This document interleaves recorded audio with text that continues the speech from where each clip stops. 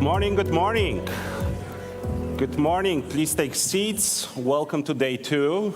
I hope you had a wonderful evening after a day full of discussions with Secretary of State, Secretary of Defense, ministers, secretaries general of NATO.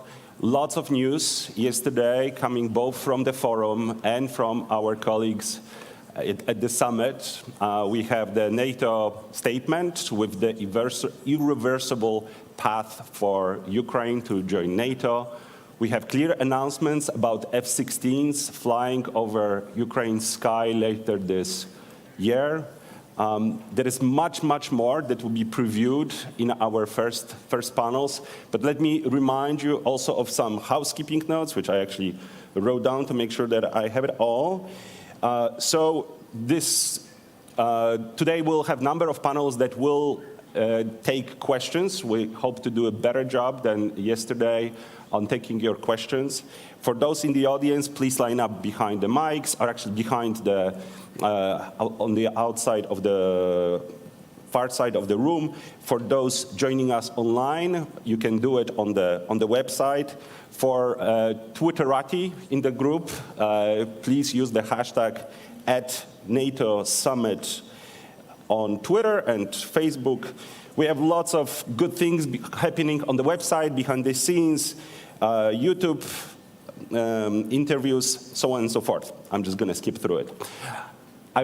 Before we start, I also wanted to thank our co-organizers, our hosts, of course, the NATO Public Diplomacy Division, US government, as well as our partners and co-organizers, Atlantic Council, CNAS, GLOBSEC, Hudson Institute, and my organization, German Marshall Fund of the United States.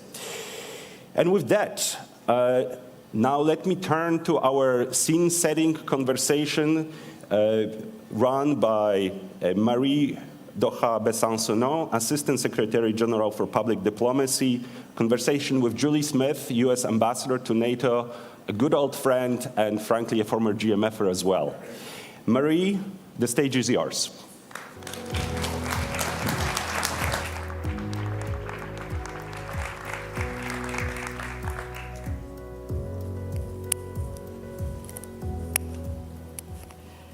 Good morning, dear guests, colleagues, and friends.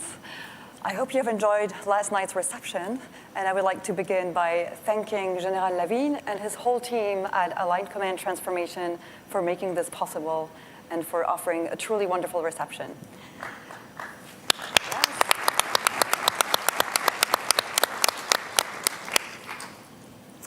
As we open day 2 of our public forum, I would like to thank the United States government for the incredible support and making this forum possible for 2 days.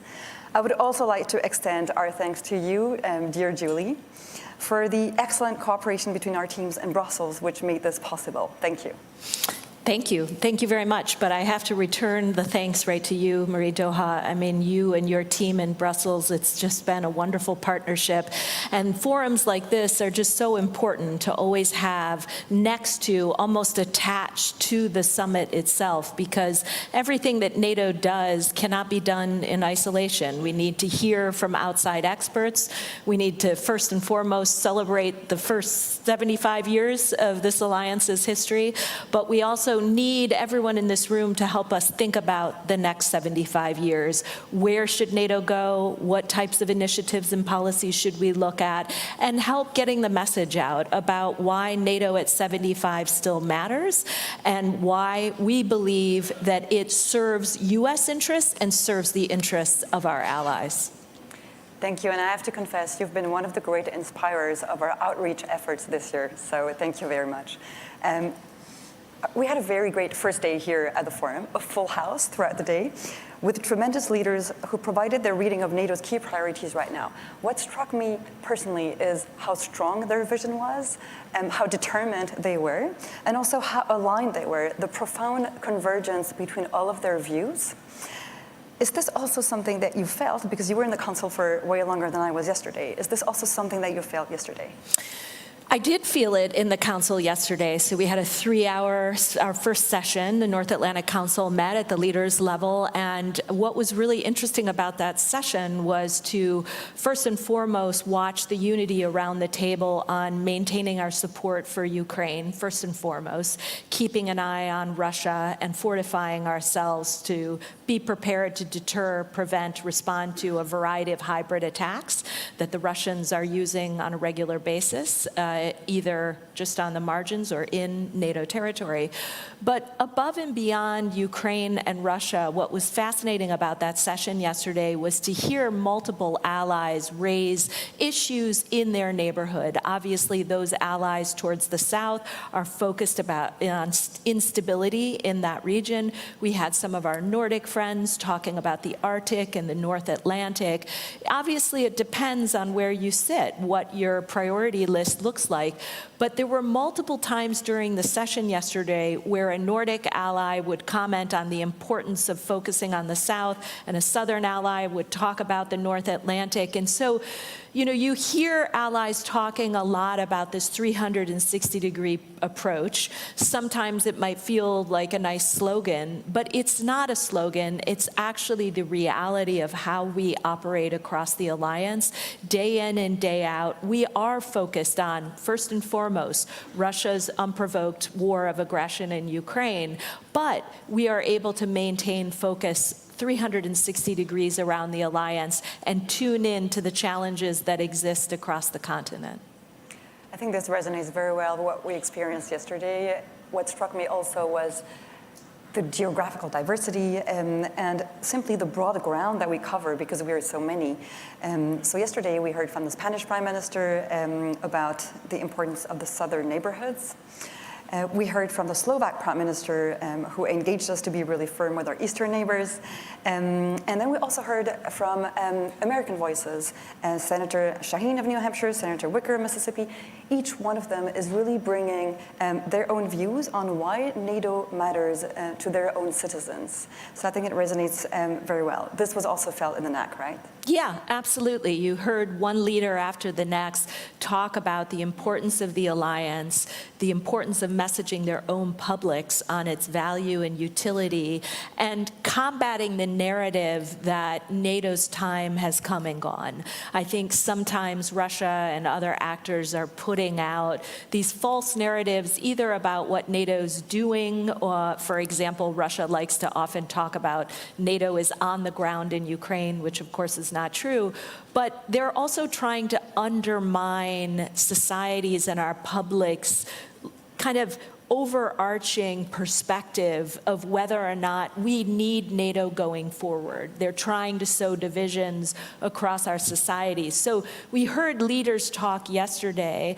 about the importance of pushing back against those counter narratives, and I think we'll hear more from leaders on that subject, particularly on the subject of disinformation later today. That is very dear to my heart, and thank you for mentioning this, and we will have a panel on hybrid this afternoon. So what's in store for us today? So maybe a few words about what we will have here on the public forum. We will be starting with Ukraine. We will continue with new threats and also new partnerships. So we will cover climate change, digital challenges, terrorism, hybrid, emergent tech, working with the industry, and resilience. We will hear from the president of South Korea, from National Security Advisor to President Biden, from our Deputy Secretary General, Myrta Jonah, and from the most senior military voices in NATO. And how about your day? What will be covered in the NAC today? So there are actually two NACs today. It's a doubleheader, and the first NAC will be focused on the Indo-Pacific, and we are excited for the third summit in a row to welcome the 4 Indo-Pacific partners of Australia, New Zealand, Ireland, Japan, and South Korea. We'll also have the European Union join us for that session. And I think what that does is continue to remind us that many of the challenges that we face, such as disinformation, but I would add malicious cyber attacks, I mean, the list is long of the hybrid toolkit, these are challenges and threats that no longer have any borders. And so we at NATO find great utility and value in sitting with our Indo-Pacific partners and the European Union to talk about ways in which we can strengthen our policies, either individually at the national level or collectively through the NATO alliance, to bring the Indo-Pacific and Europe together to talk about how do you roll out a new cybersecurity policy? How is your country coping with artificial intelligence and other emerging and disruptive tech? How are we all coping with the challenges of defense production? There are lessons to learn kind of across the alliance and with our partners on all of these subjects. So that particular session is one I'm looking forward to because I think, first of all, our partners enjoy it, and I know NATO allies enjoy having them in the room and learning from their collective experience. Second part of the NAC, the second NAC of the day, will be this new format that we created last year, which is the NATO-Ukraine Council. So we'll have President Zelensky at the table with us this afternoon. And this is just a fantastic way to bring Ukraine into the conversation, to have them, in essence, sit at the table as an equal.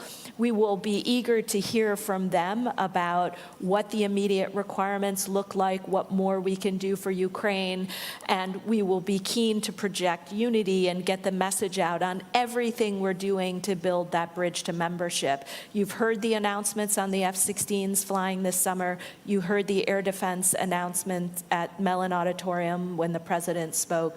We are rolling out a new command for Ukraine to help them with modernization and interoperability, and we're working on this new financial pledge that we rolled out yesterday as well. So taken together, plus the language in the declaration on Ukraine, that is in essence a bridge to membership. We're bringing Ukraine closer to the alliance, and today's afternoon session will just be a wonderful, wonderful opportunity to again sit down with President Zelensky and talk about what Russia is doing in Ukraine. So very important deliverables today. Yesterday we also saw the statement. Fewer paragraphs than last year. Yes, deliberately, yes. That was a challenge, and you made it. So maybe a personal question, how was it working as allies on that text? Well, negotiating text at 32 is always a challenge, and let me commend all of the negotiators that down to the last minute were negotiating up until about midnight, night before last. So it's an enormous undertaking, and look, everything that happens at NATO has to happen through consensus, and so you've got to go through every sentence of that declaration. This year it is shorter. Last year I think we had 90 paragraphs. This year I think it's about 39, which felt much more reasonable. But actually, I really encourage folks to take a look at the declaration, read it carefully. There's a lot of very interesting and fascinating parts to the declaration, particularly the nexus between Russia and China, this ever-deepening and evolving relationship, and what these two countries are now doing together. The fact that China is providing these dual-use components to Russia to be used in the war in Ukraine. I would also offer that the paragraphs on resilience, in particular protecting critical infrastructure, and all the good work we're doing on cybersecurity are really worth a read as well. We're proud of this declaration. I think it really leans in. It says a lot about how far this alliance has come just in the last 2 years. And of course, you don't want to miss the section on Ukraine, that irreversible path to NATO membership. Absolutely. It's online since last night, so you may all read it. So because we care about outreach, I would like to highlight 2 projects in this respect. One is about science. Thanks to our chief scientist, who must be somewhere in the room with us. There he is, Brian Wells. Thank you for being here. And because this day is very much about the future, about tomorrow, I would like to recognize 3 young women who are the finalists of NATO's Science and Technology Women and Girls in Science Initiative. I know they're here with us too. So Sandra from Spain, Jillian from the UK, and Liana from the Netherlands. Congratulations, Julie. I know you also care about young female leaders, so congratulations to you.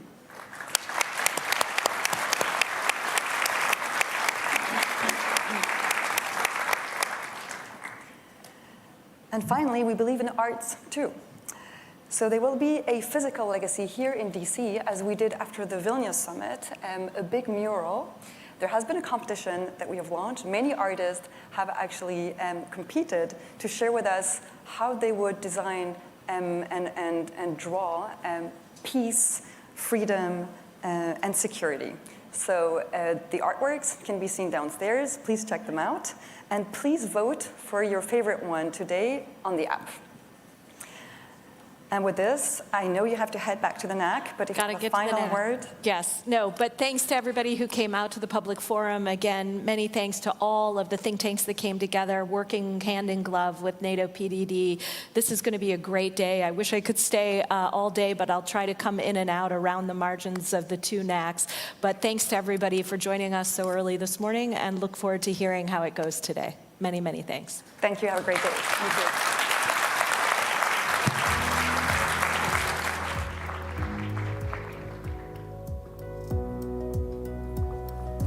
Not the program. Okay. The program is different. Okay, fine. Thank you very much. Good morning to all of you, and welcome to this session. A very quick session, a conversation with Andriy Yermak, the head of the office of President Zelensky. Welcome here, and welcome in Washington. Thank you, conversation. Thanks. Yeah, thank you. Is that all right? When we first met more than 2 years ago in Kiev, it was, I think, May 2022, so a few months after the full-scale attack on Ukraine, in your office, and we've been discussing about the security guarantees and how Ukraine should sustain. I have to say I was really impressed by the leadership and bravery of the Ukraine people, of President Zelensky and yourself. And thanks to President Zelensky and his team, Ukraine 2 years on is still standing. Thank you for your leadership.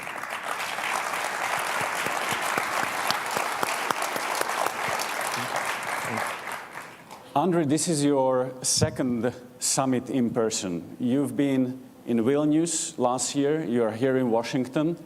What's your assessment? How did the attitude change? What's your assessment of the summit so far? That you remember our meetings. Yes, of course, it's a lot of things happened. Unfortunately, the terrible war, Russia against Ukraine, it's continue, and everybody, all the world, I'm sure, see the tragedy of the 2 days ago. Then the Russian rockets, it's hit directly to the children's hospital. And this is the one more evidence that Russia, it's terrorist states, and continue this genocide against our people, against our nations. If you ask me, are I happy of the results? And I can answer that not just me. Ukrainians will be happy, then we win this war. And then we withdraw the last terrorist from Russia, from our lands.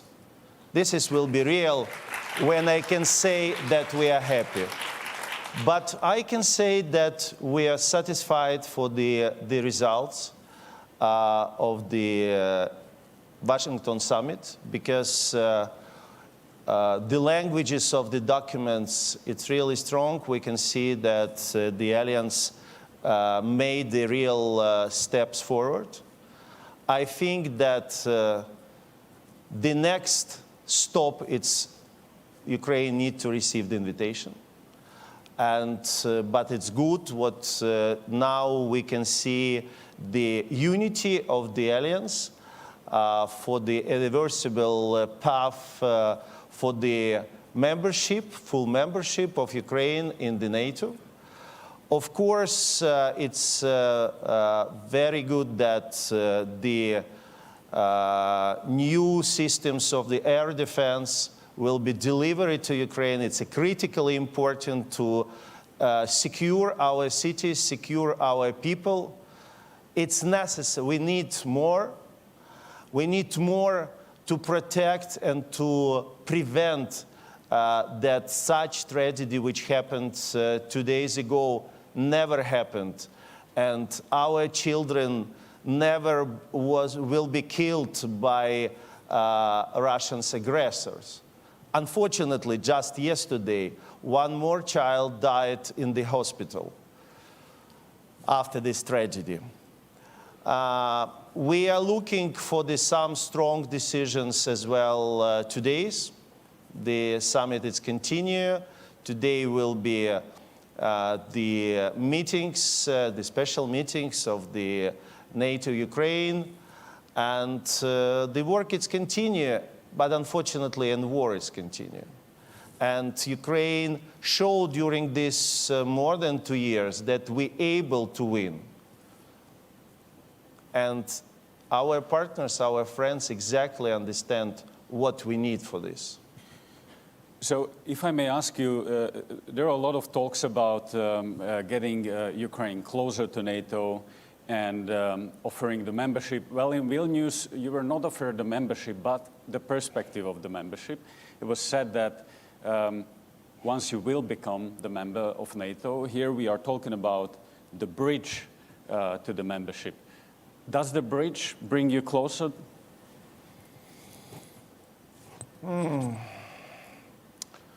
You know, Robert, when you living in the war, you have little bit different feelings.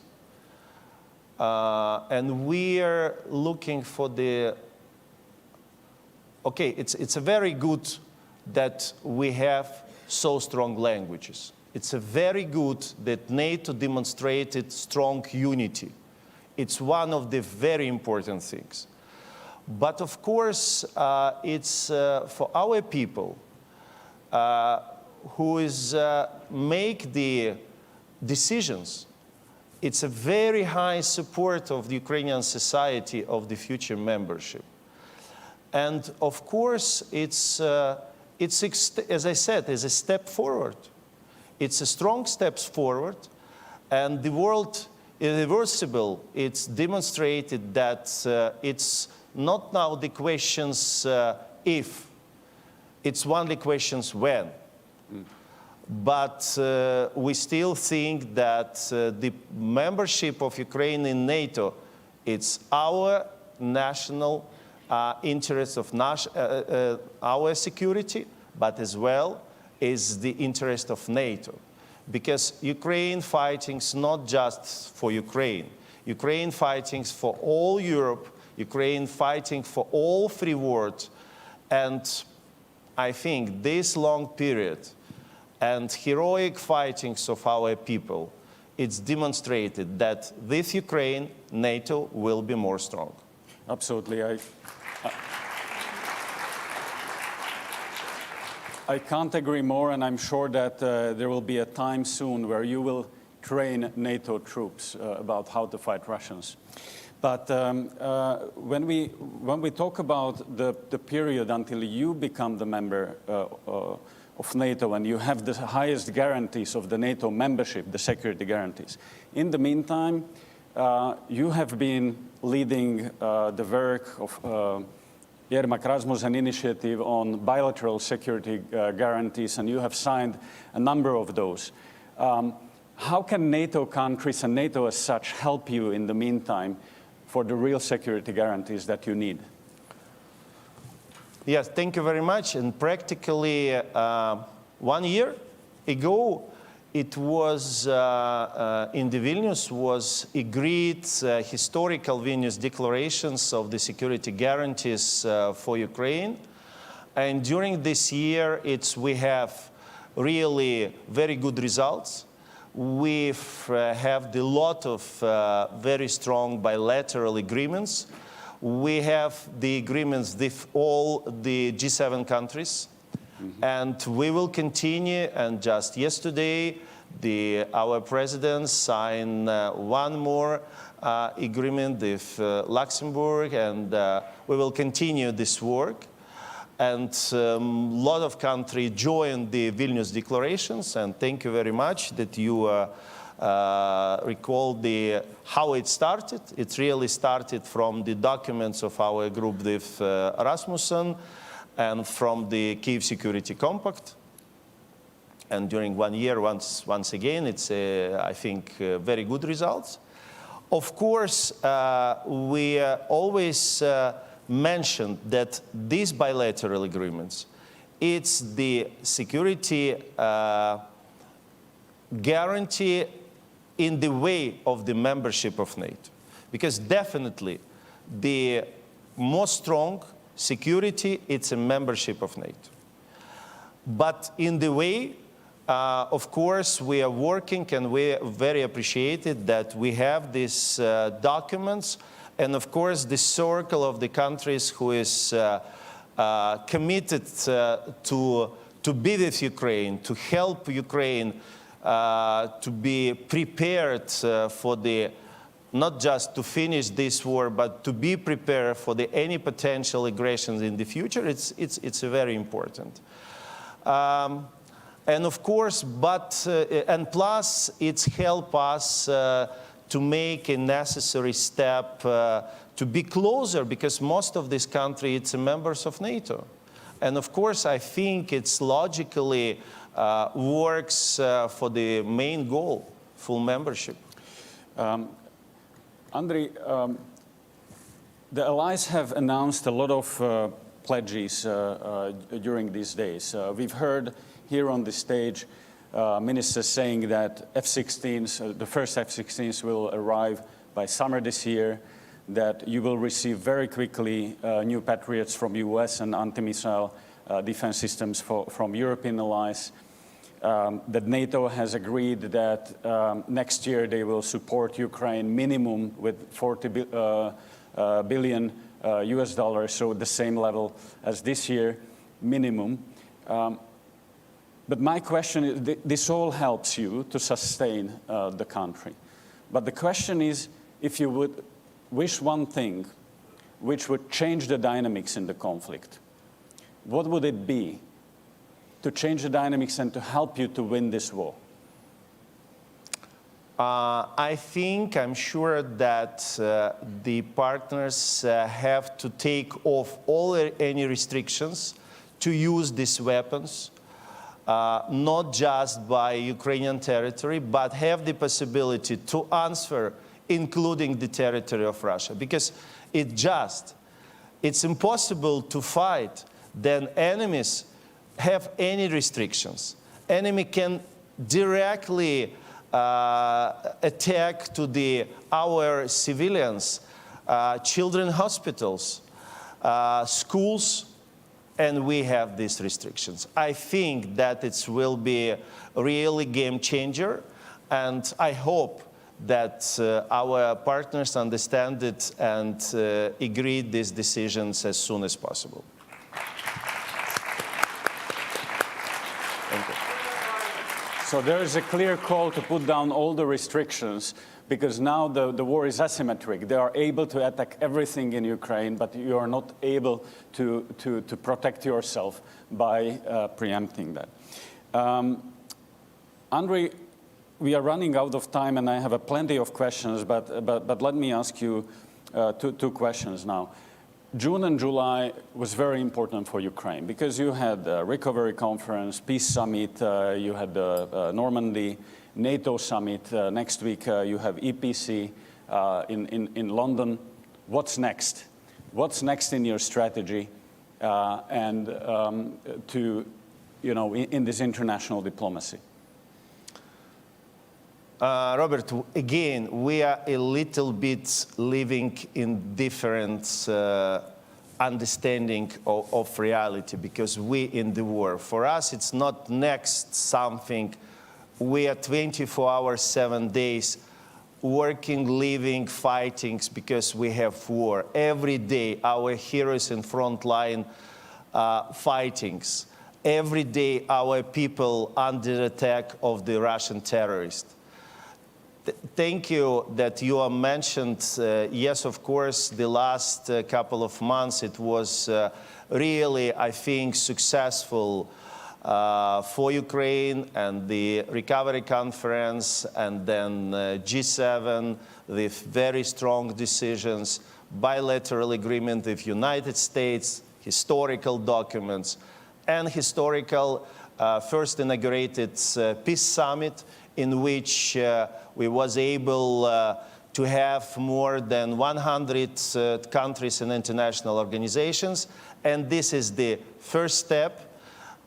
We don't stop to work to realize the peace formula of President Zelensky. We're looking just for the next weeks for the thematic conference by each points of the formula. This is on the way of the preparation of the second summit, in which I hope we will be able to have the joint plan of responsible country in the world, how to stop this war, how to back just peace, which is very important. Ukraine needs just peace. How to settle all the crises which created this war. And I'm very optimistic that we will be able to do it. And for us, we're not stopping for any, just not day, just for minutes, because all of us, all Ukrainians, we living in the war. And this can stop when we win this war. Andriy, last question. There will be some very important elections in US and Europe. And there is a lot of conversation that if the elections how the elections in US can change the support to Ukraine. Are you in touch with Trump people? Are you talking to them? What's your assessment?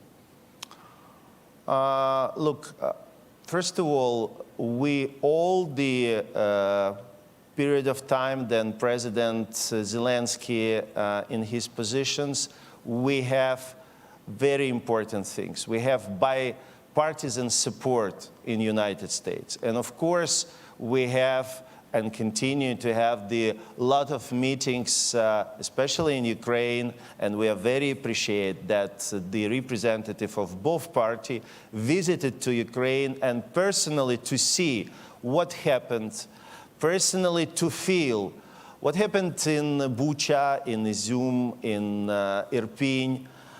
And after this, it's not necessary to explain for what Ukrainians fighting and why we are so strong and why we are so strongly sure that we're able not just to defend, but to win. And very important that just during this couple of the days, once again, we feel how strong support of American people. And we very much appreciate it because it's historical moment that our two nations very close and ordinary Americans very clearly understand for which values we are fighting. It's really very understandable here in the United States because we are fighting for democracy, we are fighting for freedom, we are fighting for our independence. It means that the election in the United States, it's choice of American people, and we very much respected it. But our goal to keep the support of American people, American society in high level, and to work with our friends, colleagues, and partners in the different levels. And I can say that we really have historical level of the cooperation between administration of President Biden, the president who is made for Ukraine. I can say that what never made another president of United States.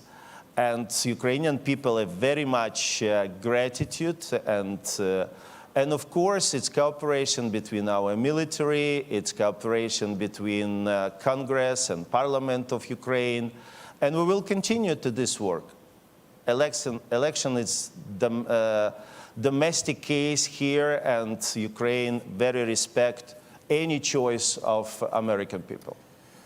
Thank you very much, Andriy, and thank you for fighting not only for your freedom, but for the future of rule-based order and for the future of the West. I'm sure that, and I can see it on you, that the burden that Ukrainian people and the leadership is taking on its shoulders, because the future of the West is being decided in Ukraine and in the East. Thank you for fighting. Thank you. Thank you very much. Thank you. Slava Ukraini. Slava Ukraini. Героям слава. Thank you. Glory to Ukraine, glory to the heroes. Thank you very much. Thank you. Thank you. Thank you, Mr. Yermak. Thank you, Robert, for a fascinating conversation. So far, we talked a lot about Ukraine, so it was particularly important to hear directly from Ukraine, from Mr. Yermak. We heard very clearly what Ukraine needs. Among the key issues to go toward victory is ability to target Russia and not fight with hand behind their back. Now we're going to switch gears and we'll talk about NATO leadership on climate and energy security. The conversation will be led by Beth Senner, my colleague at the German Marshall Fund. Beth, the stage is yours.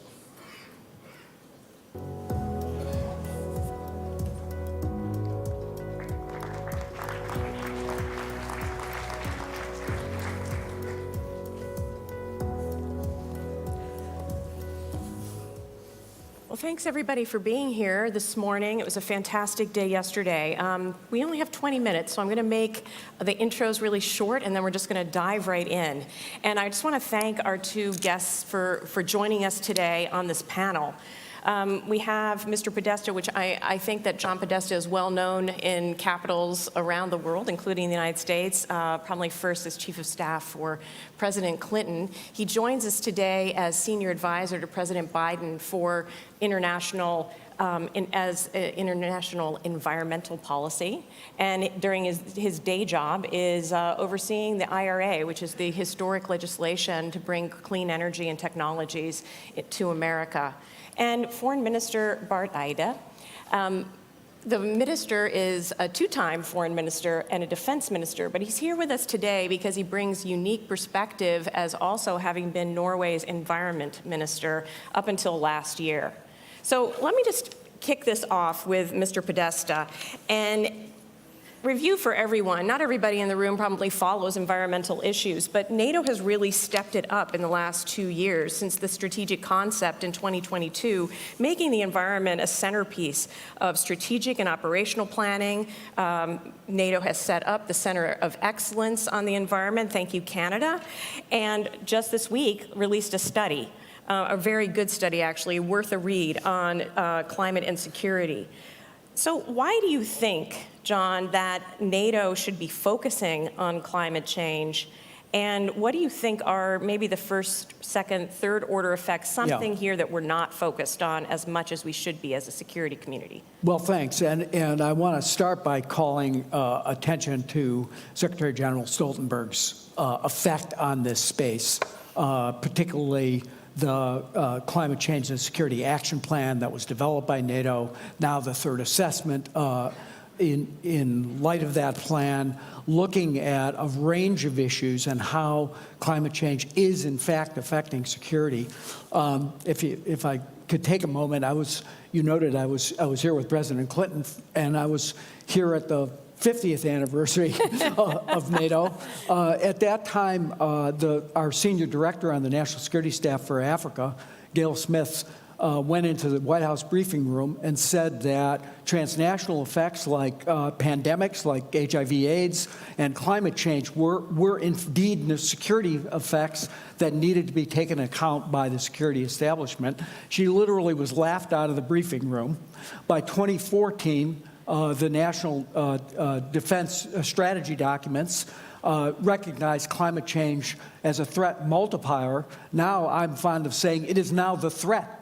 Why? Because of its profound effect on human security, the ability to affect everything from water and food systems, drought, floods, extreme weather, displacing people, pushing them into conflict, pushing them across borders, clearly, both from the perspective of what the security environment looks like, climate change is very much a real security issue, and that's why NATO has embraced as a concept the idea that you have to plan for it, you have to train for it, you have to purpose your mission to anticipate extreme weather events. And U.S.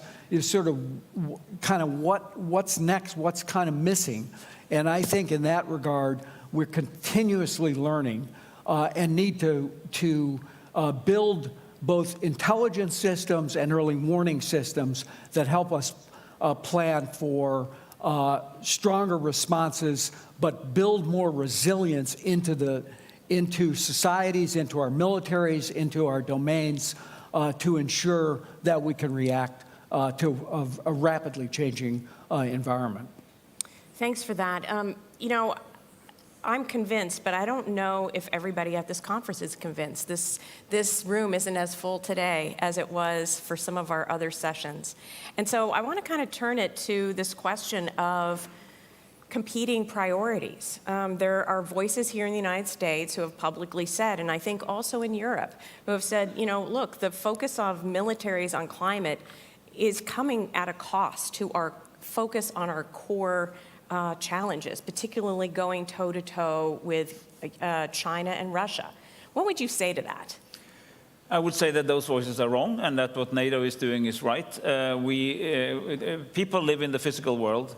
And the physical world is changing massively because of climate change and biodiversity loss. You know, we have two crises, the climate crisis, the nature crisis.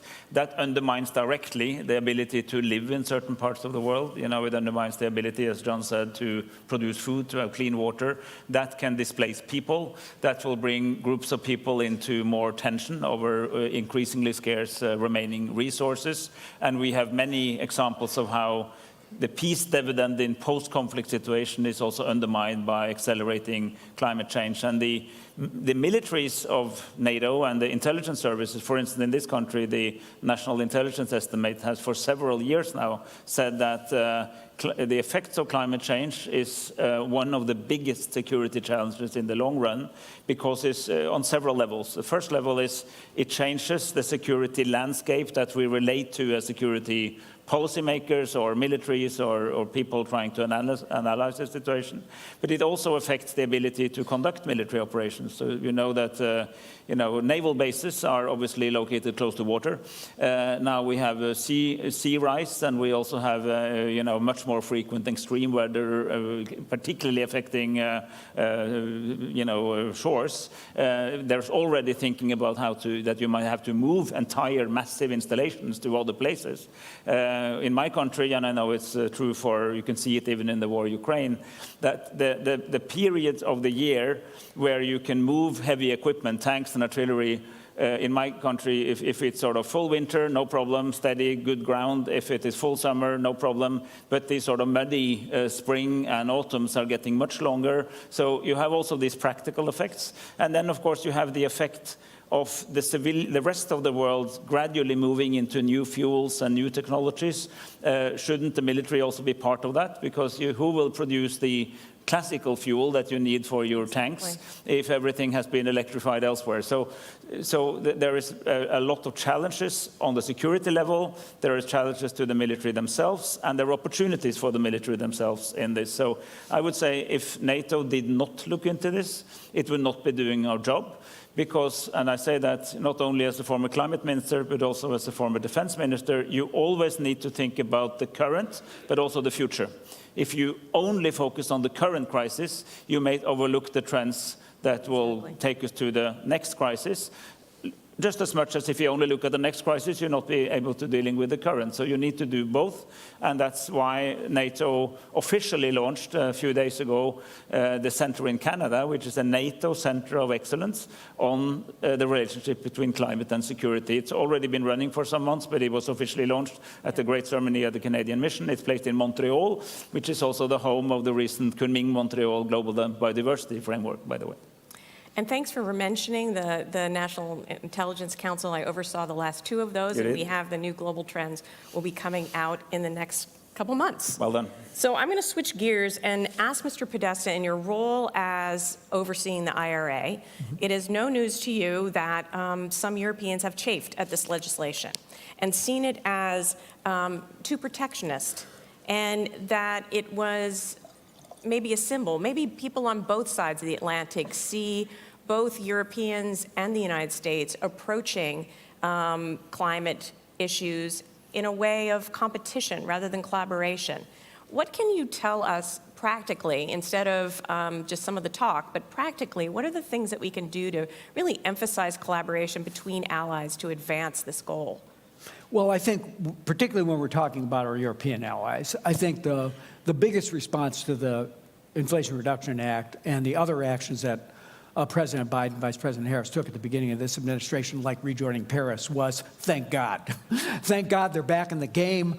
They're actually made a commitment to reduce our emissions by 50%. They're making the investments that are necessary to do that.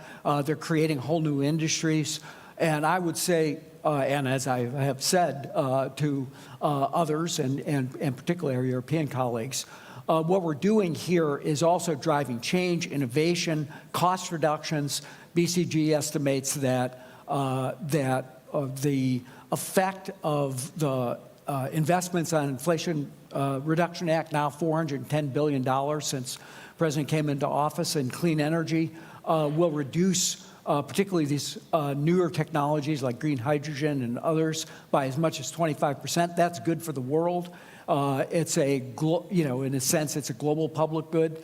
But we do that in the context of encouraging others to go along with us. If anything, we have to speed up this transition. We have to go faster.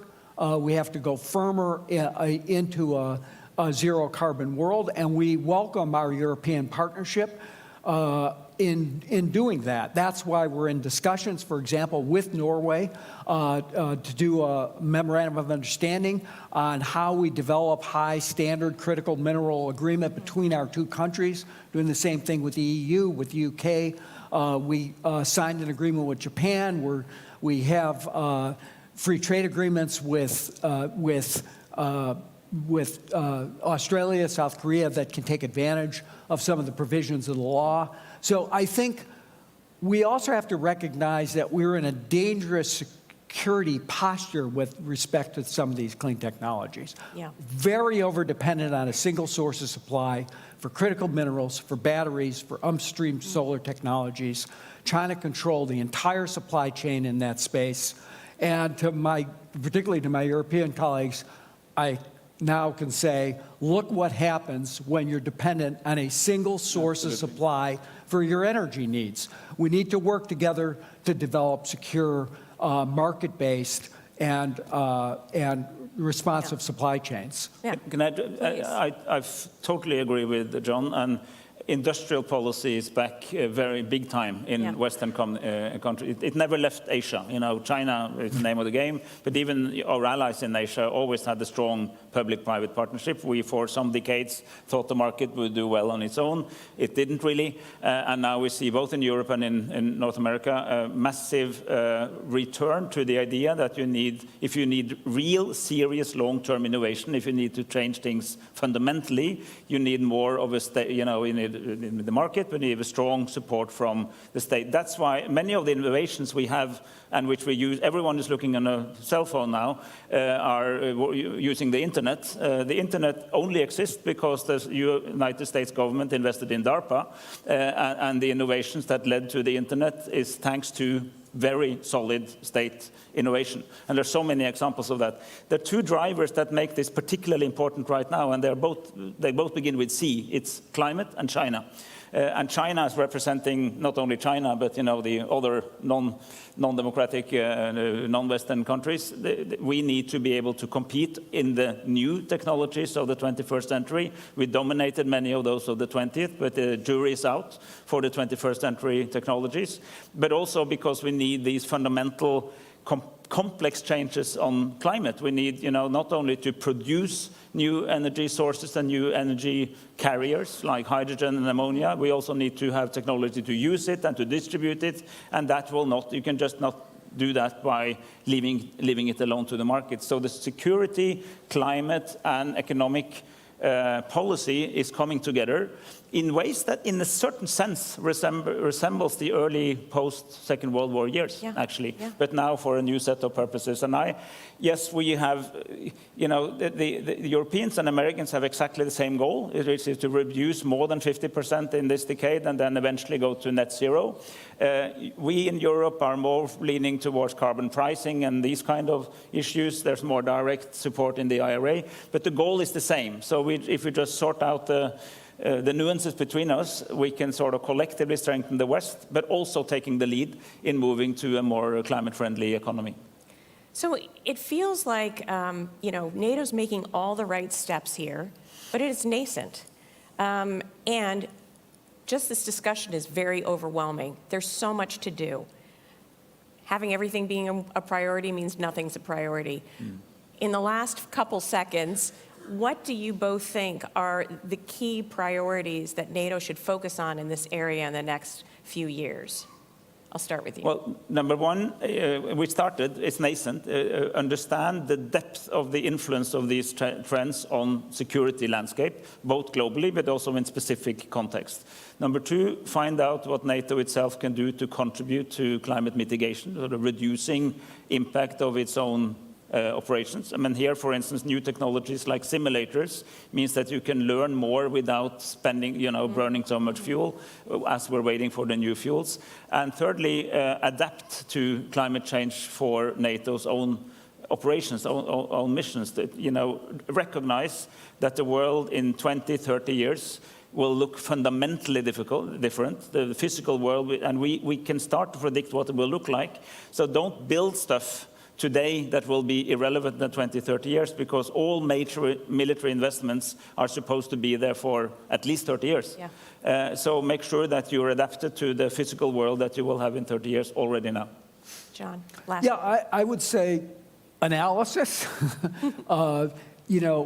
threat assessment, planning, training, operating together in an environment that's rapidly changing, understanding those mission needs, using the transformation command to basically resource those.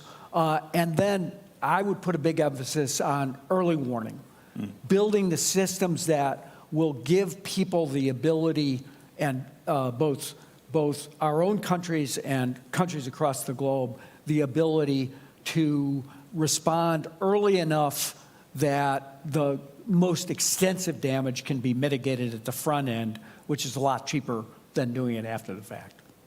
Thanks to both of you. I think we covered a lot of territory in 20 minutes, and thanks to the audience. Appreciate it.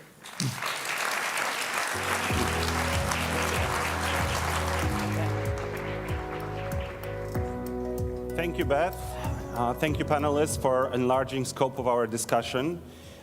Climate is certainly impacting the way our militaries train, fight. It impacts the context in which our threats develop and the way we innovate. So one area that is most impacted by climate change is the Arctic. So I would now invite you to watch a short video with a view from the Arctic, featuring leaders of Finland, Northwest Territories in Canada, and North Slope of Alaska. Take a look.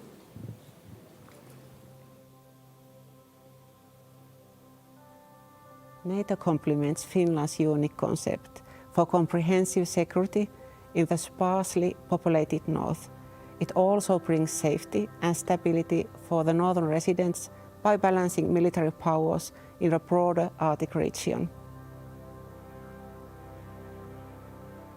The Rangers play a huge role in defense and security, but they must receive financial and capacity support to be competent defenders. Community businesses and entrepreneurs are well positioned to build up infrastructure systems and security workforces. Rovaniemi is the home of Lapland Air Wing and the Jäger Brigade's anti-aircraft unit. Finland's first F-35 fighters will be stationed at Lapland Air Wing. Additionally, Rovaniemi hosts Western Europe's largest shooting range and military training area.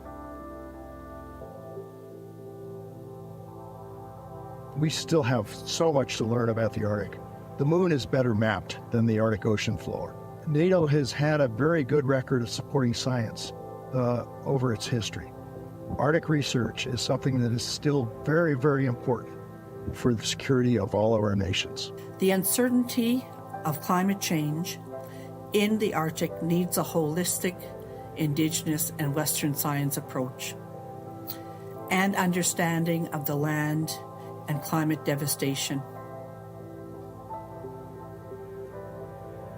As climate change progresses, natural resources and maritime routes in the Arctic region become more easily accessible, increasing tension in the area. We have to realize that the Bering Strait is really the Bering Gate.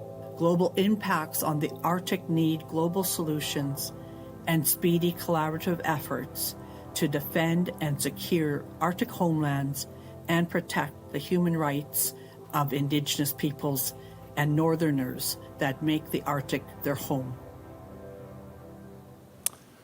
Thank you for joining us for this video. For our virtual participants, you can now tune in for conversation with youth voices from Ukraine and a conversation with General Philippe Lavin, Supreme Allied Commander Transformation. And for guests here, please feel free to join us for a coffee break, get caffeinated, get some conversation going, and meet us here in 30 minutes. Thanks.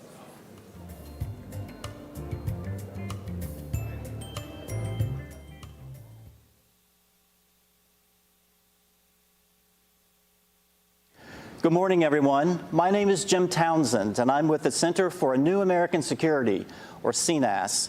And I spent about 35 years of my life working on NATO and Europe in the Pentagon. So it is a great pleasure for me personally to be here for the 75th anniversary of NATO, and a real personal feeling for me to be here with my good friend and the Supreme Allied Commander of Transformation, General Philippe Lavin. It's great to see you. Thank you so much for being here with us. Thank you very much to be here, and it's so important to have this 75th anniversary in Washington, where the treaty was signed. Absolutely, and the weather is pretty hot here, and I'm wondering, back in the day, was it as hot for them as it is for us today? Oh, I don't know, but it's the same weather I've got in Norfolk, Virginia, where I'm living. So it's and I've got no jet lag. So I'm the local man of this summit. Well, that's a great position to be in. Yeah. And just based on what you said about being in Norfolk, you've been there for 3 years as the SAC-T, as the Supreme Allied Commander Transformation. And a lot of you probably know SAC-T, or ACT, Allied Command Transformation in Norfolk, is in charge of keeping the alliance looking forward and keeping the alliance in a state of transformation to make sure we don't get mired in the past and that we're always alert for the threat coming in the future and how to handle it. So, General, my first question for you is, you've been there 3 years. What's your takeaway from that posting there in Norfolk? Besides eating fried food and Southern cuisine, what's your takeaway from your time as ACT? Yeah, thank you very much for this question, very important question. But back to what is ACT, what we are doing is, you know we love acronyms in NATO, it's Allied Command Transformation, but I pitch ACT with the A for anticipation. What is the new reality? What are the drivers of change for tomorrow? And of course, then we have to propose to the nations and to NATO how to keep the edge. Because the aim of transformation, the aim of all this is to keep the edge in order to protect our 1 billion people, in order to preserve peace and stability. So anticipation and then concept to capabilities. We can talk about cognitive warfare, multi-domain operation, digital transformation, to capabilities, because at the end we need capabilities for our warfighters. And of course, 95% of the capabilities are developed by the nations. So it's why I'm sort of chef d'orchestre, manager of the team, in order to say to each nation, hey, you have to produce this effect. And so then they have to deliver the capabilities. I'm building 5% of the capabilities, which is the glue of it. And the T of ACT is super important, and is the most important, is the talents. Because we need skills, we need the right skill, we need the right people, we need the people to be trained in and exercised to be able to keep the edge. So 3 years, wow, it has gone so fast. But 3 years, my perception is, when I jump into this job, NATO was strong to have this team, strong to have this type of processes, exercising. But today, NATO is stronger, and tomorrow NATO will be even stronger than today. Why? Because we have refocused. We have refocused on collective defense, which means more able to deter, be stronger in our defense. Of course, we can talk about, and I'm sure that Chris Cavalier has talked already about operational plan, C2, command and control, and forces. But we are also, we've got plans to tackle the future of the challenge of the future. So we will be stronger, and we are stronger with 2 new allies. When I arrived in these 3 years, I've made 3 military integration: North Macedonia, Finland, and then Sweden. It's fabulous. It's fabulous. It's fabulous. And we are stronger because our nations, our political authorities are committed on defense and deterrence. They are, and it was said, committed with more defense spending, 23 nations above 2%. So that's what I'm taking from these 3 years. But the big thing is, it's good to have 75th anniversary, but we need to protect our future. We need to continue to keep the edge. And the new reality is, what I say, it's more faster everywhere, interconnected. So how to deter in this new world? How to keep the edge? We need to produce more, not only capabilities, but more training, more interoperability. And the way we are going to do that is through a multi-domain operation alliance enabled by this necessary digital transformation. Well, that's a lot. I think I have 1,000 questions, and I'm sure you all do out there in the audience as well. But let me ask you something about industry, because I know that's a very important part of what you do. It's something that a lot of people think about when they think about NATO, but it's become really important now for the U.S. defense industry and those industries in Europe as well to work together to try to help you deliver on the future, develop those capabilities. So as you leave now at the end of your 3 years, do you see the relationships between NATO and industry and the transatlantic industrial relationship? Is that now more cooperative, helping out to try to help us face the future? Are you seeing progress? Yes, I've seen progress, but it's not only this community of interest. We are working with other community of interest, academia, young people, research lab. We've got a MOU with different labs, either in Europe or in US, Johns Hopkins University, MIT, etc., etc. So I think it's all this world has to work more and more collaboratively in order to propose, to help us to get at the pace, but also at the scale what we need. Because, as I say, we need more and faster. And so of course there are. If I'm taking the example of space. Space is, and especially the new space. We need the civilian, the private sector in order to help us to build either our situation, our space domain awareness. We need it for high connectivity, low latency for autonomous system. We need for the new command and control we are going to deliver. We need to work. But how to do that? It's by opening our military exercises, training, experimentation, brainstorming, we have to be all of us around the table. And yes,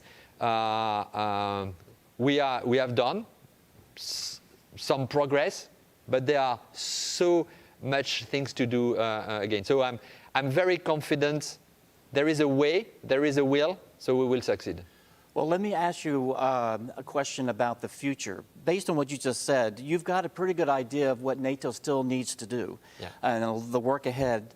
As you look at turning over your command to your successor, what would you advise your command about your vision of the future and your vision of what NATO needs to be doing to handle the future? Where should the priorities be? What are the characteristics that your successor needs to take into consideration? So I think that we've got already a lot of things on the table, and we, after this, the political guidance we received in 2023 with my brother in arms, General Chris Cavoli, we put on the table what do we need.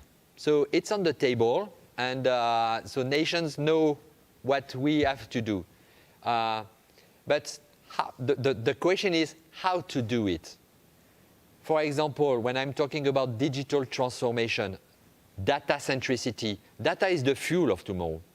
I will tell him, well, military, we have to continue to do a lot of things, training, exercising, thinking about the future and translating in requirement. But we have also to work with our political authorities to share more the data in order to be stronger together, for example. I will say him, continue to work with the civilian society because, for example, resilience is, we've got a huge interdependency between military resilience and civilian resilience.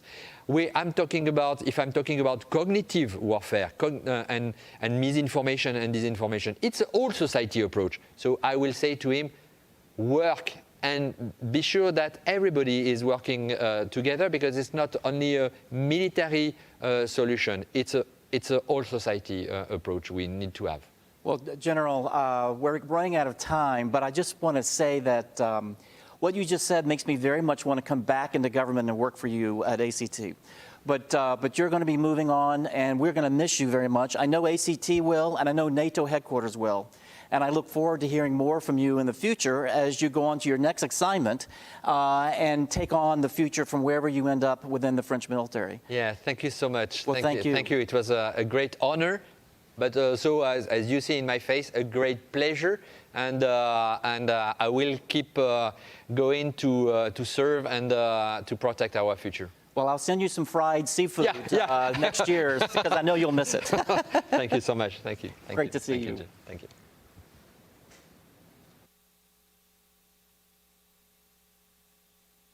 Kept in brutal conditions for 2.5 years because they defended your family. Beaten every day, slept standing up, weighted 45 kilograms. That's the reality of my brother. As a prisoner, as a war prisoner. To be heartbroken 4 times because Russians said that your son dead. To lose all your property 4 times because a missile hit your house. But to stay and continue to fight. That's the reality of my family. Everyone has their own reality in the world right now, everywhere, but fighting and staying true to ourselves. That's only what we have right now. Every day, millions of Ukrainians perform a heroic feat by defending Ukraine with arms in hands. Despite air raids and blackouts, we continue to work, study, and help others. Volunteer and raise funds for those who are on the battlefield and those who have been injured in the shelling, to protect our freedom and independence. It's a heroic feat of being brave, strong, and unbreakable. Today, each of you can perform the same feat, to save the lives of those who are saving yours in this very second. But there's only one way to save the life, one simple thing, to close the sky. The time has come for a common feat, for the common dreams to come true. It is time to make a final decision and not back down on it, because together we can change the course of history and ensure a future of peace and justice. Everyone, thank you very much for tuning in. I'm very excited for the discussion that will follow. We are the TV studio at the NATO Public Forum. My name is Max. I'm from Ukraine. I make educational videos online. Why don't you guys introduce yourselves to our audience? Yeah, sure. My name is Mariam Goblashvili. I'm a vice president of Youth Atlantic Treaty Association. Hi, my name is Josie Bloom. I'm the NATO research team lead at the Center for Warfare Analysis and Evaluation. Okay, amazing. Let's kick it off with the first question. Sure. It's going to be a hard one. How has the Russian invasion of Ukraine changed the lives of youth in Ukraine? Yeah, exactly. We are observing that it has happened. And actually, the Ukrainians, young Ukrainians, they should work and study in Ukraine, in a peaceful Ukraine, are facing this kind of war and try to survive. I can tell you a story. We as YATA have many chapters, like 40 chapters, and one of them are YATA Ukraine, or is YATA Ukraine. And after we got elected in 2022, we tried to contact YATA Ukraine. It was very difficult. And after a long time, we got an answer that the president of YATA Ukraine is on the battlefield and fighting. And this is the reality young generation is facing. And we as Europeans, we as member of NATO should do everything to support these great people. They try to be helpful for their country and are fighting for Ukraine against Russian aggression. I think for me, the biggest takeaway was that it really can happen to anyone. And I think while that's scary, I think it's an important thing to understand. I don't know, I grew up at the height of the global war on terror. And I think while I knew things were going on, I wasn't fully old enough to understand all that. And all of a sudden, I'm 18, 19 years old. Even just at home, scrolling through TikTok, I'm seeing videos of Ukrainians making things like get ready with me to go to the bomb shelter, or they're doing days in their life where they get attacked halfway through. And it really honed into me that this can happen to anyone, and that for many people over in Ukraine, that is an unfortunate reality. And I think that while we've seen the resiliency of them demonstrated countless times, I think it's important to understand that this is an absolutely real threat that does happen, and we need to be taking steps to address it. I was actually on the way here. I was on the call with my grandma. I call my grandma every day. And then the connection just cut off because the lights were cut because of the Russian strikes, and she had to go to the bomb shelter. She actually finds it very comfortable. She set up a whole thing for herself there of all her favorite things. As a Ukrainian, I think sometimes it's tough to find a balance between asking for more help, but also being grateful for the support that we get. But if I can address this question to you, the question is, what more can NATO and other international organizations do to help the Ukrainian effort in our fight for freedom? Yeah, sure. I would say that the support of NATO is essential. And I would like to underline that NATO supports Ukraine greatly. But, of course, we should support Ukraine more and greatly. That means that I would wish more financial support, more military support, faster support for Ukraine. Of course, I would also underline that we should support young generation, because the young generation is one who will build the future of Ukraine. From this point of view, I can tell you that I saw during the public forum some Ukrainian friends of mine, and I was very happy that I could meet them here. And this is the right way to have these people here, to talk with them, to involve young generation of Ukrainians with these processes, and to enable them to be active and engaged in this kind of processes. And a friend of mine was also here, and I can tell you that here T-shirt has the title, the sentence like, "Be brave like Ukraine is." And I think that is the message we should take also for us, we as NATO and as European Union, and also as individuals. First and foremost, I echo everything Mariam said, but I think something that we kind of forget sometimes, although it may seem obvious, I think that one of the most important things truly is to be listening and hearing what they're saying and really taking it in. I think that while we have the luxury of not being in that situation, that's not a situation that everyone's in. And unfortunately, not everyone has that luxury. I just think that it's important that they know, the people of Ukraine know what's going to help. And while it's important that we're giving them things, we've heard talks of F-16s being sent and munitions and logistics support. That's all important, but at the end of the day, I think it's more not we can help you with this and how can we help you. Mm-hmm. Interesting. I mean, yeah, I think this kind of, because I remember just if I think about my own experience in my own hometown, very, very early in the beginning of the full-scale invasion, how our air defense system was not able to deal with the Russian strikes. Now, of course, it's much better thanks to the support of international community, everybody watching the work that you guys are doing. But of course, we do need more, and thank you very much for saying this. I'd like to move to maybe a slightly positive, optimistic conversation. I think, Ukrainians as a nation, I think we are optimistic at our core. I think we always think about the future, think that the future will be bright, which I believe it will be.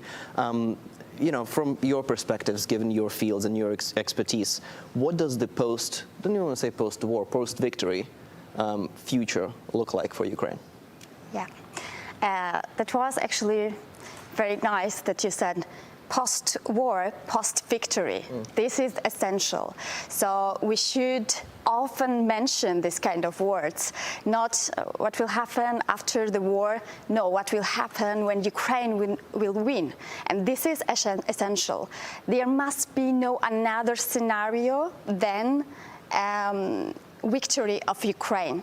And this is essential for us, for young generation, for Europe, for freedom, liberty, and democracy of Europe and transatlantic, etc. Because Ukrainians are not fighting not only for their own country, but for all of us. So after Ukraine wins this war, I see the bright future of Ukraine. I think that after this terrible war, Ukraine can gain the strength, and afterwards we will see Ukraine with better infrastructure, with more European institutions, with brighter success in every field, and I'm looking forward for this day. And I want like to mention also that many people lost their lives during this terrible war, and we all should help Ukraine and support Ukraine in name of these people who lost their lives. And we as youth, we as young organization, Youth Atlantic Treaty Association, are happy to help in this process, to rebuild Ukraine and to support Ukraine and young generation of Ukraine. I think that post-victory, I see a Ukraine where the people don't have this looming threat of Russian aggression over their heads. And I think that without that looming threat, Ukraine can begin to work on meeting those benchmarks to join NATO. And joining NATO, as much as, Ukraine needs NATO, we need Ukraine. I think it's important, Ukraine, we can help strengthen democracy and really help protect stability and political democracy within that region. And I think that's something that we often forget. I think it's super important to defend that. Mm-hmm. I think, you mentioned the sacrifices that people in Ukraine have made. For the audience watching, I'm sure you guys are aware, there's, I don't know, a Ukrainian family that hasn't had a loss in the family or close to the family, including mine. And I think it's really great to see at this summit a lot of really positive, strong, bold support for Ukraine. But as you have mentioned, what we're looking for are also actions, but also not just today, on the day of the summit, but also most importantly on the other 364, right? 364 days in the year. I wonder maybe if we could finish with a slightly different question. So I'm from the south of Ukraine, the northern coast of Black Sea. I wonder if there is a part of Ukraine that you would like to visit post-victory. Yes, sure. That would be Odessa. Good choice. Okay, great. I have a friend who just last week visited Kyiv, and it honestly looked amazing. I think seeing everything, even seeing it now with everything going on, it just seemed incredible. I think post-victory, I would love to visit it, not only for the history, but just to see, here's what a post-war Ukraine looks like, and here's what, Ukraine should look like. Okay, both of those places, highly recommended. If you do get a chance and you want something maybe, hopefully that will be less busy, it would be Mykolaiv, that is my hometown. We have loads of bridges, loads of rivers, loads of good snacks. I'm looking forward. Yes, I would like to maybe close, because we are at time. For the people watching, thank you very much for tuning in.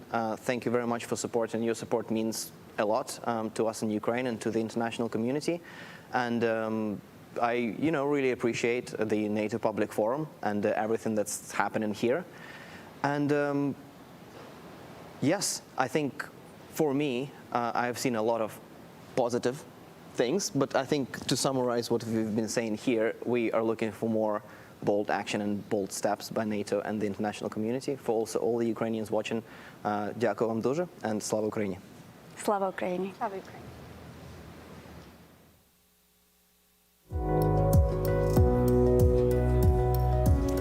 Hello, everyone. We are now resuming our programming with a session on NATO in a digital world. It is my great pleasure to invite to the stage Ambassador Kornblue, Distinguished Fellow at the German Marshall Fund, to moderate this panel. They will be delving into the ways that NATO and its commercial partners are deepening collaboration in order to combat disinformation and safeguard the alliance's technological edge. Please join me in welcoming Ambassador Kornblue to the stage.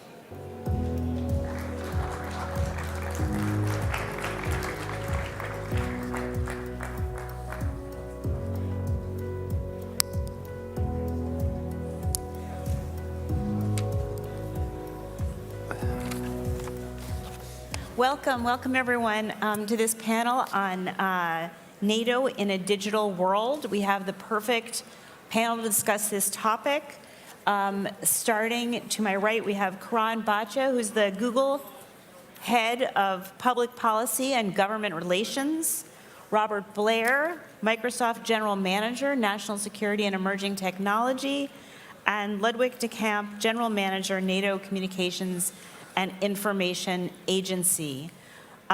This topic is underscored by the fact that in the declaration yesterday, hybrid threats were mentioned. We know that NATO's adversaries are intent on using disinformation, cyber attacks, ransomware to not only supplement military activities, but to attempt to undermine our democratic societies as a whole.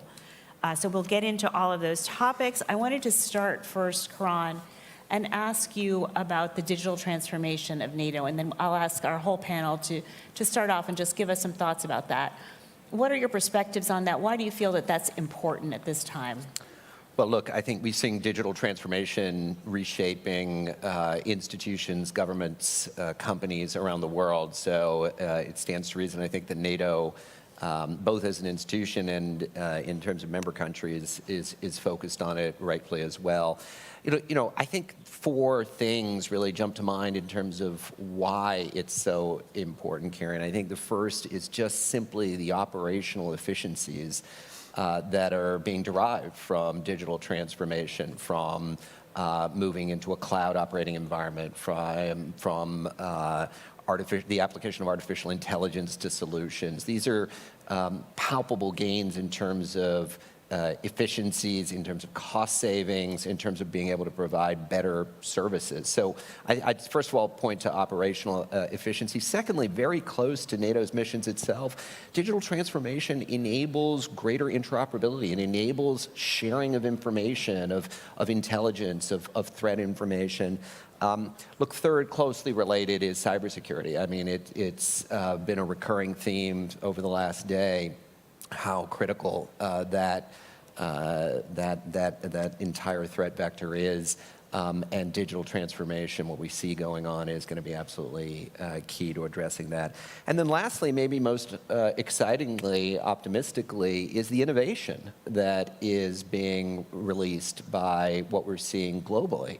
the ecosystems of innovation that are happening, often in partnership with entities like NATO, that are creating these test beds of new technologies that are going to be really the differentiator, we think, for NATO and for the NATO member countries going forward. So altogether, we think there's a broad set of reasons, but I all counsel in favor of leaning into the digital transformation process that's underway. Thank you. Robert, what are your thoughts on the digital transformation and why it's important at this time? Well, I think before I should add just a couple things to what Karan had to say. First, thank you for having us up here today. This is an incredibly important topic, and I think that you've really got at least two extraordinarily well-qualified people up here to talk about it. So I think it's important to talk a little bit about the threat environment that NATO's facing, both currently and then potentially in the future. Currently, in the cyberspace, it's an active area of operations. We're seeing nation-state actors operate across the world in cyberspace, and we don't see that threat vector going down anytime soon. And just in terms of cyber attacks, we're facing roughly 345 million cyber attacks, Microsoft and our users every day. 345 million every day. And these attacks are not just prolific, they're becoming more advanced. That shows us that the actors that are behind them are seeing significant value, or at least not seeing a lot of cost in implementing these against people like Microsoft and other nation states. Not only that, they're becoming more consequential if they're going to actually succeed. More and more, in fact, we're tracking at this point of roughly 40% of nation-state cyber attacks are against critical infrastructure targets, and we've revealed some in the recent past. These are targeted largely toward civilian infrastructure, not necessarily military infrastructure. So it's incredibly important that NATO begin to occupy this space in order to ensure that we don't cede it to potential adversaries. I think the other one builds upon major lessons learned from the Ukraine crisis.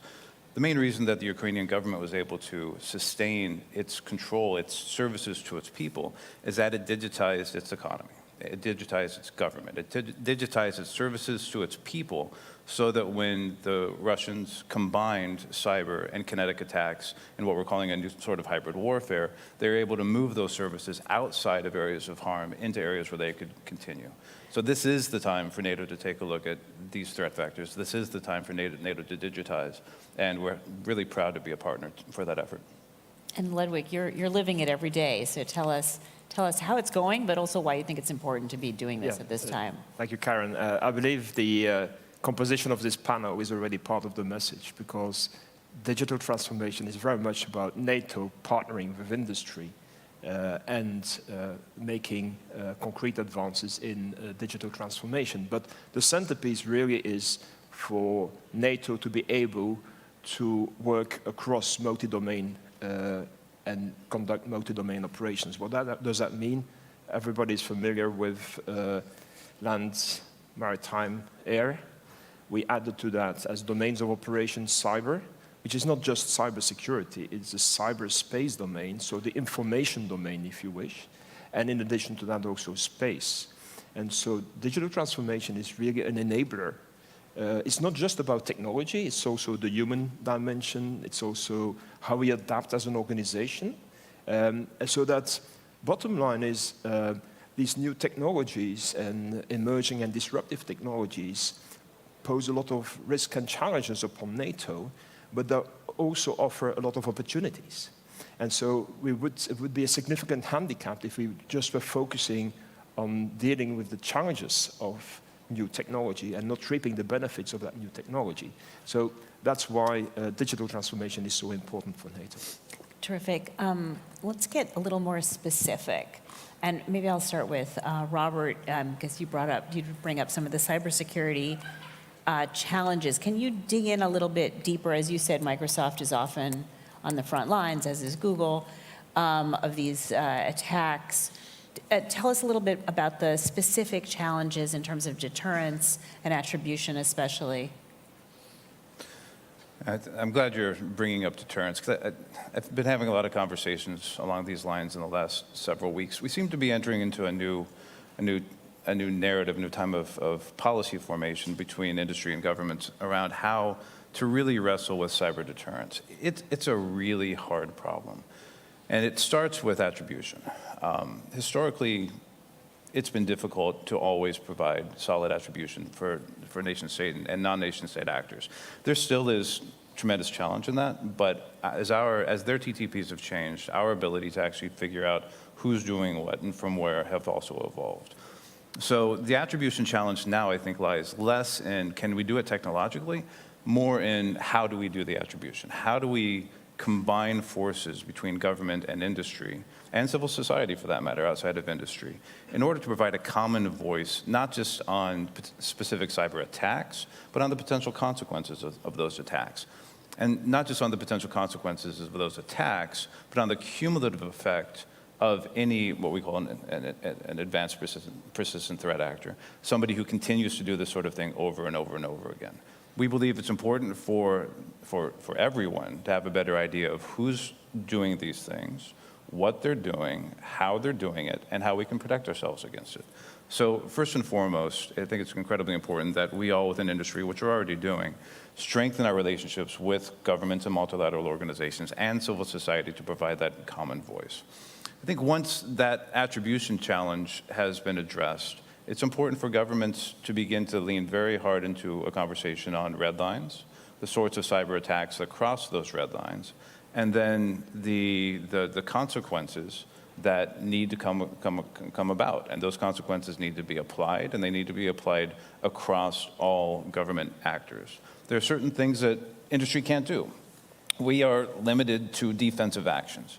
And the quote that I said earlier, 345 million attacks a day, if you look at it, we talk about 5 nines, right? 5 nines as being the epitome of reliability in any critical system. So that's 1 in every 100,000 events. We can stop everything besides 1 in 100,000 events. If there's 345 million attacks, that's still 3,450, if I did my math right, 3,450 attacks that make it through every day. That is an unacceptable level of penetration. And we think it's much lower than that based upon our stats. But still, as the number of attacks go up, it's important that we move away from an attempted deterrence by denial, which is where we are today, to deterrence by consequences. And that's something that only governments and multilateral organizations can step into and achieve in cooperation with industry and civil society. Okay, great. We'll turn back to Ludwig in a second. But Karan, you have released a video and a white paper that I've seen on cyber defense, how to support cyber defenders. Can you talk a little bit about that? Look, what Rob describes, we're certainly seeing as well. We have, long been, by virtue of our significant consumer set of products as well, intensely aware of this set of threats. We're defending, the personal information of billions of people every day at Google around the world. So it's a threat that we've been acutely focused on for a long time, and certainly see a lot of what Rob is describing. But the paper that you're referring to looks at the potentially very exciting new opportunities that artificial intelligence presents. And it certainly can be AI. I think we've discussed previously in forums like these, presents threats.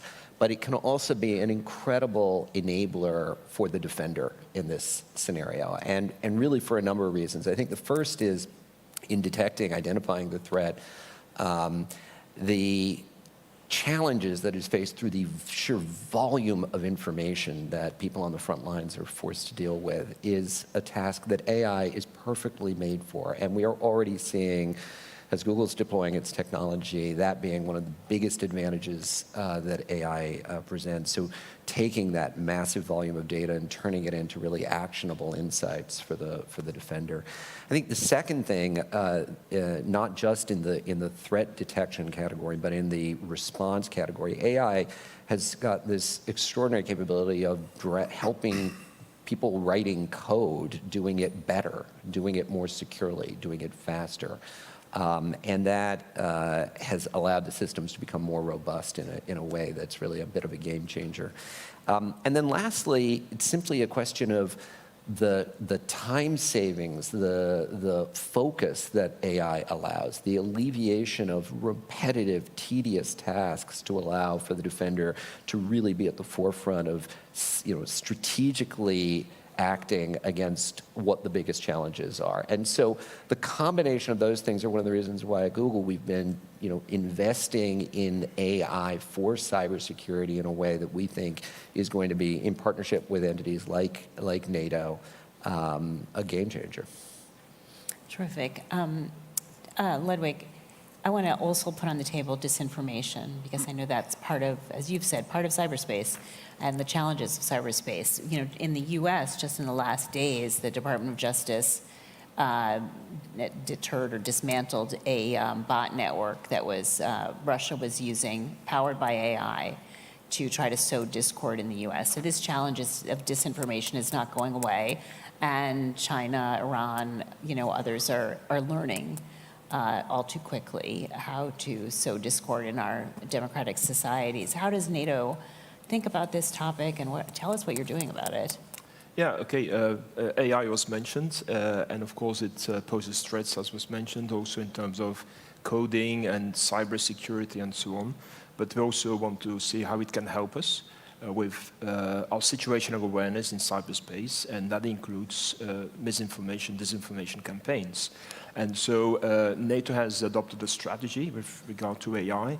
First, as part of that strategy, and we're working very closely together with industry on this, is responsible use of AI. So we have agreed on a number of principles for responsible use. But also we said we want to do AI in a step-by-step approach on concrete use cases. And one use case is exactly that, Karen, is created an analytical tool with industry so that we have a better insight into information domain, public media, and so on, social media, and so on. And also we can identify misinformation and disinformation campaigns, that then we pass on that information to our colleagues from public diplomacy so that they can take counteraction. And that is an AI-enabled platform that we have developed together with industry that provides that level of insight. That's just one example. I have several other examples where NATO is step-by-step implementing in real terms through these use cases, AI. Give us one more use case. Well, we have a... I just think it's important for people to really understand what's happening every day. Yeah. Well, part of the challenge is also because AI is very much a learning environment that learns from data, widespread and data available.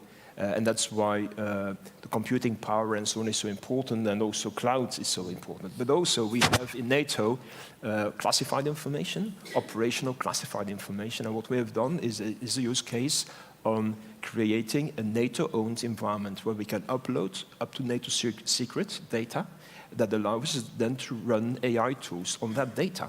And there's a broad application of that. For instance, better understanding the situation in Ukraine is one case in point where we are sitting together with military commanders. You can do trend analysis, you can visualize what's happening. That's another use case that I thought is quite interesting. So, as you said, one of the things that's unique about this space is that it is, unlike traditional military endeavors, it's not run by governments. The private sector is where all of this defense and offense is located. So maybe you could, not all of it, obviously, but a great deal of it. So maybe we can start with the private sector with Karan, and then Robert. Talk to us a little bit about some of the obstacles to government and the private sector working together, and what kinds of things can be done to overcome those challenges. How should the private sector and governments, and especially NATO, be working more closely together? I mean, a couple of thoughts, Karen, and you're exactly right. I mean, look, the days of 40, 50 years ago where much of the innovation resided in government or is not the world we live in anymore. This is an imperative that there be good coordination and collaboration between the public and private sectors. I mean, a couple of thoughts. One is cloud. The reality is that much of the innovation, particularly the AI-related innovation that we're talking about, needs to happen in a cloud environment. It's just simply implausible that it would happen in a sort of on-prem. Say one more sentence about that for those who don't understand Well, why. I mean, historically, governments, many entities, private sector companies have run their own computer systems, and the belief in the past had been that that is safer or more economical. We know today now that it is none of the above. It is, moving into a cloud with the redundancy, the resiliency, and the efficiencies and the security that it provides is better. But it is also core to enabling the AI applications to be designed and run. So I do think that as we're seeing part of this digital transformation, our government's moving in that journey to being a cloud hosted sort of organizations. And look, from Google's perspective, we're excited by that. We're a cloud native company. We, basically all of our services from the inception have been in the cloud. And we think that that set of skills is something that would enable us to be able to serve NATO members, NATO institutions, and others. But it is going to require companies coming to the table with governments and getting that confidence and making that step forward. So I'd say cloud is a big area. The other area that I'd flag that I think there does need to be good collaboration, coordination, is regulation. I mean, a lot of the entities that you're talking about here are private sector companies that may or may not be familiar with working in a governmental environment. We want to see those companies succeed. We want to see those companies grow. We want to see the ecosystem get built. That's going to require thinking about sort of the broader regulatory and policy environment in which those companies are coming up. Is there the right set of policies around a whole host of things? How data is dealt with, privacy, a tax law, I mean, you name it, and there needs to be thought provided, which is not a traditional space, I think, that the national security community necessarily goes to. But when you start thinking about the private sector as really being a new form of partner, and particularly, look, it's one thing for the big companies, the Microsofts, the Googles, we've got plenty of lawyers that can sort of work our way through these things. But some of the more innovative solutions are going to be found by smaller companies that are going to be determined by, well, does the regulation allow us to start innovating in this space or not? So I think that's another area that, look, at the end of the day, it's going to come down to discussion and dialogue and having public and private sector work more closely together. But those are two areas that I'd flag. And Robert, are you finding challenges that you can identify between private sector and the public sector working together, and what opportunities do you see for knitting those two together to address these grave challenges that we have ahead of us? Well, first of all, I think that what Karan just laid out is really a masterclass in some of the challenges that we in industry, and I spent 22 years in the government, so I saw it on both sides of that particular aisle. I think taking a second to look at the cloud conversation is very important. Sitting down and realizing there are multiple ways to get services through the cloud to the cloud for both classified and unclassified data. And to the extent that governments, especially the militaries, are more comfortable moving some of those workloads, keeping them on classified cloud, on commercial cloud, rather than hiving them off onto an on-premises solution, that allows them to get access to the best innovation. Industry innovates on the cloud. That's where we are. We put our best, because of the way AI works and the data training process works, the best AI models will always be native to the cloud. The best cybersecurity will always be on the cloud. When quantum becomes available, it will be mostly available through the cloud.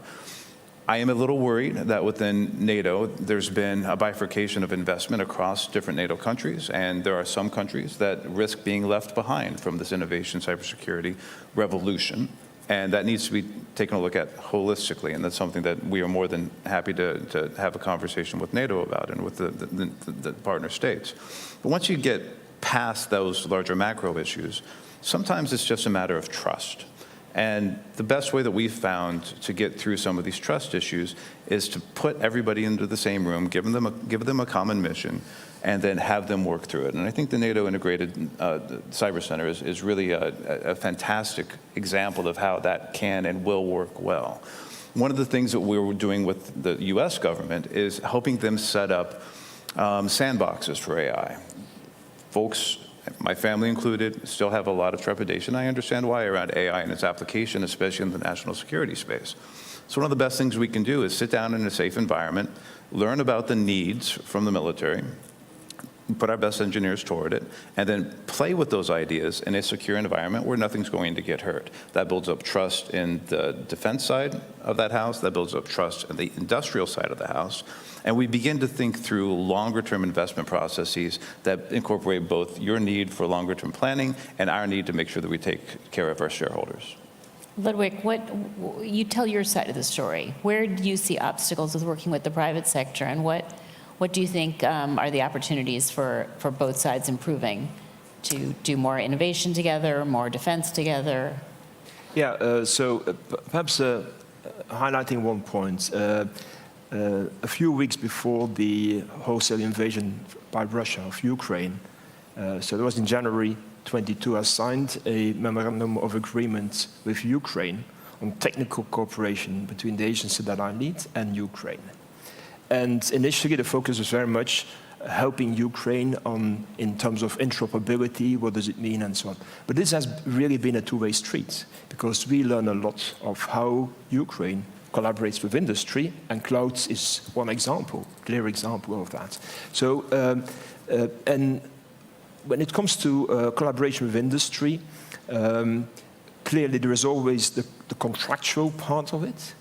But we need to look really at how we can build longer-term partnerships, in the sense that we need to make sure that the contracts and the partnerships are also fit for Article 5, fit for collective defense.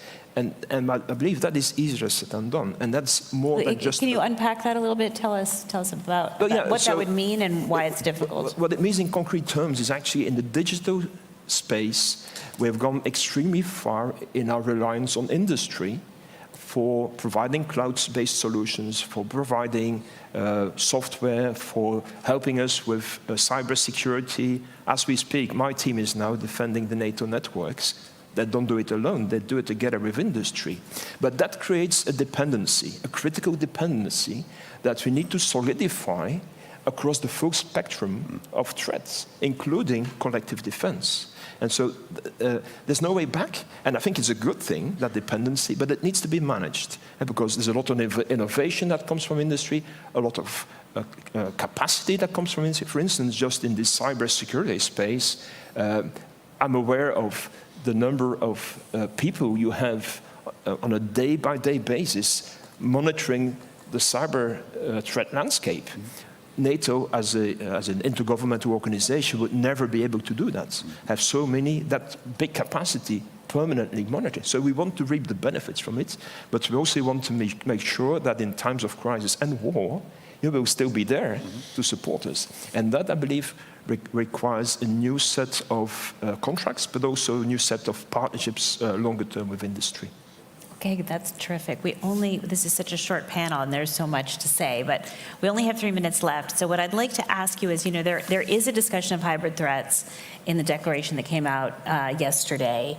I'd like you to think going forward a year from now at the next summit. What would you like to see as an agreement among the countries of NATO, but also with industry partners a year hence? And should I start with you? Why don't I start with you, Ludwig, and we can finish up with Karan.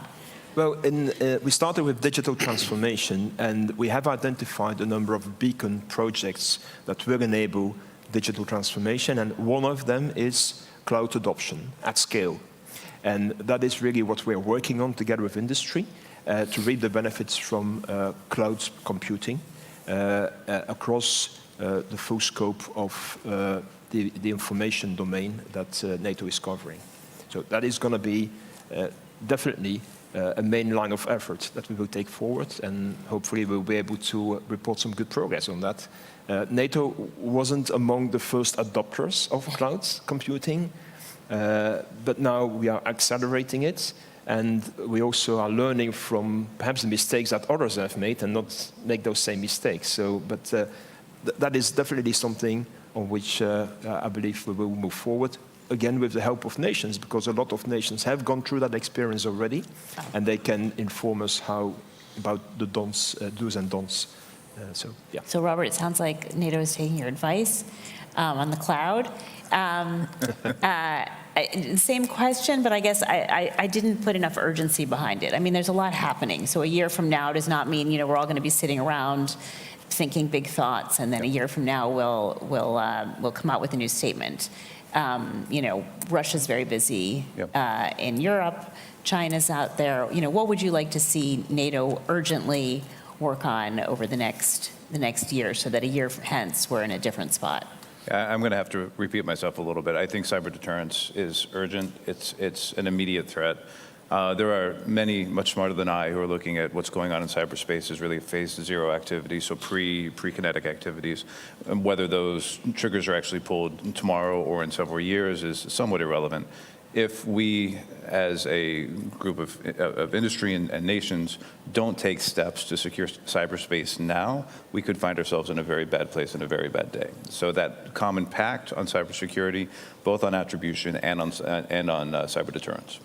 Great. Karan, why don't you bring us home? I'd certainly +1 to what both Ludwig and Rob said, but in the goal of trying to say something different, let me throw out two other things that I'd put as challenges. One is to work, and this may not be a 6-month or 1-year thing, but the reality is that human resources and skilling is a significant challenge to all of the economies here being effective. And also there is a political dynamic to this. As the technology changes people's lives, if people are not part of that equation, they are going to feel more and more alienated from it and from the institutions that are adopting it. So I think one challenge is to think about how do we collectively, public and private sector, work on that. It's a space that Google's been working intensively on with a number of governments, including Ukraine, on trying to raise the skilling level of people, particularly in areas like cybersecurity, where there's a huge need. And then the other area that I would just flag is global governance structures, particularly around artificial intelligence, but other regulatory areas writ large. We are at a moment of equipoise as to whether we are going to move towards a unified transatlantic kind of vision of how to regulate these technologies, or whether we will, and I fear, thus far we've not seen signals that that's necessarily happening, so I fear the alternative is we have a very balkanized approach, which is really going to be to the detriment and open up the playing field to our adversaries. So those would be two spaces that I would challenge NATO and the member governments to focus on. This has been fantastic, a masterclass, and I think we all have our marching orders, so thank you all very much. Thank you.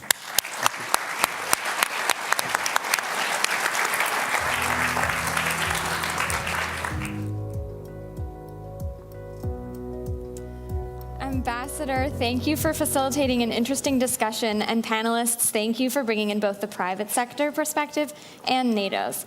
I personally have been covering hacking, disinformation, and influence operations for years, and as I'm sure many of us in the audience know, disinformation, influence, and information operations, along with hacking, have changed and transformed through the years, and so has the private sector response to them. So what a timely and relevant conversation for us today as NATO is adapting to a changing information space. Now we are thrilled to feature today's political scene setter up next. Please welcome to the stage Frederick Kemp, the President and CEO of the Atlantic Council, for the introduction. Thank you.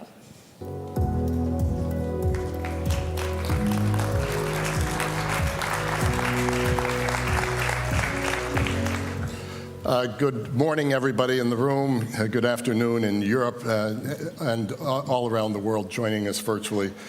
Throughout its history, NATO has stood as a major force for good, advancing peace, prosperity, and freedom across the Euro-Atlantic and beyond. U.S. leadership has always been a central pillar in strengthening NATO's collective defense, maintaining stability and security, and promoting peace since the alliance's inception in 1949. What we've learned the last 2 days, and what we all know, is that the alliance faces new challenges, and we face a host of new challenges to the global order, maybe the biggest threat to the global system since the 1930s. President Biden has called this an inflection point. The Atlantic Council has been using that language for some years, seeing it as the fourth inflection point, the period after World War I, period after World War II, period after the Cold War. And the fourth now will be the period after Ukraine prevails in its war, in Putin's war of aggression against Ukraine.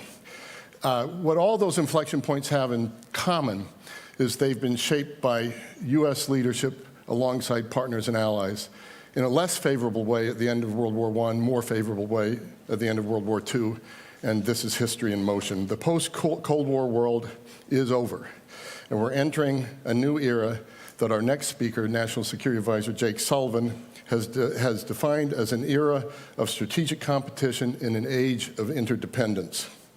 Navigating this new era will again require U.S. leadership, principled U.S. leadership alongside partners and allies. It's in that spirit that it's my distinct honor to introduce a U.S. strategic thinker and actor whose insights and vision are crucial as we navigate the complex challenges of this century. His dedication to safeguarding international cooperation and advancing collective security has been unwavering. Jake Sullivan's career is marked by high integrity, intellectual rigor, a deep commitment to diplomacy, strategic thinking, and the pursuit of peace and stability. His leadership has been instrumental in strengthening our alliances, addressing global threats, and promoting a world order based on mutual respect and cooperation. He, like all of us, is navigating wars in Europe, the Middle East, tensions with China. Seldom has a national security advisor dealt with so many challenges simultaneously as has the Biden administration. Earlier this year at the World Economic Forum in Davos, Jake rightly contextualized this inflection point in which we find ourselves today. He said, and I quote, "Nothing in world politics is inevitable. We are in command of our own choices to shape the future for the benefit of our fellow citizens and future generations to come." And that's why we're here today. That's why we're here all week, to make the right choices that shape that future. So with that, ladies and gentlemen, please join me in welcoming the 28th Assistant to the President for National Security Affairs, Jake Sullivan.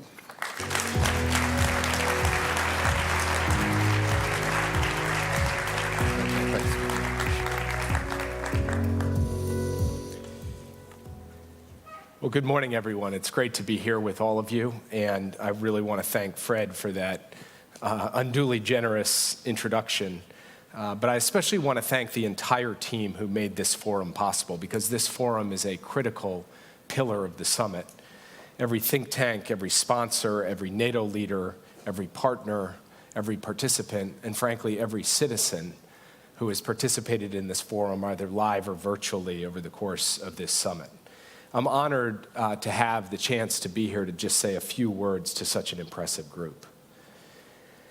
I know that one thing that has been on all of our minds throughout this summit and in the lead up to it is Russia's brutal war of conquest against Ukraine. Where are we and where are we headed? Just a few months ago, the situation looked extremely grim. Security funding for Ukraine was held up in our Congress here in Washington, and we all saw the consequences. Ukrainian soldiers on the front lines running out of artillery shells, literally rationing ammo. Ukrainian families worried that Russian forces would take town after town. And we did indeed see the Russians try to press their advantage, seizing that window of opportunity to take additional territory. And back in April, just a few months ago, there were voices predicting that by the time of this summit here in Washington today, Ukraine's lines would crack, Russia would be making a major breakthrough, and the backdrop of this summit would be Russia surging forward across the front. And to be frank, I imagine that many of the people actually in this room today thought that might be the case as well.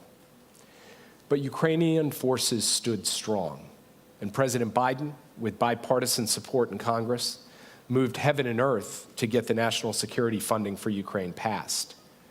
And since then, the picture has changed considerably. Russia's Kharkiv offensive stalled out. Russia is continuing to throw wave after wave of men into the fight, taking little increments of territory, but at astonishing cost. By and large, the front lines have stabilized. Ukrainian mobilization efforts have improved. Ukrainian units are building stronger fortifications and defensive lines, and day by day they're pushing back. This is due to the people of Ukraine, to their sheer courage and commitment to their country and its freedom. but it's also due to the support of the United States and nations around the world, including NATO allies here gathered at this summit. So this morning, I want to speak a little bit about the picture as we see it in Ukraine and the steps that we are taking to ensure that this war is a failure for Russia and a success for Ukraine. I'll start on the military side of things. The fundamentals of this conflict are artillery and air defense. And over the last few months, we've surged both to Ukraine with the new resources authorized by the Congress. Hundreds of thousands of rounds of 155 ammunition to the front lines to help Ukraine repel Russian attacks. And we've now provided Ukraine with long-range capabilities, ATACMS missiles, which the Ukrainians are employing with good effect in Russian-occupied areas of Ukraine, including in Crimea. And at this summit, we've continued to make major moves. First, allies have committed to collectively provide Ukraine with at least 40 billion euros worth of security assistance over the next year. And that's not just a dollar sign. That is equipment, tanks, armored fighting vehicles, artillery, missiles, the whole range of capabilities that Ukraine needs to be able to effectively fight and win. Next, in partnership with our allies, we will provide Ukraine with 5 strategic air defense systems and dozens of tactical systems that are especially relevant to help protect Ukrainian forces on the front lines. The strategic air systems will help Ukraine as it endures a continued pounding by Russia of its energy grid with Russian missiles and drones, and a continued assault on its front lines by Russian planes. And we saw the horrific reality of Russia's brutality with the attack on the Children's Hospital in Kyiv just a few days ago, and we are working with the Ukrainians to deal with that attack and to respond with force and vigor. From our own production, we'll deliver hundreds of critical air defense missiles to Ukraine over the next year as well. There was a point earlier this year when it looked like Ukraine might run out of interceptors. But thanks to decisions President Biden has taken, working with allies and partners, we will ensure that Ukraine remains supplied with the air defense missiles it needs for all of the batteries that we and our allies are now providing. And together, the United States, Denmark, and the Netherlands have begun the transfer of F-16s to Ukrainian forces, and Ukrainian pilots will be operating in theater with those F-16s this summer. Like I said, major moves. And we're also steeled for the struggle ahead. President Putin thinks he can outlast Ukraine and its supporters, and he's taken steps to put Russia's war industry, its defense industry, in fact, its entire economy on a wartime footing. And with help from Iran, from North Korea, and from the People's Republic of China, he's attempting to undertake Russia's most significant defense expansion since the height of the Cold War. But make no mistake, this unsustainable war spending masks underlying weakness and fragility, and the economic costs for Russia are mounting and will compound over time. Meanwhile, NATO allies have been making historic investments in our own defense industrial bases without distorting our national economies the way Russia has.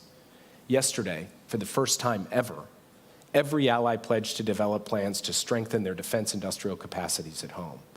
And like our defense spending commitment, these individual pledges are critical to our collective security.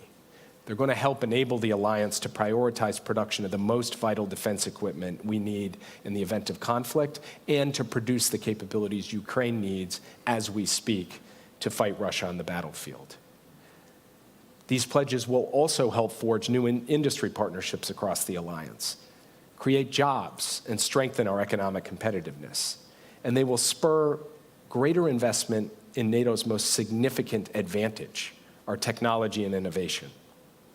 As the folks in this room know very well, Russia's brutal war of conquest in Ukraine is evolving rapidly. The very shape of warfare is transforming before our eyes because of innovations, often deadly innovations, in technology and techniques and tactics. Ukraine's continued success in this fight and our success in any future fight will depend on innovation, on creativity, on entrepreneurship, on adaptability. Ukraine and the Ukrainian people have that in spades, and they've demonstrated that since the war began. But Ukraine will also have help from the collective innovation and entrepreneurship of its Western partners, and no one should bet against our collective advantage in this area. Already, we're working with Ukraine to solve some of the key technological challenges of an evolving battlefield: electronic warfare, drones, demining, and more where that came from as the weeks and months unfold. Now, taken all together, the steps that I've laid out have put Ukraine in a stronger position on the battlefield. But the military side of this equation is only one part of the progress that we have seen over the course of 2024. Ukraine, with the support of the United States and other allies and partners, has made really remarkable diplomatic progress as well. Just look at the last month alone. At the G7 summit in Italy, the United States and our partners reached a historic decision to make Russia pay for the damage they've caused by unlocking $50 billion from the Russian sovereign assets that we froze together. In Switzerland, just a couple of days after that G7 summit, Vice President Harris and I had the honor to attend Ukraine's peace conference to support President Zelensky's vision for a just and lasting peace in line with the UN Charter. That peace summit, attended by more than 100 countries and international organizations, was a remarkable sign of Ukraine's diplomatic strength and staying power, both because of the broad range of countries represented and because those countries spoke with a single voice to say that any peace must be based on the principles of sovereignty, territorial integrity, and the basic maxim that we cannot allow one nation to take another nation's territory by force. In this same time frame, around the G7 summit, President Biden and President Zelensky signed a bilateral security agreement, reflecting a long-term commitment from the United States of America to provide Ukraine the means to ensure its future security. It was genuinely historic. And in a few hours, we're going to make history again. President Biden will convene more than 20 world leaders who've also signed their own bilateral security agreements with Ukraine to launch the Ukraine Compact. This compact knits all of these countries together, and it makes clear that we will continue to support Ukraine in this fight, and we will also help build its force so it can credibly deter and defend against future aggression as well. And after this war is over, all of the countries in the compact will continue to have Ukraine's back, just like we have it now. Over the last couple of days, NATO has come together to announce new measures of long-term support for Ukraine.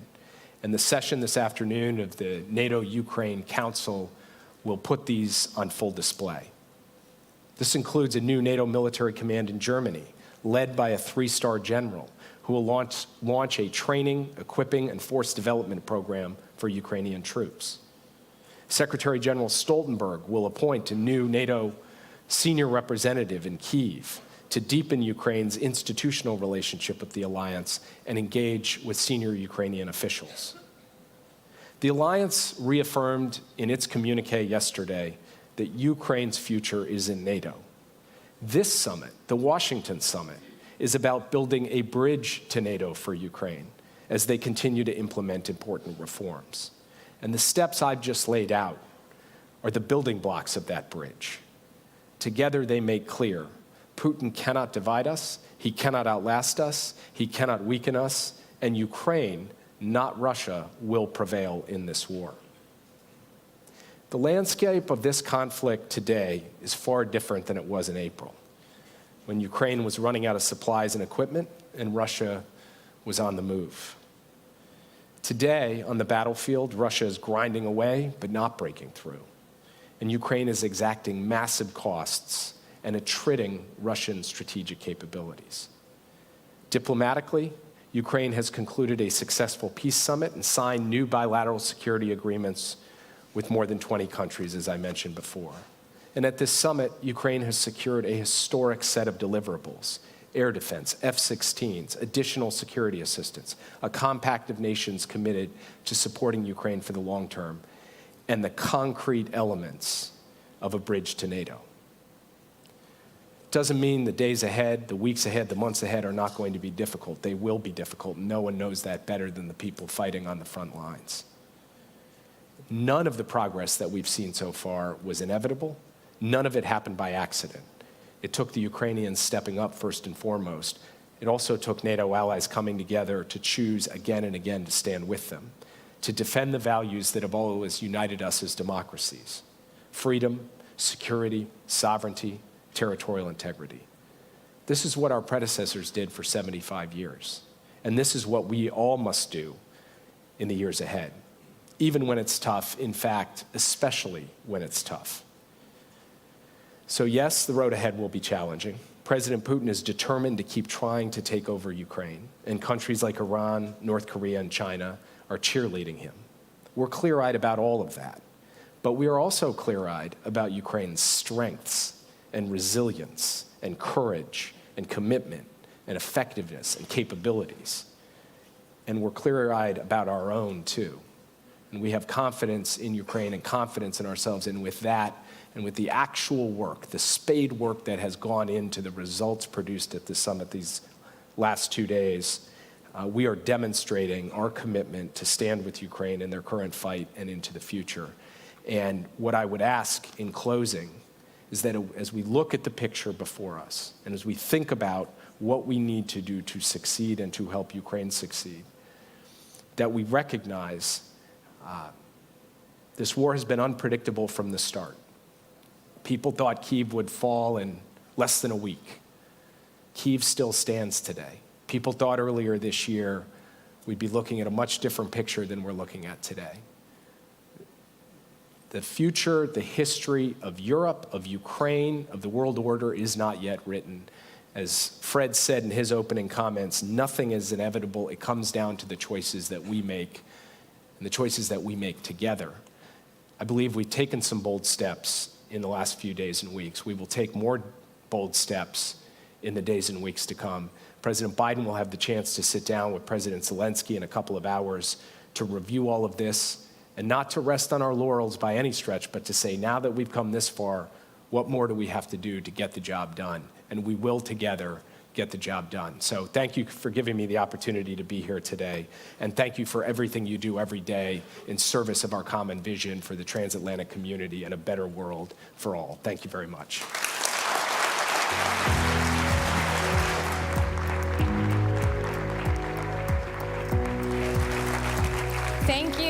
Thank you, Mr. Sullivan, for that lay of the land at this crucial time for Ukraine. Next, we will turn to a session on addressing the evolving threat of terrorism. Please join me in welcoming our next moderator to the stage, Elena Kuzko, the Vice President for Policy and Programming at GLOBSEC. Elena Kuzko.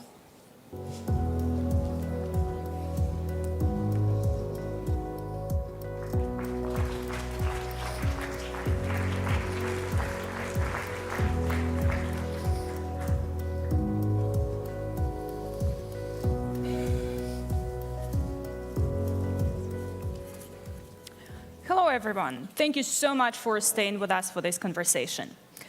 We all remember that the first and so far the only time when Article 5 of NATO was invoked was in response to 9/11 terrorist attacks against the United States. Today, national security frameworks, but also NATO, are prioritizing great power competition in their thinking about addressing security threats. Yet we saw also in the communique that was adopted yesterday that fight against terrorism remains a high priority. It definitely contributes to all three core tasks of the alliance. NATO also endorsed yesterday some of the new updated guidelines and frameworks on how we can better fight terrorism. We're very fortunate today to have two people who are very well positioned to help us understand it all. We have Tom Goffus, who is Assistant Secretary General for Operations and also NATO Secretary General's Special Coordinator for Counterterrorism. Welcome, Tom. And we also have Nick Rasmussen, who is Counterterrorism Coordinator at the Department of Homeland Security at the United States. Welcome, Nick. Thank you. I want to start us off by having a bit of an assessment of the global threat environment and how terrorism features into it. Tom, I'm going to go straight to you. Can you share your thoughts on how you see the threat environments? Who are the actors, maybe activities and means of perpetrating or preparing the attacks that we should all be most worried about now? Thank you, and thanks for having me on the panel. As you've indicated, NATO looks at terrorism and takes it very seriously. And so we've been looking at the threat environment for a while. And I'd say in general 3 big trends that we see. The first one is a more aggressive misuse of technology, especially emerging disruptive technology. Think 3D printing, drones, social media, the use of online to recruit, all of those kinds of things, which mean we need to keep up with that and use those same technologies to counter terrorism. So the first one is more aggressive misuse of technology.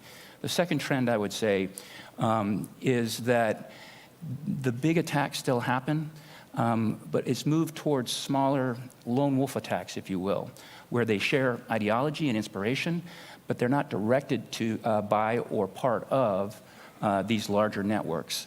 And that increases the challenge in some ways because it's harder to collect intelligence on individuals, and it's harder for law enforcement to have conclusive evidence in order to intervene before an attack happens. So I think this move towards smaller, and we've had big ones, and we continue to have big ones. 9/11, we had Paris in 2015, Brussels in 2016, and Istanbul in 2017 that were all larger. But we need to get our minds around these smaller attacks and how we do that. One of the key pieces on that is simply law enforcement, military, and intelligence need to talk more. And then the third and last thing that I'd point out is the move south of the center of gravity. For example, the global terrorism deaths in 2023, 48% of them were in the Sahel. In 2007, it was 1%. So that tells us that things are moving south. They follow chaos, they follow disruption, and we've had the most number of coups in North Africa in probably the last 6 decades. So those are the 3 big trends that we're looking at and trying to get ahead of and get our arms around. So that's Thanks so much. Nick, do you share this assessment? Sure.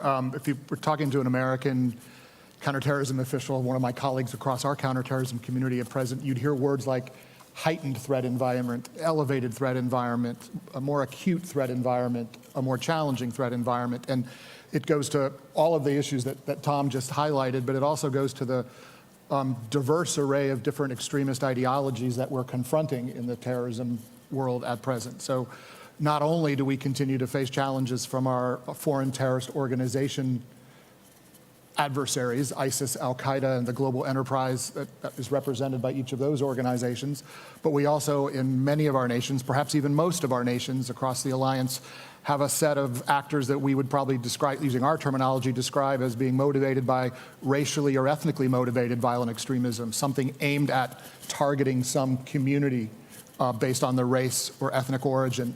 And so the terrorism landscape gets wider and wider. And it's a bit of a contradiction or a conundrum, because I think we could certainly all point with pride to tremendous success that we've had, both as individual nations and as an alliance, in degrading some of our terrorist adversaries like ISIS and Al-Qaeda, and taking some of the sting out of the threat that those organizations represented for most or much of the period since 9/11. And yet here we are still facing those same sets of challenges. And I'd particularly point to ISIS-K, the ISIS branch located in the Central Asia region, to include Afghanistan, as being a particularly acute and elevated threat concern at present. We've seen that group prove its ability to carry out lethal attacks in places like Russia and in Iran. And certainly there have been disrupted plots across Europe that have had an ISIS-K footprint or fingerprint attached to them. So all of that, if you talk to counterterrorism professionals, leaves us in the place we always are, worried, watching, and trying to do everything we can to manage and mitigate risk. Tom, can you help us understand a little bit the interconnection between the great power competition and the terrorism threats? The communique emphasizes once again that, of course, all the threats are interconnected. How are you thinking about the big conflicts that happen either in Europe, in Ukraine, or in the Middle East? How do they fuel motivations or maybe means of actors to commit acts of terror? Great question. And part of it, and we've seen this in places like the Western Balkans, where some of the actors think that we're distracted by Ukraine. Those are exact words that some leaders in the region have told me. And what I do is try to refocus them on what are the biggest threats to NATO. Our number 2 document after the Washington Treaty is called the Strategic Concept, came out in 2022, and for the first time, terrorism was named as one of the primary threats. It's the most direct asymmetric threat to the alliance. And we now have defense plans, both for Russia and for terrorism. We have the most detailed plans against Russia in 30 years and the most detailed plans ever for terrorism. So we see it, if it's not straight inspiration, it's distraction. And we need to keep our eye on that and what's going on. And I think Nick put it well, the potential for ethnic or racial targeting, terrorism, if you will, goes up whenever they feel like great powers are invested in other places like Ukraine. But trust me, we're paying close attention to it. Nick, do you want to jump in? Sure. I think our intelligence community has began to kind of speak more openly and publicly about what we see in the intelligence world, which is some of our great power adversaries or competitors actively engaged in efforts that have the effect of undermining social fabric and social cohesion across our societies. And those are, of course, the very factors that contribute to extremism and that bring people into extremist narratives and extremist mindsets that lead them down a pathway towards potentially being an operational actor in the terrorism space. So I think that's done in both subtle and unsubtle ways, and I don't need to explain that to most of this audience. We see that playing out across many domains, not just the terrorism domain. The other thing I should circle back to, just to touch on, because we didn't talk about it in the very first question you asked, was the impact of the conflict in Gaza on the global terrorism landscape, I think, is hard to understate. One of my colleagues in our intelligence community has used the words, it's been kind of a supercharging of the global terrorism enterprise, and it certainly came at a time when we didn't need that. And I say that, the global terrorism enterprise, because even terrorist organizations which are not directly tied or connected to the Israeli-Palestinian conflict or the ways in which that conflict might ultimately be settled, are still finding ways to take advantage of that narrative, the narrative that has sprung from events in Gaza since last October, and use it to animate, recruit, expand their reach to certain populations that were beyond their reach previously. And so it's just become an exacerbating factor, something that we didn't need on top of an already complicated threat picture.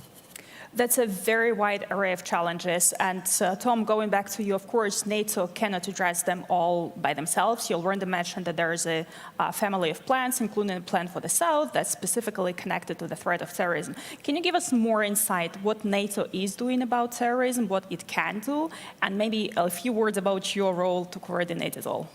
Yeah, thank you.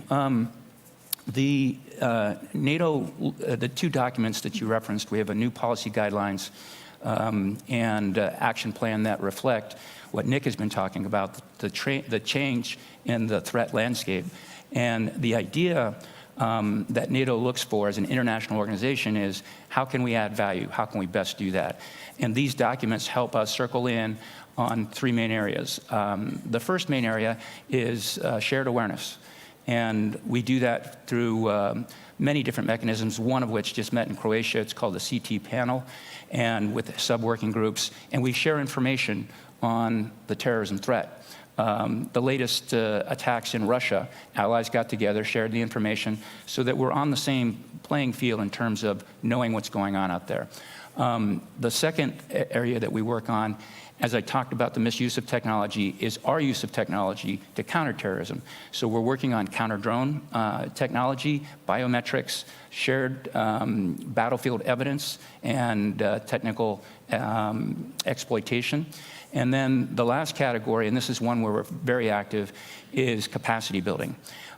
Specifically, we're focusing, as things moved south into the Sahel, on some of our southern neighbors and partners like Mauritania, Tunisia, Jordan, all have lines of effort that work on capacity building for counterterrorism. With Mauritania, this is what they've asked for and what we can provide, which is maritime domain awareness and the ability to conduct intercepts in the maritime domain if needed. So capacity building is one of the big things NATO does. It's our outreach. We also reach out and engage the EU, the UN. We actually have a capacity building package with the UN to help them train peacekeepers on counter-IED, for example. So those are the three areas: awareness, shared awareness, capacity building, and then capability development.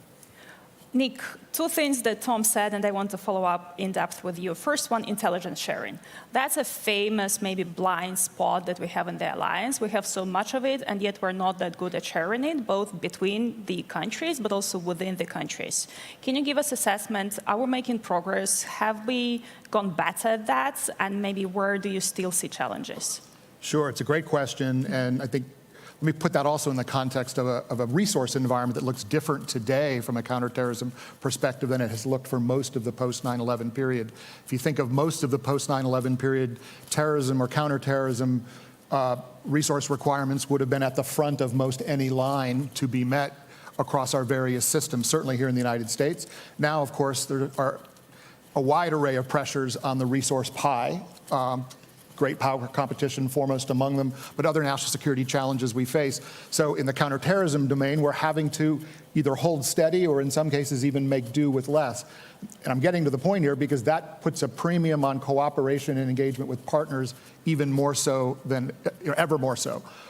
We are not in a position globally in every place, in every country, at every time to gather the kind of intelligence we would need as Americans to carry out to meet our counterterrorism objectives. We need to be partnered with not only longtime friends and partners like we have in the alliance, but also sometimes non-traditional partners that we work with in specific regions around the world out of shared interest in preventing terrorist attacks. So I guess I would say a lot of the intelligence sharing that we do will still happen most effectively in slightly narrower bilateral channels than it will happen in large-scale multinational fora or settings like NATO. That said, establishing that common shared understanding, that shared intelligence picture that allows us all to resource appropriately, identify priorities appropriately, the way Tom was describing, that's an essential pillar of cooperation in a context like NATO's.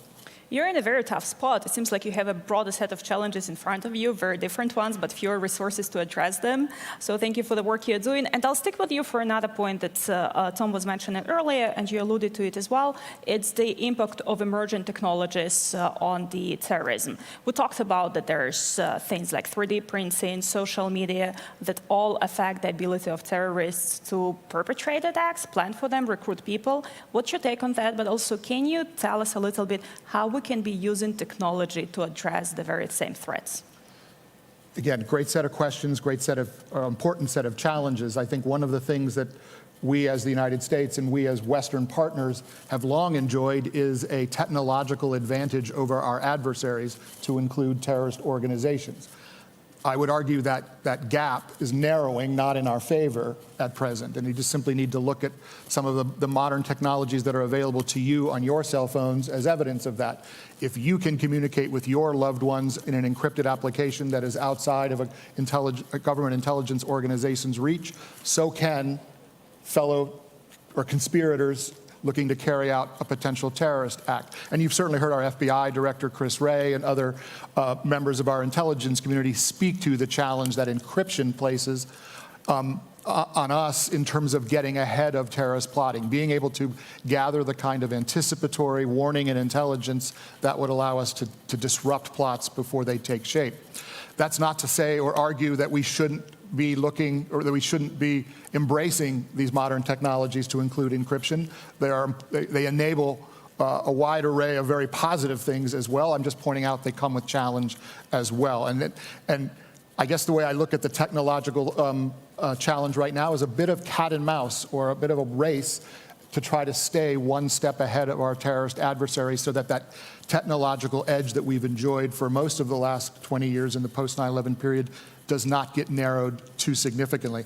And then lastly, some of these tools are also tools we can put to use in our own defense and to enhance our own counterterrorism capabilities. Artificial intelligence is now being put in service of efforts to look at large data sets that will help us assess patterns of terrorist movement and migration across the globe, for example. Help us understand what populations of concern might be worthy of greater intelligence focus. We can use these modern technologies to help us be more effective and more efficient in our intelligence work as well.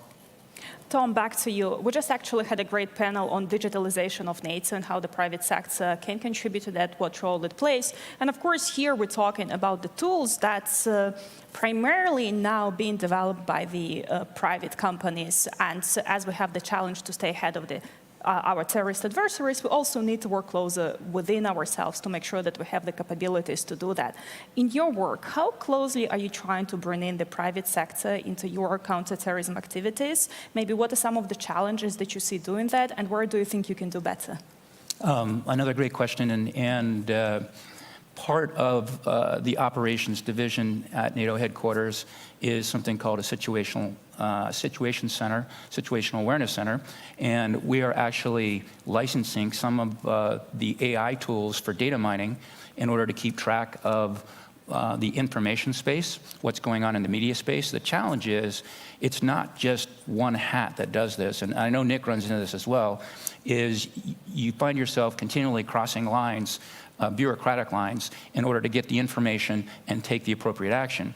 So at NATO headquarters, we're working between the public diplomacy piece, because they're trying to track disinformation and counter narratives, with our situation center, and then with intelligence. And it's not always natural to cross those bureaucratic lines. And we see the same thing in national governments, as Nick said. Within a government can sometimes be harder than going between governments, frankly. And one of the big areas of emphasis on our CT capacity building work is how to get law enforcement and military/intelligence to share information in order to take the right actions, hopefully to prevent or foil plots. And that's kind of where we're going. Primarily right now, we license the tools that are AI driven and developed, especially in the information sphere. Nick, we mentioned several times the importance of cooperation between different states who are trying to fight terrorism. And we referred also that we went as far as trying to share the intelligence information with Russia ahead of the terrorist attacks that we saw are being planned.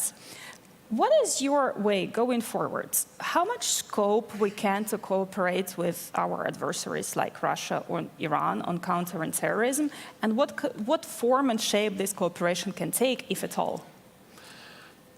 So it's been publicly reported, as you suggest, that information was shared by the United States with Russia in advance of the Crocus attack in Moscow. And that may have been surprising to some observers, but from my perspective, having served in senior roles in government, that was a simple policy matter. It was, we have an obligation when we are in possession of information that will prevent loss of life in a country, even a country with whom we have very difficult or even adversarial relations. And I can think of numerous occasions over the last 20 years where we've been in a similar position, where we've shared, sometimes directly, sometimes through third parties, information that was designed to save lives or prevent a terrorist attack from happening in a country with whom we had very difficult relations. That does not automatically translate into a cooperative relationship. Sometimes it can be just as bare bones and as simple as just sharing a de minimis amount of information as a duty to warn. And the duty to warn principle is something that's fundamental in our system here. Beyond that, though, there are countries around the world with whom we have shared interest in confronting certain terrorism challenges, even if we don't have a broad array of shared interest. And there, developing working partnerships is a challenge, because while there is that shared interest, we have to make sure that our cooperation remains within a framework that accords with our values and law as well. We cannot enable a partner to, for example, take certain steps to prevent terrorist attacks from happening if they would do so in a way that would cross our own lines in terms of the way individuals are treated, or that would result in violation of what we would consider fundamental human rights. So this is one of the challenges that we've dealt with through the entire post 9/11 period, how to develop a framework of partnerships where you can receive the positive output of those shared partnerships without necessarily contributing to conditions in those difficult countries or difficult partners that may actually make the situation on the ground even more challenging. Tom, is that a shared approach between allies? I'm sorry, say again? Is that a shared approach that the entire NATO would endorse? I think the way that Nick put it was excellent. There's a duty to warn, and then there's also the left and right limits of making sure that we're not providing information that somebody's going to use to violate human rights, for example. So I think it's a tough road to plow, but I think Nick parameterized it very well. We're running out of time, so I'll sneak in one more question to both of you. There's a lot of ways how terrorism can be done today. Going forward and looking into the future, what do you think is the next big thing? What is a blind spot that we might be not paying enough attention to right now? What do you think we should be thinking about more that would be more important in the future but might be not visible that much right now? And Nick, I'm going to go to you first. Sure. I wouldn't necessarily think of it as a blind spot, but something I worry about quite a bit looking into the future is the non-kinetic attempts by terrorist actors to have impact on our societies. We all worry about the kinds of attacks we see today, bombings, shootings, stabbings of individuals or in highly public settings. But of course, we also know that terrorist actors have broader ambition than that. They seek to engage in activities that would target our critical infrastructure, whether that's through cyber means or some other means. And so while they have, to date been less than completely successful at widening their skill set to the point where they can threaten our collective critical infrastructure in that way, that is one of the asymmetries I worry about the gap closing over time. Tom, what are you worried about? I agree some of the non-kinetic pieces, specifically the undermining of our democratic institutions. I really worry about that, and there are a lot of elections coming up. Safeguarding that process is critically important, and the credibility of that process. The second thing I would probably highlight is geographic. Central Asia has the potential, given what's going on in Afghanistan right now, to be a net importer of potential terrorist activity. And so capacity building with Central Asia might be a spot that I'd look for in terms of what we should do. And then Nick highlighted this earlier. And the Houthis in the Red Sea really point at how disruptive they can be now that they've adopted and have technology that threatens air and missile defense really hardcore. I think that's the third area that we're becoming aware of, partly because of Ukraine, but these kind of weapons in those kinds of hands make it tough. Thank you so much both for taking your time and for sharing your insights with us. Fighting terrorism is the definitely whole of society approach, so we'll do our part to help you do your job. Thank you so much. Thank you.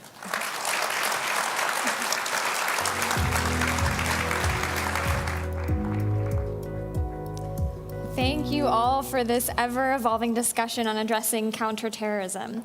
We've seen the conversation about counterterrorism evolve from the post-9/11 era to a shifting conversation about great power competition.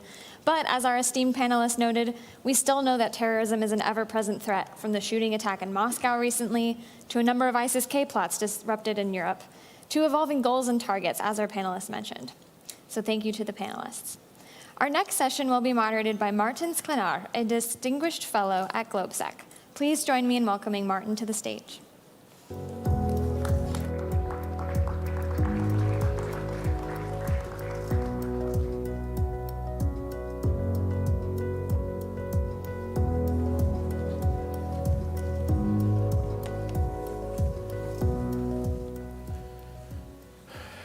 Good morning, everyone. My name is Martin Sklenar from GLOBSEC, and it's my great pleasure to be moderating the next panel today on the public forum. And we will be talking a lot about industry, which seems to be appropriate. We've heard a lot about industry so far in the 2 days that we've been here in Washington during this summit. I'm joined today by three very good panelists, and I hope to have good discussion with them. please welcome with me Stacey Cummings, the General Manager of the NATO Support and Procurement Agency, Max Peterson, Vice President of Sovereign Cloud at Amazon Web Services, and Stephen O'Brien, Corporate Vice President and Global Business Development Officer at Northrop Grumman. Very happy to have you here, Stacey, Max, and Stephen. Great to have you. Thank you for coming. And we have a lot to talk about. We just heard also from Jake Sullivan, there's a lot of equipment actually rolling from the west to the east somehow, to ending up in Ukraine. So the equipment has to come from somewhere. And let's discuss where it's coming from and how's the capacity that we want to have to produce it. So let's focus first on where we are and what has been done so far. We have seen NATO allies, but also the EU putting more and more attention on the industry.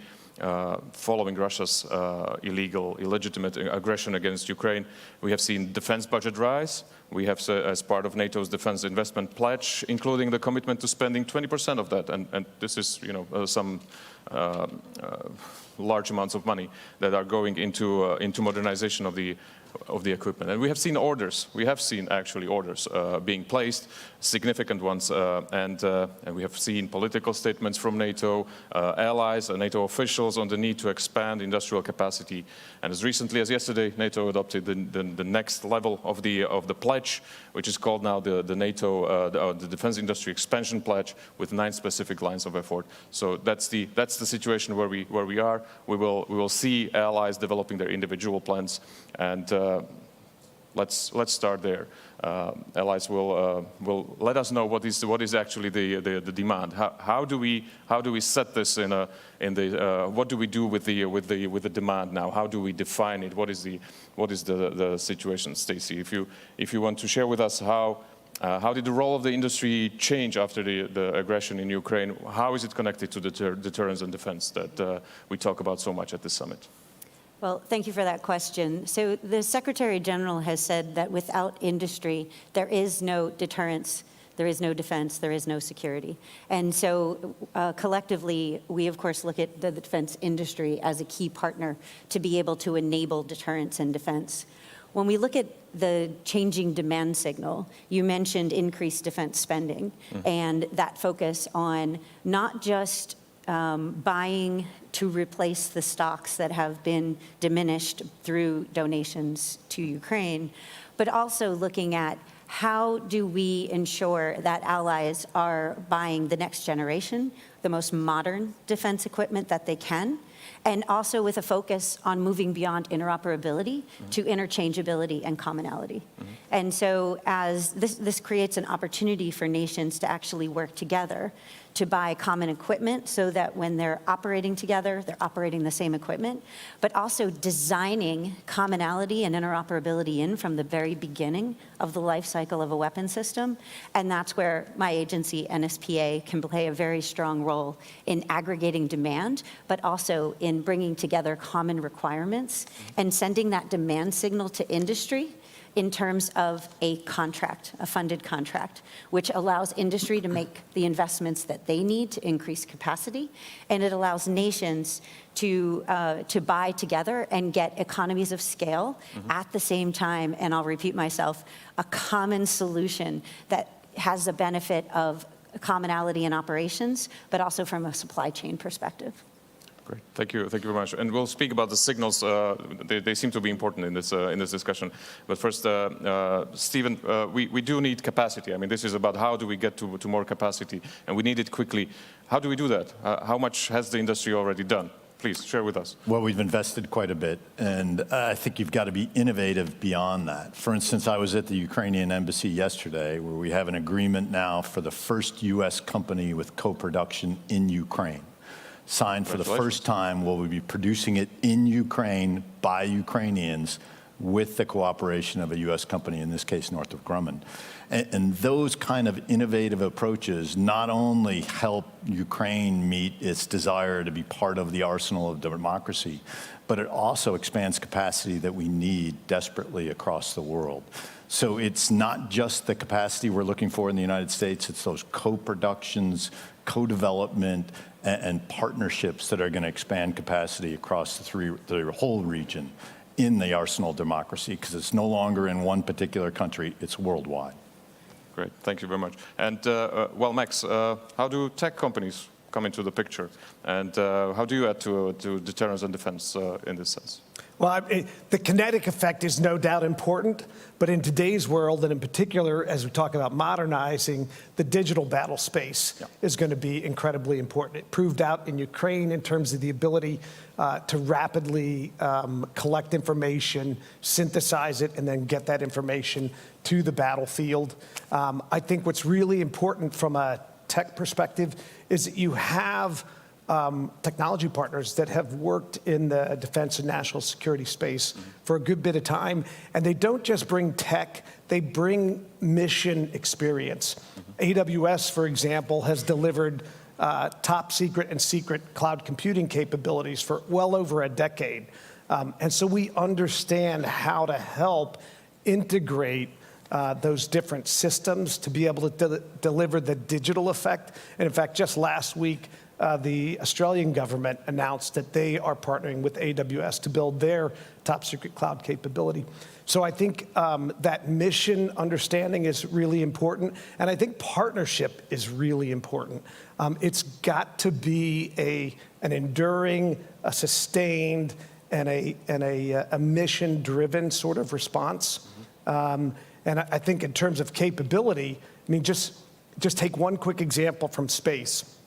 The average satellite's dumping about 20,000, the equivalent of 20,000 high-def pictures a day. And when you multiply that across all of the collection capabilities that we're talking about here, you've got to have a substantial, a sustained, and a highly capable digital fabric to be able to process and store all of that, but importantly, to be able to share it across all of the NATO member community. But also at the same time protect it from, Security has always been job one. Great. Let's talk on signals then. Stephen, what signals is it that the industry expects from Stacey and the governments? What are you looking for? Well, we're looking for contracts, as Stacey will tell you right off the bat. That's the best signal that you're ever going to get. I'm shocked, I have to say. Yeah. What Stacey's doing is incredibly important. It's not just the contracts. It's the predictability that allows us to have a stable supply chain, if you will, a stable workforce where we're not having peaks and troughs in our production line that makes it impossible to keep the people employed and that talented workforce with us the entire time. And also that contracting mechanism that Stacey has is now streamlined. So no longer are we doing many different contracts with many different countries and many different languages. You have a single contract that Stacey's able to do. Obviously, that reduces the cost to the players, but also reduces the time. You get a stable workforce, and we get investment that industry is able to make by doing that. And it's all made possible by Stacey's team. And I think everyone's a winner for it, Stacey. Thank you. Yep. So, there is one demand signal to industry, and that is a funded contract. And what we would recommend is that nations come together to bring I already talked about commonality and the benefits of commonality, but buying together increases quantities, and this is a commonly known, the more you buy, the more you're going to save. And so if we can bring together multinational, large quantities with multi-year commitments, with assured quantities, then we can get the best possible price from our industry partners, because they can optimize not just their production line, they can optimize their workforce, they can also optimize their supply chains. And just a great example of this is where we entered into a contract late last year for Patriot GEM-T missiles. And we bought at a quantity that allowed industry to invest in not just new capacity, but an entirely redundant supply chain. But you have to have the quantities in order to create the right incentives for industry to be able to make that investment. And we can't be entering into contracts with assured access for 1 or 2 years. We really have to be able to give that assured access in years 3 through 7, 3 through 10, because that way, again, not only are we giving the right incentives, but we're going to get the better prices that way. And when you get better prices for things like Patriot missiles or Stingers, that means you can buy more, That means that you can fill up your stockpiles, and it means that nations have the confidence to be able to make those donations that we've been talking about to Ukraine. Can you share with us an estimate how much more the agency is now actually procuring from the industry than before the Ukraine happened? Sure. In 2021, we executed 3.6 billion euro in funded contracts. In last year, we executed 10.6 billion euro in funded contracts. So a significant increase. That's significant. So the signals are there. They're being picked up. The money is on the table. But to make it happen, to fill the contracts, you still need investment. I mean, you have to invest in producing the capacity. And that's where, with every investment, some risks come into play. Let's discuss, who's willing to take the risks? It seems that it is pretty straightforward, right? I mean, the situation is bad. It's not going to get better very soon. So who's going to be taking what kind of risk? Stacey, do you have you're like in the intermediary position between the governments, the most customers, you being a customer as well, but still, how does it look from your desk? Who should take the risk? So there has to be a balance in risk. One side or the other can't take all of the risk. We have to understand the dynamics of the defense industry that's different than the dynamics of a commercial industry. And so risk is measured in a different way for a commercial company than it is for a defense company. Defense companies have one customer, and that is the government. And so the type of risk that we expect industry to take is different than the type of risk we would expect a company that has a new technology or that is delivering something where you can have the entirety of the market is available to you as a customer. So that risk has to be balanced, but there are tools available.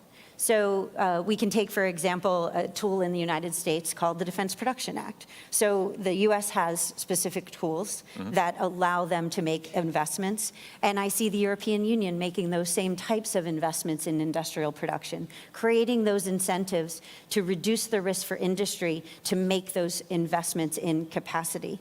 There are other things we can do around contracts. So we can have contracts with incentives in them. We can have contracts that have pricing based on quantity bands, again, to create those incentives. So the more you buy, the lower your price is. And we can also create contracts with innovations in cash flow. So that way we're sharing the risk, but we're also creating the environment where the defense industry has the confidence to make investments while the governments are making those purchases to get the products that they need at the right price. Okay. Yeah. Max, Stephen, what's the industry's take on this? How much risk are you willing to take on?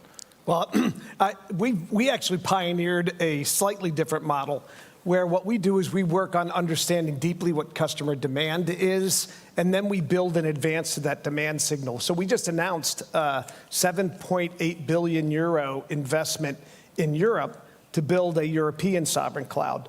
And that's based upon our understanding of the work that we've done across highly regulated industries and defense and national security space in the EU, and an understanding that we believe we have to work, again, in partnership on things like standards, on things like compliance, on things like security, so that we can actually get the platform capability from a tech perspective that we're going to need for defense across NATO. And that includes, in particularly, the ability to interoperate with the U.S., with Canada, and with all of the member partners. So we make those investments in advance, and we anticipate customer demand. That's the only way to really get hyperscale cloud capability.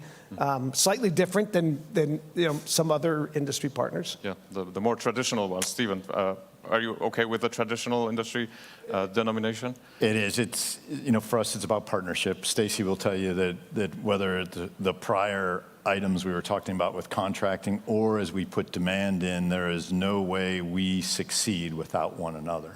And governments and industry on that partnership and bringing the business cases that are sometimes difficult for governments to see.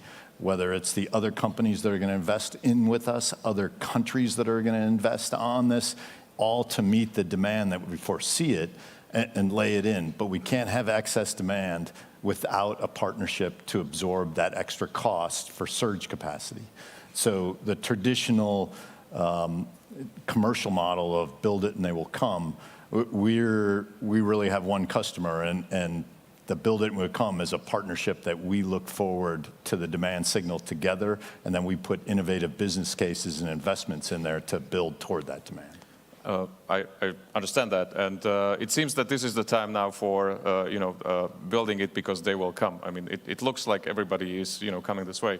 What is it what is it that you need in like more detail to be able to plan out that investment? Because it's not just to find the customer, but is it time? Is it amount, or what is it that you would be looking for if you could choose? Well, it's the investment that we need, and it's the government cooperation to make it possible, both for our company on the U.S. side as well as the international governments to do that. There are environmental concerns. There are obviously licensing concerns.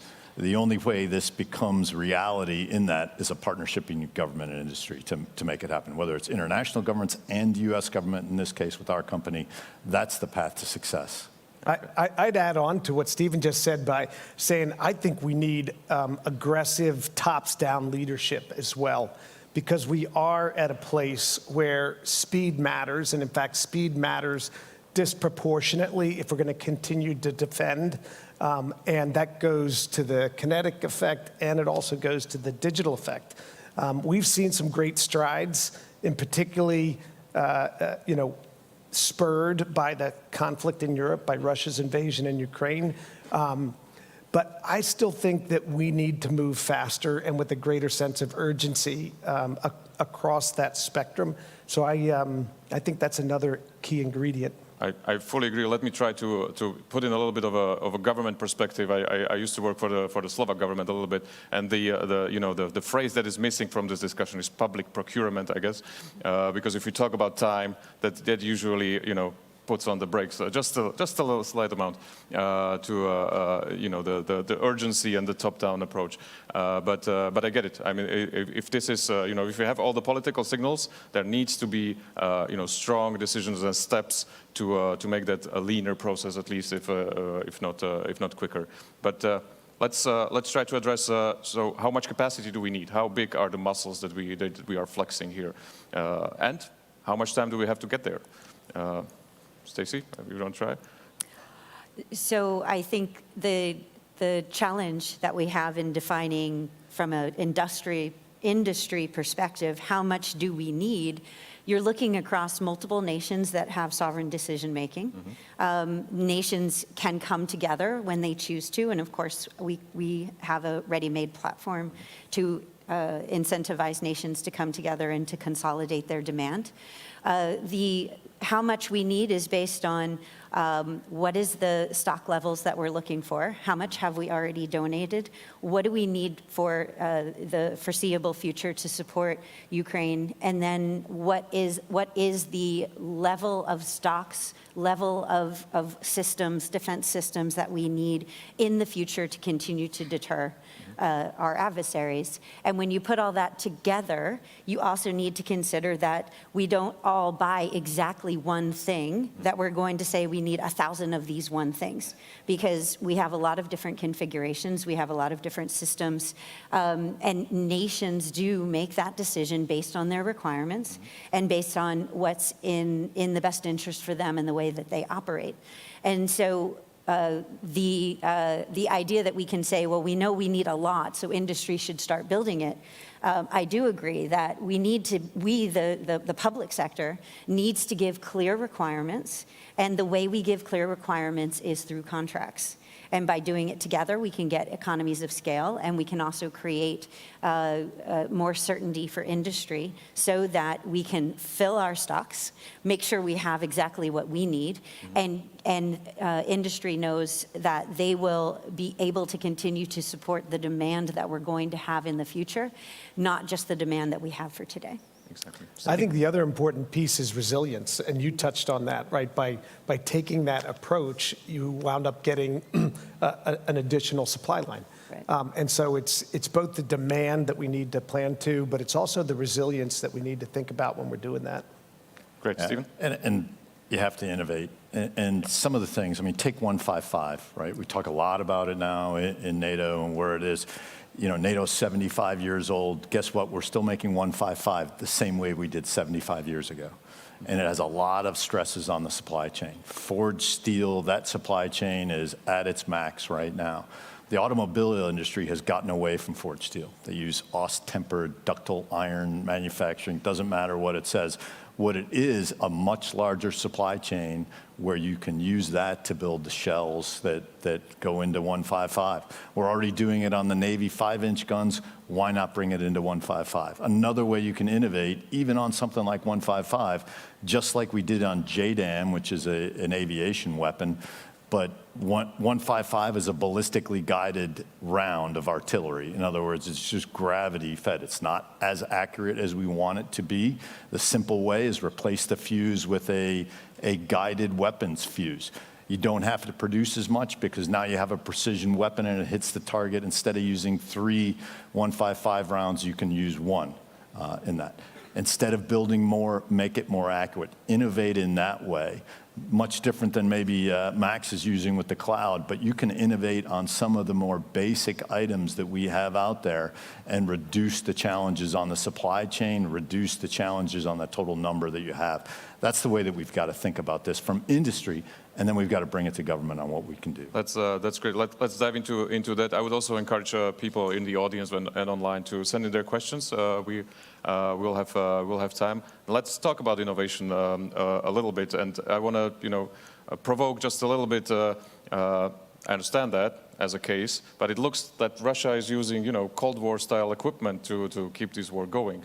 So is innovation helping us, or is it slowing us down in the quick increase of the capacity? Max, I mean, you've been called on the innovation. I'm sure you've got a great answer. Well, I hope it's a great answer. Thank you. I mean, I just have to say +1 to what Stephen said, right? Our adversaries don't stand still. And that gives us the imperative to innovate. And I think that's one of the places where we actually have an advantage if we harness it right. We have a tremendous set of technical skills. We have a tremendous set of technical capability. We have really innovative startups across all of the NATO member countries, across a very big ecosystem. And I think it's our ability to leverage that and put it to effect that matters.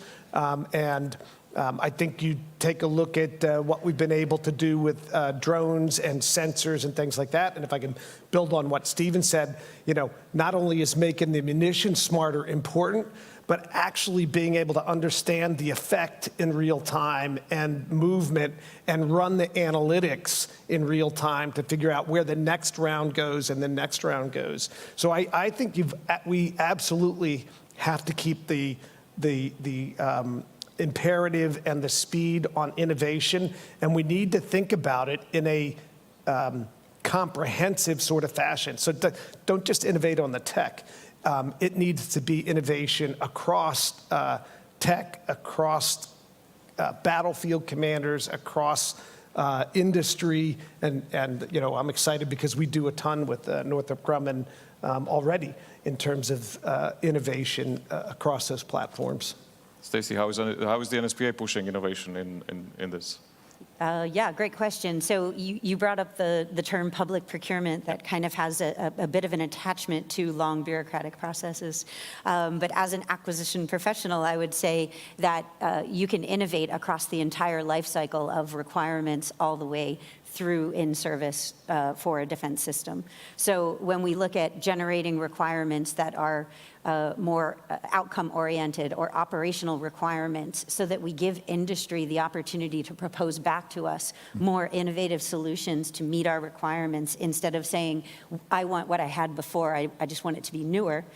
We can actually create defense systems that are that are iterative in nature. So we can meet the requirements of today, but be prepared by designing in an iterative process like open system architecture, by bringing in small innovative companies to be able to do parts of the defense system, especially in the software enablement side. But we can also innovate in the procurement process, digital acquisition, digital engineering, which allows us to better understand the intellectual property and tech data that we're acquiring, and again, deliver capabilities that are meant to be upgradable, so that as the threat environment changes, you're continuously assessing whether or not your defense system is meeting your needs, and you're able to upgrade it annually, every 6 months, even down to when we're talking about software, every 2 weeks, where you actually design that in from the very beginning.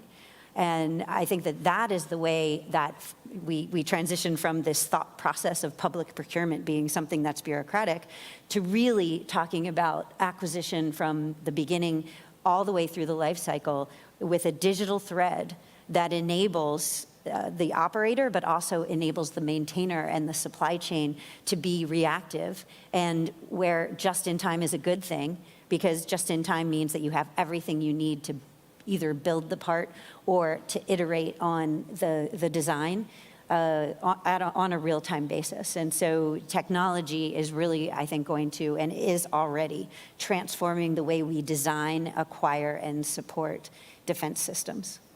Great, thanks. Before I turn to the question from the audience, and we're getting some good ones, let me use your presence, Max, here from, I mean, the A in the AWS stands for Amazon, so, you know, I'm going to broaden it up a little bit. Yesterday we heard from Secure that some of the gaps that we have actually in the NATO force are in the enablement and the logistics, department. So how can we put more companies into the defense industry to help us deal with that? Amazon might have some experience there. We do have a little bit of logistics experience, that's true, and we have internally, we call it a one-team approach, where we take a look at customer requirements and we try and bring all of the capability that Amazon and not just AWS has to bear. We do a lot of work with the transformation organization and General Lavigne's organization, including where we have brought logistics skills to the forefront to do pilots on logistics, including where we bring another Amazon company. It doesn't start with an A, starts with a K, Kuiper, which is a geostationary, or a low Earth orbit satellite system. It'll be comprised of some 3,200 satellites to bring communications to bear. So, I think you're spot on. I think many industry partners have strengths that are important to defense and security, and we ought to figure out how to help across the spectrum on that. Mm-hmm. Just for my interest, as AWS was created, did you think that it would be a defense industry company? I guess what we didn't say is that prior to running the sovereign cloud business at Amazon, I ran our worldwide public sector business for 12 years. Okay. So I started when there were only 4 people in the AWS government business. So yes, okay. I believed that there was a place for cloud computing and tech in government and in defense pretty much from day one. And even when you look at the recent experience in Ukraine, Amazon, the logistics company, set up supply capabilities inside of our distribution centers to get aid and other things into Ukraine, at the same time that the tech part, AWS, was helping to get the Ukrainians' core systems and core data backed up and out of the country and into the cloud. So, it's not a new thing. Perhaps we don't talk about it enough. Okay, thank you very much. Let's get into the questions. We've got one from Stuart Atha. I hope I pronounced it correctly. And we've been talking about this, but how do we encourage nations to accept a common approach to certification and qualification? If they did interoperability through standardization, would improve. if they did, interoperability, standardization would improve. How do we encourage them? How do we tell nations? How do you tell nations, Stacey? This is this is what the NSPA does. Join. It is what we do, and we have 38 support partnerships. So those are partnerships where 2 or more allies, and in some cases up to 29 allies have gotten together to say, we're going to buy things together. And I think the best way we can encourage allies to do that, to bring together their requirements, is by being able to deliver on the requirements that they've given us, getting them the best possible price, and also just making it as easy as possible to come and work with us. So we're a customer-funded agency, and so nations have to choose to come to NSPA. And although, of course, I'm the GM of NSPA, and I'm going to say that it's a great place to come and bring requirements together, I would encourage nations to work together even if it's not through the NSPA platform. I think there's a great benefit in looking at it regionally, but also looking at it from an operational perspective. If you're going to operate together, then you're going to want to operate common systems, because interoperability means that you can talk to each other, that you can work together. Interchangeability or commonality means that if you're in a tank or a truck and it's disabled, you can get out and hop into the tank or the truck of your partner without going to training before you can do that.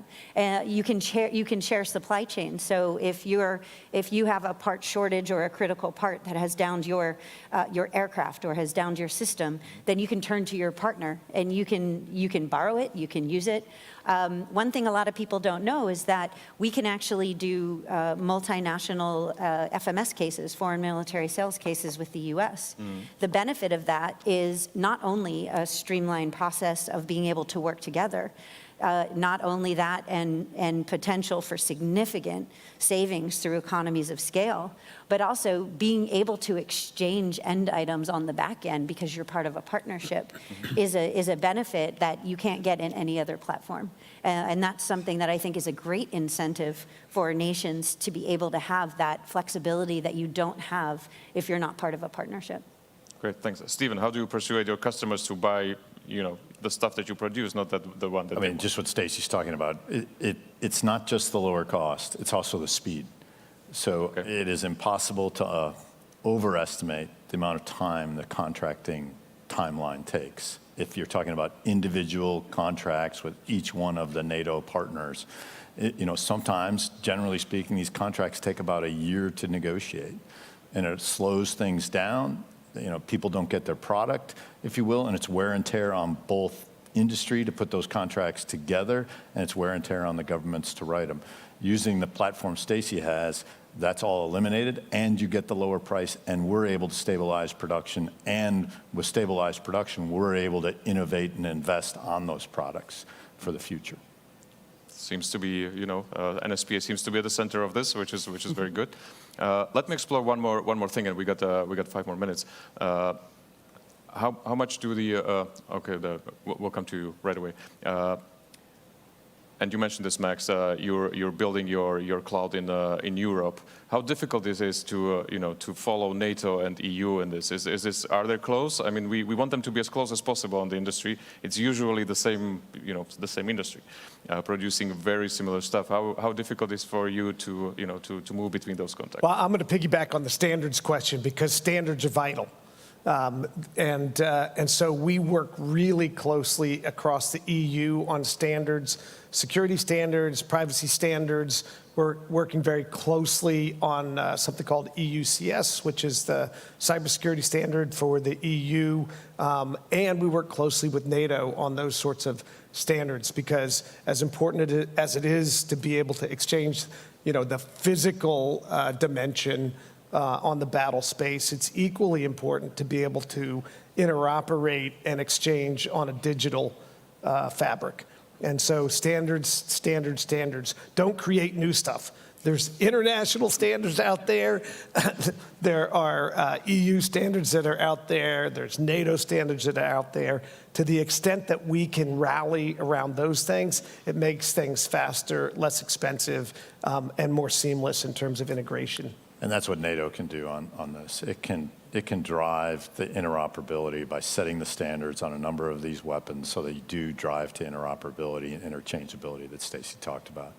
That, that has gotten looser over time with NATO, and now you have these different 155 rounds, the different howitzers and where you fire them, and some are not qualified, and others, we don't want to be in that situation in the future.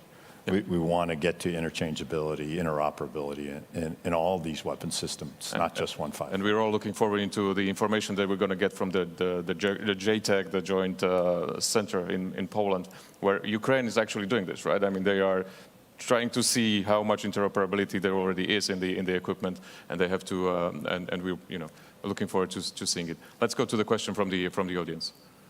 Thank you. My name is Peter Banyas. I'm an engineering student at Duke.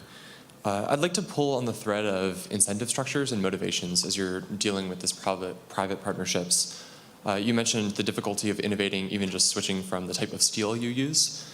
And I wonder if the ultimate reason why there's difficulty with changing and updating maybe these simple solutions is because after a year of negotiating contracts, once that contract's finally signed, there's no more profit maximizing incentive for the contractors to actually change anything and do anything any more innovative after that point. So if that's true, and maybe it's not, are there ways that we could change the way that we write contracts or develop these partnerships so that there still is that either flexibility or direct incentive for contractors to build those new innovative solutions? I'll start. Go, please. I think that there are examples out there, great examples out there, of where a contracting officer can be as flexible as they need to be in order to get the capability or the outcome that they're looking for. That being said, we are public sector. We need to be transparent. We need to be fair. But we do have a lot of tools at our disposal. So we have tools to be able to go out and run competitions for prototypes, where those prototypes can then be seamlessly moved into a production contract. So that gives industry the opportunity to compete for those prototypes, but then demonstrate that they're able to deliver, and then use that demonstration as a streamlined way to get into production, which again goes back to those incentives of making sure that industry is bringing the best, most capable, most innovative solutions. There are other things that we can do from a contracting perspective around cost sharing, cost overruns, but also cost sharing, cost underruns, where both the government and industry benefit when they reduce costs. And we can build that structure into contracts. In order to do that, of course, you need to have the right acquisition strategy from the beginning, and then you need to have the right contracting strategy. And then when you have that right contracting strategy, you can execute really innovative ways to, it goes back to that word partnership. After you get through the competitive process, then it becomes a partnership, and you can work together to create those incentives for innovation. And I didn't leave you much time, but... No, I think what industry also can do is bring some disruptive technologies even to itself. So, just things that we haven't talked about, but we talk about integrated air and missile defense and where we are. I mean, PAC-3 standard missiles are fantastic, but the cost exchange ratio with some of these very inexpensive drones is just not sustainable. And we're going to run out of missiles, and I think we all get that. So we have to come up with innovative ways to try to solve the problems, working with the U.S. government in this case, or all the governments, in a way that we can do this in a much more efficient manner. Thank you very much. I would add one last thing. When I'm in the early stage of working with customers, I always suggest that they think about an acquisition strategy that includes tech refresh or engineering change proposals. And in fact, a mandatory requirement for the awardees to come back with periodic tech refresh and engineering change proposals. And if the mechanism is in the acquisition vehicle from the start, then you've got a way to actually go ahead and propose new and evolving capabilities, and it could be in scope. Thank you, Max. Thank you for the question. And in the spirit of time, let me just thank the panelists for their very good insights, and thank you very much for the discussion. Thank you.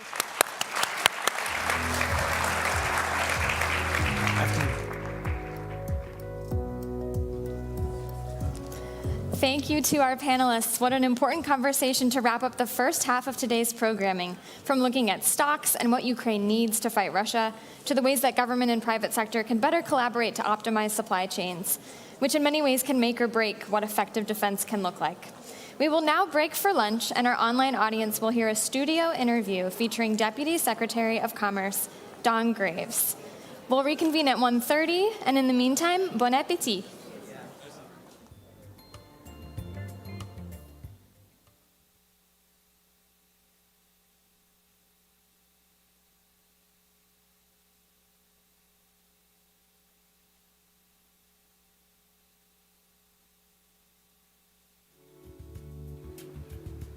Hello, and welcome to today's conversation on building whole-of-society resilience here at the NATO Public Forum.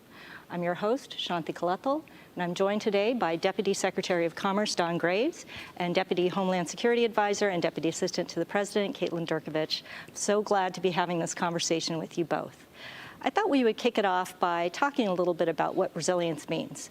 I think that's a word that we've heard quite a bit over the last few days.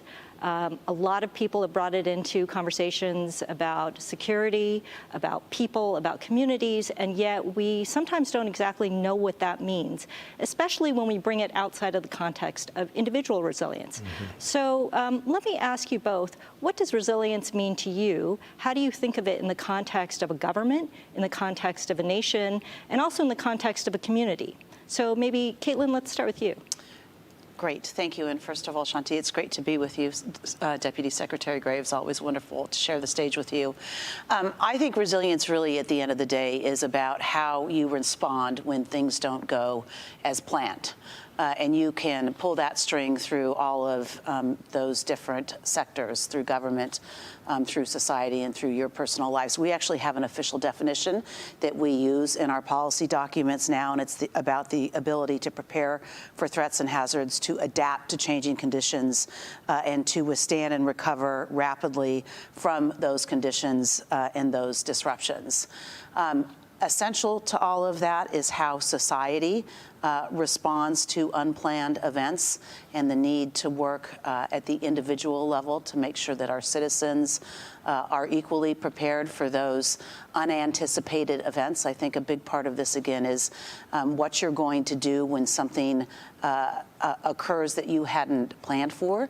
And so we are working across the federal community to make sure that our citizens think about what they need to do to help in the overall effort to be resilient, what you can do as individuals to make sure at home you have the necessary supplies on hand if you have to be on your own without assistance for a while, but also how you as an individual can contribute to that in terms of what you might bring to a fight.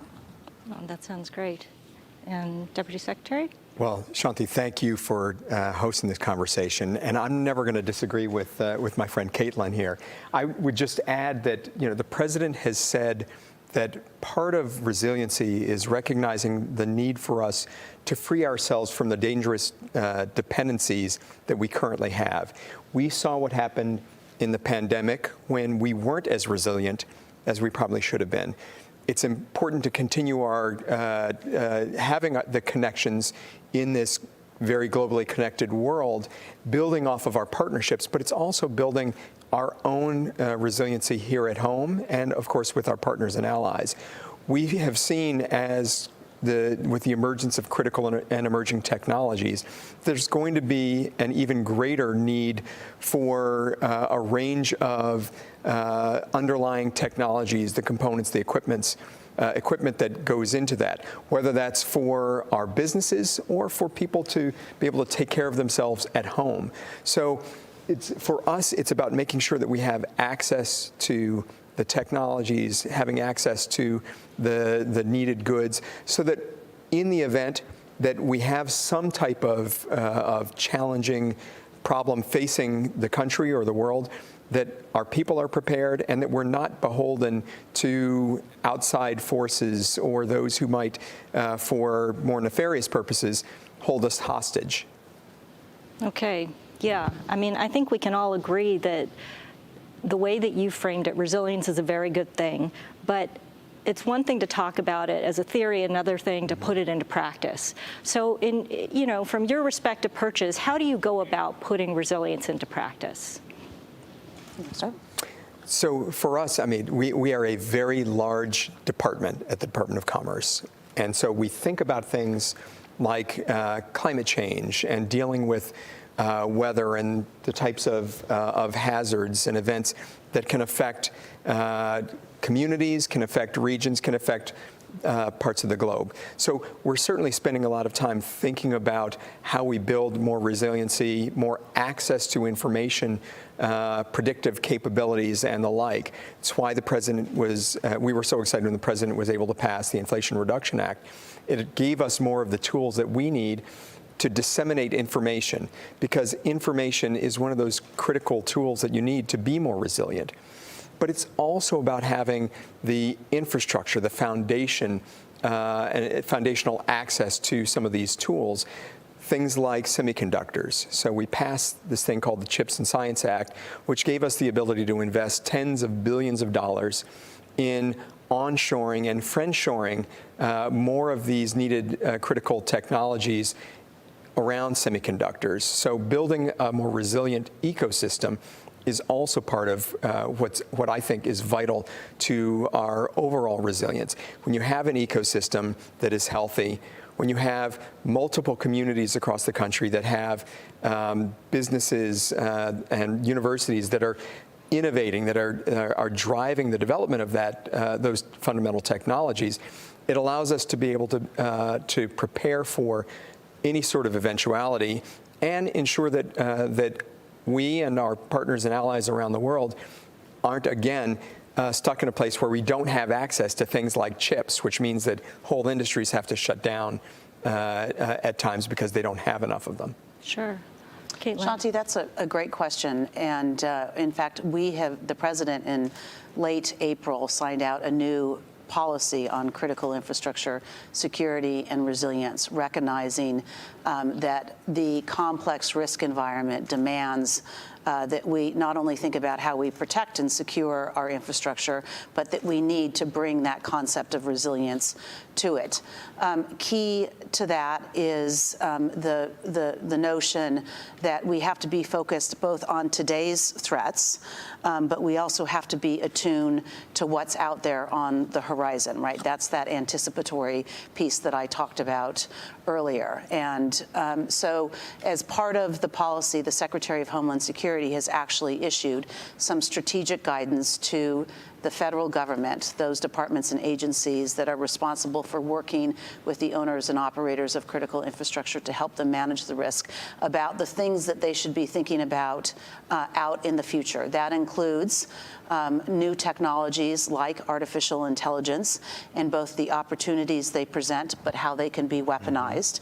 It includes thinking about the threat from the People's Republic of China and other nation states, and how we work to address both the cyber threat vectors that they use, but other hybrid threats. It includes thinking about the risk of the climate crisis and what that means for our communities. And then again, our increasing dependence on space and space-based assets and how we factor that in. And so each of the federal departments and agencies that work with industries are responsible for coming up now with a risk assessment of their sectors and then a plan for how we are going to strengthen the security and the resilience of those assets and systems and networks that make up that sector. So it's a whole of government, whole of society approach with a very aggressive timeline, because we, again, recognize that the risk environment that we are in is becoming more fraught and more complex, and it demands that we do a better job anticipating. I'm going to just say one more piece to this. What has really always been central to our critical infrastructure policy is information sharing. It is the cornerstone. It is providing those that are on the front lines with the information, the analytics, the intelligence that they need to make informed decisions about where to make investments. And that's one of the key pieces of this new policy, is the direction the president has given to the intelligence community to treat the private sector as a key customer and to understand what information they need, their intelligence requirements, again, so we can do a better job giving them tools to manage the risk. And, this new policy, National Security Memorandum 22, how are the departments and agencies implementing this? How is the Department of Commerce going about implementing this new policy? Well, the great thing for us is that the policy is very explicit, giving us a number of tasks as it relates to fulfilling the mission. Broadly, it's everything that Caitlin just talked about. It's tackling the latest challenges, potential challenges to our national security around the development of a range of technologies. So we at the Commerce Department think about the development of standards for things like, and guardrails and protections, things like AI. My view is that for us to take advantage of all the wonderful innovations that life-changing innovations that AI can bring to the world, we have to lead with two core principles, and that's safety and security. We have to think about the science as well. So the safety and security, we have to have standards that ensure that that our partners in the private sector know exactly how far they can and should go, and that we're also thinking about how quickly the science will develop. The challenge that we have is that there are a lot of actors out there coming from a range of vectors who are looking to use these new technologies to maybe do things to us that we can't even imagine as of yet. So for us, it's about working with our partners in the private sector, working with the universities, and developing these standards, these protocols. It's why we stood up the AI Safety Institute at the Department of Commerce to specifically look at the ways that we build guardrails and approaches that give companies the transparency, the clarity, the predictability that they need so that they can continue to innovate and come up with new approaches that will change our world for the better, but also protects us against all of the potential downsides that technology like AI could bring.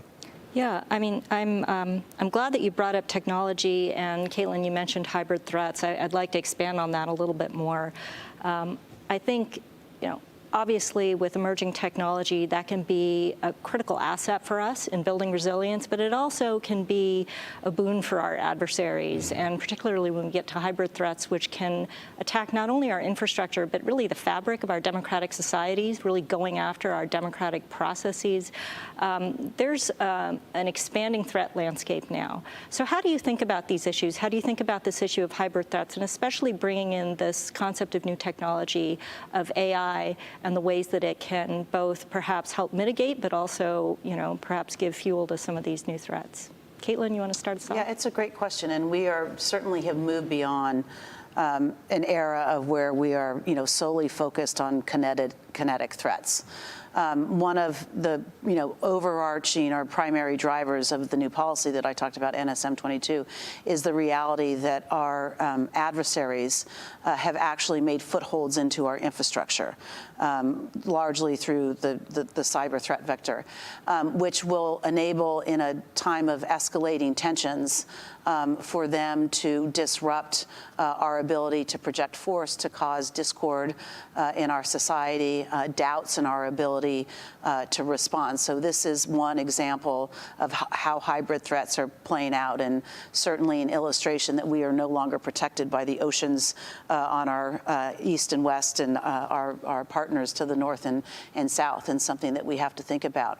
But increasingly as well, we are worried about how information is used as a weapon to do similar things. And one of the things that I have in my portfolio is actually disinformation and misinformation, something that we worked very closely on. And we have seen how disinformation can impact almost every mission that the federal government is responsible for, from disaster response to now we're in the 2024 election cycle, and increasingly worried not just about disinformation around voting, but also the use of generative AI, or what's known as deep fakes, where somebody can easily manipulate an image, a video, or create a video or audio of a candidate, for example, that is fake and convey either improper or wrong information, or convey something that may not be true about the time and place and nature of voting. And so these are an example of how hybrid threats are playing out in our environment, again, with the intent of disrupting or preying on vulnerable and maybe unwitting individuals to have a broader kind of strategic impact. Yeah, please go ahead. And I think the key to this is making sure that we're getting to the points of potential critical failure in our overall system. Our biggest companies and our government agencies spend a lot of time, a lot of resources focusing on the biggest challenges to our critical infrastructure, to their systems. The problem that we have as a society, and I think this is across not just the United States, but all across the globe, is that the vulnerabilities exist within our supply chains. They exist within our key nodes across local communities, our small and mid-sized businesses, individuals who don't have the wherewithal, don't have the resources, don't have the full understanding of the nature of the challenge that we're facing. It's why we have our Cybersecurity Center of Excellence, as well as our Institute for Cybersecurity Education, which is meant as a counterpart to everything that the Department of Homeland Security is doing, that CISA is doing, making sure that the private sector and our partners all across the country, as well as American citizens, have the tools that they need to deal with this burgeoning challenge that we face. So it's certainly cybersecurity, but to your point, it's also AI. So more education is needed on all of this so that people are more aware of the threats that are coming at them that they may not even be aware about. Yeah, I think that, one of the points you made, Caitlin, about the threats and deepfakes and new types of information that may be manipulated, one thing to keep in mind is sometimes people may lose faith altogether and stop believing in things because they're hearing so much about these threats that it actually destroys trust in institutions even further. And that's, I think, something that I'm really glad to hear that the government's thinking about. I think we've been talking a lot about resilience from a U.S. context, but these threats that we're talking about, building resilience, it's not something that stops at the borders, right? I mean, it's something with which we should be working with our partners and allies. So talk a little bit about how resilience can be shared, how it can be built collectively. What have we been doing to work with our partners and allies and those overseas to build our shared resilience? Caitlin, I know you've gone through some work on this front recently. If you want to talk a little bit about that. Yeah, let me just go back quickly to the building resilience piece, especially to disinformation. I think that government is not the only answer to this, by the way. This really is a whole of society effort, and that our education system, that our civil society needs, and our partners in all of this, frankly. And for the very reason that you said, there are parts of the public that do not trust in large institutions and governments, and so we have to use every available mean to help our citizenry better understand how this threat is evolving and how we build resilience. And I always say, when I was taught at some point in my life to when you walk into a supermarket and you see a tabloid magazine and some false headline about a famous person having 8 alien children, well, someone along the way taught you that that was not true and to question that. And that's the same approach that we have to take when we build resilience to disinformation, but it's not only a government mission or effort. Related to how we are doing this with our partners, I think this is where there is a really good news story, and that we have many our allies and partners that are have been thinking about resilience for some time, and they may be challenged by different threats and hazards. And many, I think, the Russian invasion of Ukraine has also both helped inspire how resilience can be used to counter a threat, but why we need to continue to be focused on building it. I happen to serve as the U.S. Senior Resilience Officer at NATO, and every one of the member countries has a Senior National Resilience Officer. There is a committee that is focused on both the need to drive resilience at home, and so there's some baseline principles that are largely around how we strengthen our infrastructure to enable our society to be more resilient, our economy to be more resilient, but a recognition that a strong national resilience will also mean a stronger alliance. Should we ever have to invoke Article 5 and mobilize forces, that the ability to withstand how adversaries may try and disrupt that force projection and our societal resilience. If we're stronger at home, we're stronger as an alliance. We, in May, actually brought all of those senior national resilience officers here to Washington, and we did a series of exercises that were focused on some of the hybrid threats that we were talking about, cyber attacks coupled with disinformation and how we would respond, and had conversations about both the strengths that we have to address and mitigate those threats, but where we had gaps nationally, but also collectively where we could work together. A big piece of this is the communication piece, right? In thinking about upfront. And I'll give you an example. One of the things that we work on collectively together is the threat of what we call space weather, but that's the sun emanating solar flares, and we're in a kind of period of enhanced solar activity where we've actually seen a lot of space weather. We know more and more about how a strong storm could impact the functioning of our infrastructure. And it's changed over time because we have become such a digitized and electrified society. Well, instead of waiting for the big storm to happen and then trying to figure out who's going to be the expert and what our messages are going to be and how we communicate to the public about what a solar event or a space weather event is and isn't, we're trying to do all of that work on drafting the messaging and identifying who our experts are going to be now. So we're in the thick of a response. We're not trying to pull all of this together. And I think more and more how we communicate and message to our citizenry is really important, and we have to put a lot of time and effort into thinking about it, given the very kind of fractured information environment that we live in. What were some of the findings that came out about information sharing and communication among allies and partners from that exercise? I mean, you both have mentioned that that's really of preeminent importance. Were there any interesting insights that came out from that? I think, one of the takeaways, and this often happens in, I shouldn't say often, but in most exercises, everyone agrees that we have to do a better job sharing information. And I think this is where NATO has a strong history of doing that on the defensive front, and we need to think about how we build that same kind of institutional capacity on the resilience front. One of the things, though, that we remain concerned about is, and whether it is a weather event, a solar event, or our adversaries disrupting it, is what happens when you don't have reliable communications.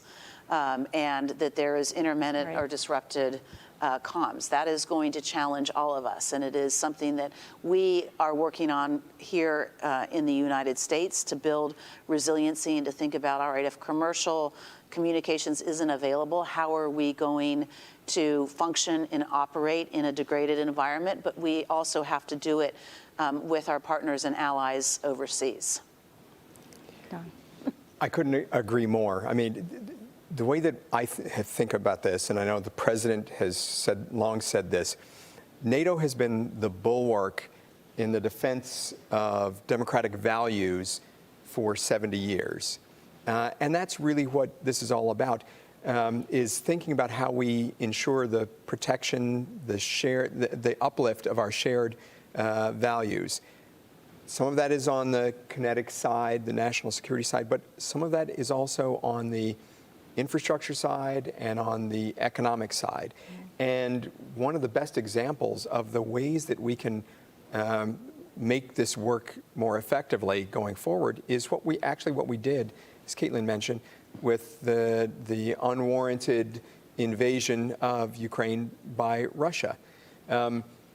We were able in very short order. I remember having the video calls with my counterparts in the EU and across the globe, where we were able to pull together in a matter, it felt like just a number of weeks, a coalition of partners that took unprecedented action, imposing export controls and sanctions on Russia to prevent Putin's war machine from doing even more damage than it's already done. He is paying a very heavy price, continuing to lack the access to the most advanced technologies. And so it's that type of concerted, coordinated action that partners and allies do together that I think can be most effective in the type of environment that we're in today. So I think that going forward, the more that we can share what we're seeing, we can coordinate on the development of standards and approaches so that we can protect the type of world economic order and that is, I think, of value to all of the NATO partners, to all of our allies and partners. It allows us to have the type of security and resilience that will protect all of our people, whether it's from kinetic harm or from the type of hybrid types of attacks that we're seeing much more of in recent years. And I know we're running out of time, but I did want to ask one last question, which I think gets back to the title of this session about building whole-of-society resilience. So how do you envision that the private sector can work with the U.S. government, with other governments to help build that whole-of-society resilience? And also, how do you bring society into this? How do you bring civil society and publics into this question so that you do get to this whole-of-society piece? So it's exactly what we've been doing. And I think this applies to the work that we do with our partners and allies, but I'll focus here at home. When we're implementing the bipartisan infrastructure law, for instance, we have a Internet for All program that is building resilience so that, going back to the pandemic, you're not in a place where your kids can't get access to the education that they need because you don't have high-speed internet, or your parents who may be elderly and need to get access to telehealth don't have the ability to reach their doctor. That's a sort of investment in infrastructure that is going to be absolutely vital for our long-term resilience. But we can't do that ourselves. This is one where we are investing in and with the private sector. We're utilizing civil society to help us develop the approaches to build coalitions so that we're getting this just right. It has to be a whole-of-society approach because when any of these various actors try to go it alone, invariably you're going to miss something. So for us, we have to make sure that we're communicating, that we're sharing, that we're getting feedback, we're taking that feedback in, and then we're acting accordingly. And I think that's the approach that's going to be very successful in building our resilience for the long term. Thank you. This is where I think we have a good news story in this country, and that the private sector has been part of this critical infrastructure partnership since the very beginning of our policy, our national policy around critical infrastructure protection, which was first promulgated when Bill Clinton was president in 1998. And they are essential to how we think about the security and resilience of our infrastructure, because at the end of the day, they own and operate most of it, and they manage the risk. And so that partnership, that voluntary partnership, has been, again, instrumental to how we have, over the course of the last 25 years, helped develop a strong and robust and reliable infrastructure ecosystem that has powered the economy in the world that we know today. I think increasingly we recognize that the voluntary aspect of it may have outlived its usefulness, and that we do need to do more to drive standards and regulation, especially in those sectors where there isn't it. So we make sure that there is a minimum baseline of security and resilience practices that industry is following. We are bringing a lot of the lessons learned of our critical infrastructure partnership to NATO and having conversations about how we actually bring industry to the table, much like NATO has on the defense side, how we think about it in the resilience context, and bringing, again, those key captains of industry to the conversation. I will say that is part of the exercise that we did in May, and I think this is one of the most important things that we can do, is that we have to be clear-eyed with the public, with our citizenry, about what is out there on the horizon, and that is part of what will help build resilience. And that's not just government at the federal level, but at the state and local level. That's our civil society leaders and faith-based organizations.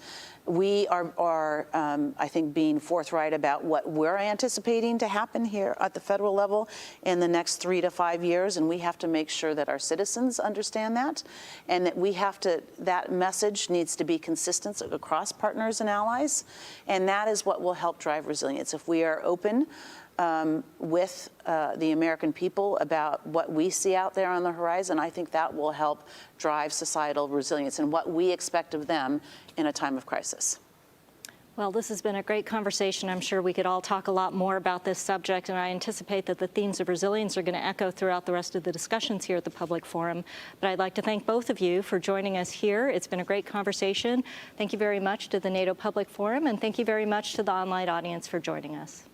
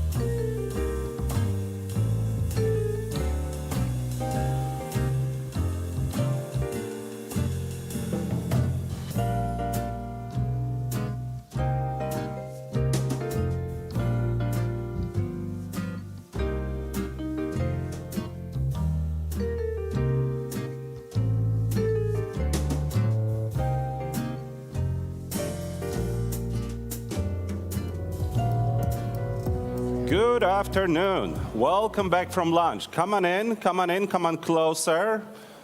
Have a coffee with you if you can. This is going to be exciting. Second part of the day, we are starting with a conversation between Andrea Kendall-Taylor from CNAS with Deputy Secretary General of NATO, Mircea Joana, a longtime friend of many of the organizers and co-organizers of the forum. So come on in, close the doors, join us, and yeah, get ready for the second part of the day. Andrea, the floor is yours.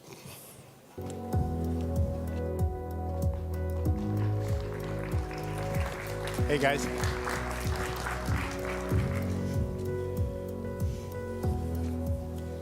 All right. Well, it's wonderful to see everyone. And Deputy Secretary General, it's really wonderful to see you again. I've been looking forward to this conversation for some time. I wanted to start maybe with a more reflective question. You stepped into your role as the Deputy Secretary General in 2019. What have you seen change within NATO over that time period? Thank you, Andrew. Good to see you. She briefed us in NATO, and we are still recovering from her briefing. Good to be back at the Public Forum. Listen, I've been privileged to serve this alliance for the last 5 years, together with our Secretary General. And I think this relatively short period of history is indicative of the world that we are living and will be living through. So consider this. I just arrived, we have a pandemic. And this has put to test the way in which we work. And we work with lots of classified things, so teleworking is not always the easiest solution for us. And then we had the withdrawal from Afghanistan, which was a very complicated issue. And then, to be honest, we also had a number of cyber incidents, and the Secretary General asked me to look into cyber resilience of the organization. And then we entered the era of hyper-acceleration of technology.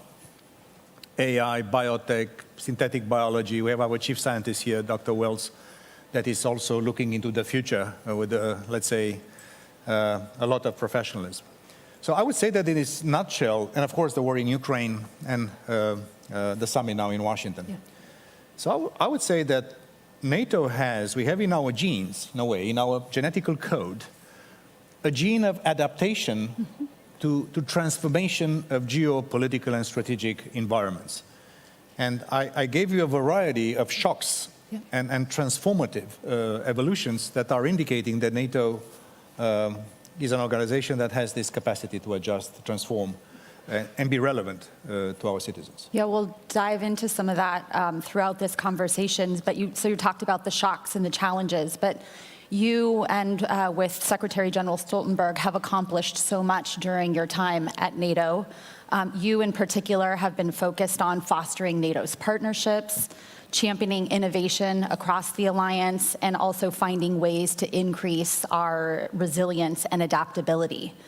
So a lot has been done in each of those ways, but what would you say is some of the unfinished business? Where do you think on some of those issues that you've been so instrumental in pushing forward, where do you think the alliance needs to go? You know, we've made a lot of progress. I think where we all have to do much better is, one, to harness the talent of our innovation ecosystem all across the alliance and our partnerships. We just came from a second session of our summit with our Indo-Pacific partners, with the EU. They're, in a way, organically linked to us in terms of democracy, the way in which you see the world, and their economic models. So the first thing we should do, and that's what I'm doing as chair of innovation in NATO, is making sure that not only the big universities and the big tech companies and the big countries in NATO that are so advanced, and that's good, are contributing to this innovation ecosystem, which is the big differentiator, if you want, in global affairs historically. But also Albania, Estonia, Romania, my country, everyone has talent. Everyone has a smart, young woman or man here that could really want to start from a smaller country, a business, a startup. And if there's something I'm very proud of, together with my colleagues, that we are able to have in the last few years Diana, which is the Defense Innovation Accelerator for North Atlantic, test centers, accelerators, and if you have bright ideas, come to us and test your ideas for free for you to basically mature. And I hope from this hall, or the ones watching us, will have the future unicorns. Mm-hmm. Also, we were the first ones in the world to create a NATO Innovation Fund, which is the first multinational sovereign venture capital fund in the world. Sounds counterintuitive and even explosive in what I say. Yes, we managed to do it, to convince allies to put some money, and that's the way in which we try to adjust. If there is one challenge to all of us, is that the fact that we should adapt better to the speed of transformation. We are still too slow in procurements. We are still sometimes sluggish in terms of diffusion of technology. We should be much more early adapters, and I think NATO is moving in that direction. But if I would say something, especially governments, institutions like us, we have a relative slowness which is inside. To give you an example of the way in which we are adapting, we have an AI strategy back in 2021. Every piece of technology policy in NATO has an ethical use part to that.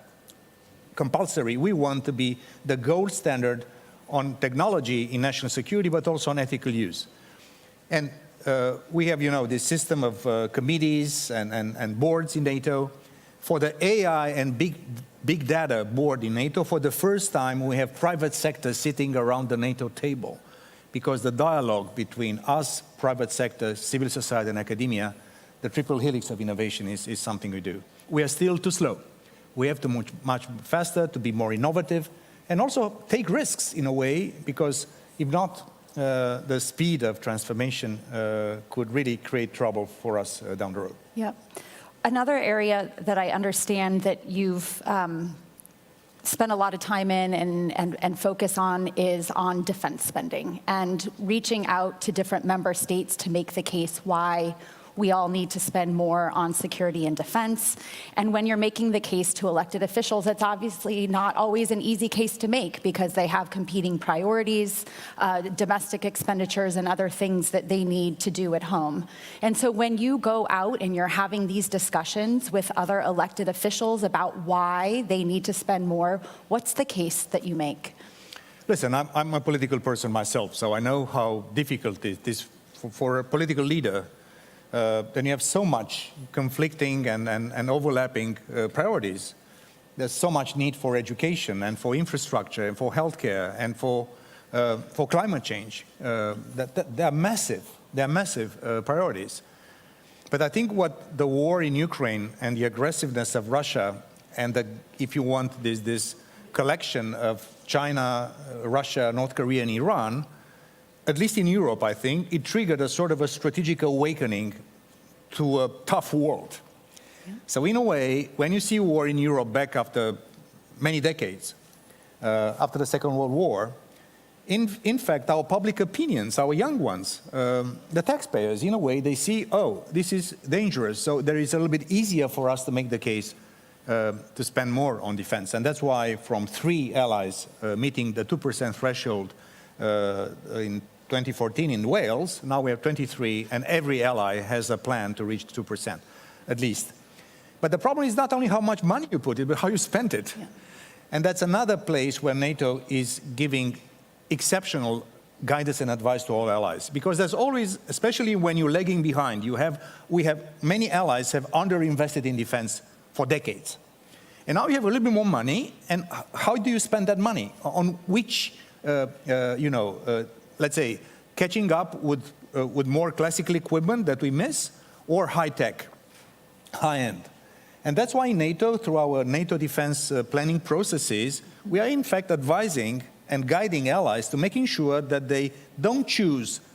It's a false dilemma, let's say, more traditional, conventional, or high-tech. It should be both together. And in a way, you're also saving taxpayers' money. That's why I'm so happy to see also here in Washington at the Chamber of Commerce so many signings of contracts among many allies, purchasing together, best return on investment, more agility. So this is something that I believe we are moving in the right direction. Let me also give you an example, especially for the young ones here in this room. So back in the 60s and the 70s, 90% of all technology used and innovation used for national security and defense was produced by governments. Department of Energy labs, NASA, DARPA, all these kind of things. Today, 90%, the same 90% of everything we use in national defense and security is produced by the private sector. So that's why we need to work in sync and organically consult. And if this pendulum that was basically going far, probably too much towards the government some decades ago, now it's going, as it should be, to the private sector, we have to find a right balance and a sense of collaboration and understanding that between economy and security there is an interdependence which is felt not only in defense, but everything we do has an economic and security aspect. So security economy. And something that we are very much working on together with many allies, and that's why we welcome the arrival of Finland and Sweden into our alliance, not only because they are, high-end, sophisticated, strong democracies, strong technological nations, because we are probably one of the best in the world in terms of societal resilience. They know how to absorb shocks. And if there is disruption in your society or economy for whatever reason, the idea now is not only to go back to the status quo ante, so just to restore the functions of government, but to use a crisis to move to the next level. So that's why societal resilience is something that we work very much, and that's why more on the resilience on a defense side and resilience on the civilian side is something that we do. Well, you raised such an important issue on this resilience because, as we talked about when I was in Brussels, there is a significant uptick in Russian efforts to undermine the alliance using these hybrid threats, and everything from the GPS jamming to the news today about an alleged assassination plot against a German defense manufacturer, blowing up the weapons depots, et cetera, et cetera. There has been a substantive uptick in what Russia is trying to do.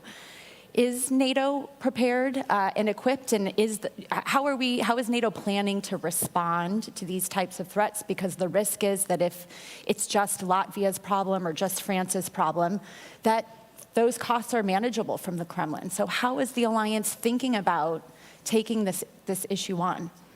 Our defense ministers, just a few weeks before the summit, we adopted that ministerial a beginning of a more concerted response from NATO to a concerted policy of aggressiveness by Russia against our interests across the board.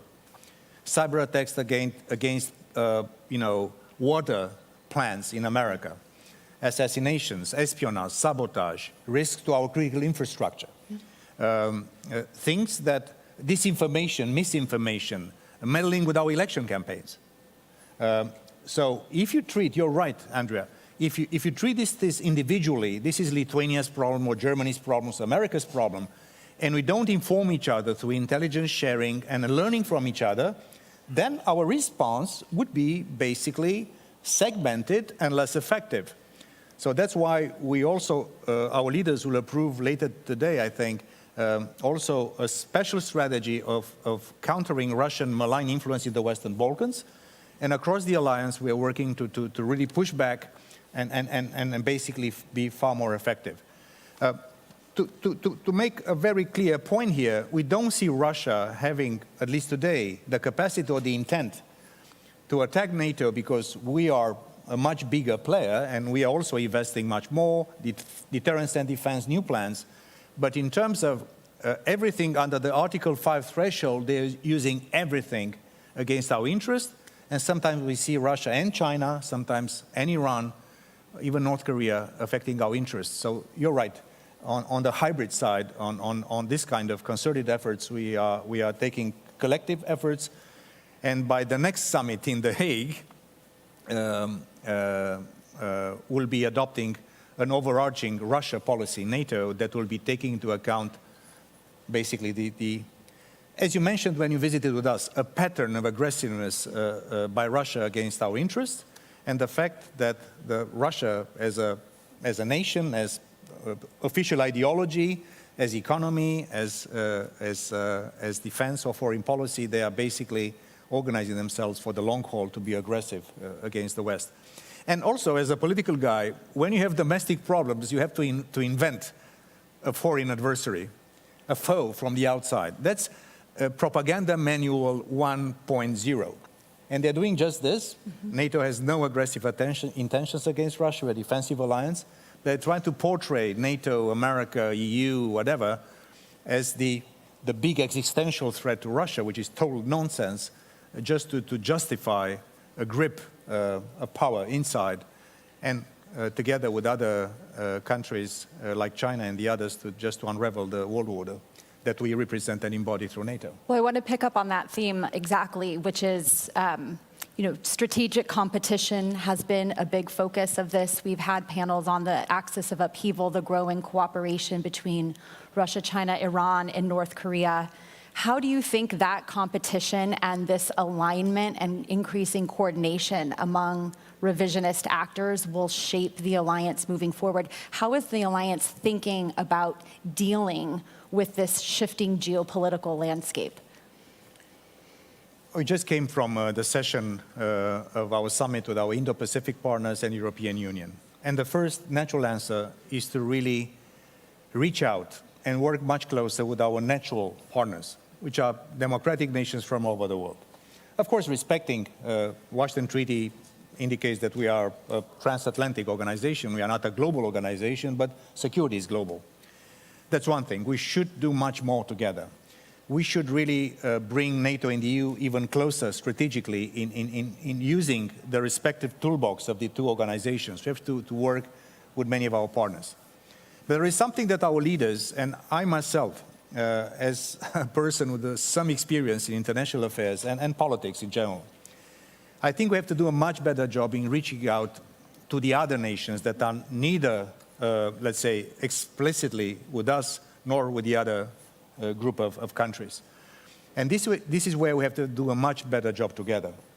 That's why I was so happy with Secretary Blinken yesterday to host our partners from Mongolia, from Indo-Pacific, from Armenia, from the Republic of Moldova, which is under immense Russian hybrid pressure, from Bosnia, from Colombia, from all over the place. So I think not only NATO, but NATO and the EU and our nations, we should do a much better job in reaching out to these countries. To be honest, sometimes to be a little more humble when talking to them. And there are players in the world that in the end will be also determining in you the balance of power and the shape of world order. Number one condition, let's make sure that we stay united in NATO. Let's make sure we reach out to our natural partners as democracies around the world, and let's together offer a better deal to the others. Better deal, also economically, not only in strategic terms. The India, Middle East, Europe economic corridor, which was launched at the G20 New Delhi summit. That's a big thing, which was in a way says not only the Belt and Road, there are other ways to connect India to the Middle East and to Europe. So I think there is a lot of work we need to do inside NATO with our partners, but also to do a much better job and offer these nations that will be basically the ones that will be, in a way, creating, a new reality in world affairs, a deal and the respect that they deserve, because I think they also want, in fact, the same thing like we do. They do not want a world which is the rule of the jungle is dominating that thing. They want predictability. They want to grow. They want business. They want maritime, freedom of navigation. They want rules for cyber, for AI, for biotech. We all want the same. But if we don't offer them a genuine, fresh, respectful, and also money-supported deal, they might be tempted to go elsewhere, and this will be really an issue that we should avoid by all means. We have a teeny bit of time left, and I thought I would take then the opportunity to ask, this is a historic summit, the 75th. What are you most proud of coming out of this summit? Listen, perhaps I'm subjective all my life, my young life as a young ambassador of Romania. I tried to bring my country into NATO. And here I am after a number of years at the top of this great alliance of ours. So on a personal level, this is a matter of immense pride. On a more political and strategic nature, I would like to say that I'm so proud to see that 32 ally nations, 1 billion people, 53% of global GDP, adjusting to this difficult period of transition. The world is in flux. And if I see how quickly we're adjusting to this new reality, how we can sometimes avoid natural differences amongst ally nations, because it's not easy to keep consensus in this alliance. And I think that NATO is today, against very difficult headwinds, more united, stronger, more relevant. And if I can use a word, because please wrap up, says Yeol, I would say, I can really say, like Madeleine Albright a few decades back, that NATO is today the indispensable alliance, not only for our peace and security, but also for global stability and predictability. NATO is as essential to our nations and to the world as 75 years ago, and nothing gives you more pride. And also for the young ones, this is your alliance too. This is not for Jens Stoltenberg or Mircea Joana or our leaders, you see them on the podium. This is your alliance. We are really the foundation of peace and everything you do with your lives. So if there's something I would like to have a legacy of pride and the generations to come, take the lead from us, move it forward, because this is a foundation of peace and security, democracy, and our way of life.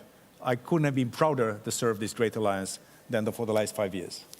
I always love a conversation that ends on a positive note, so that was perfect. Thank you so much. Thank you, everyone. Thank you. That was good. Come on. Thank you so much, Andrea. Thank you very much, Ambassador Joanna. You're such a great speaker. Fascinating conversation, wide-ranging. I see that some of you are escaping, but it actually is a good time to stay in your seats for a very special video that we have prepared. Well, actually, not exactly we, but that NATO has prepared for the heads of states and governments that was run earlier this week at the Mellon Auditorium, where the North Atlantic Treaty was signed 75 years ago. Before we go to the video, I want to remind you that the next session will be with our partner from one of the NATO partners, President of South Korea, that will require translation, unless your Korean is very good already. And those translation devices are in the back of the room. But for right now, tune in to the special video. Please take a look. The day of days for America and her allies. Celebrations throughout the country at the end of the greatest war in history.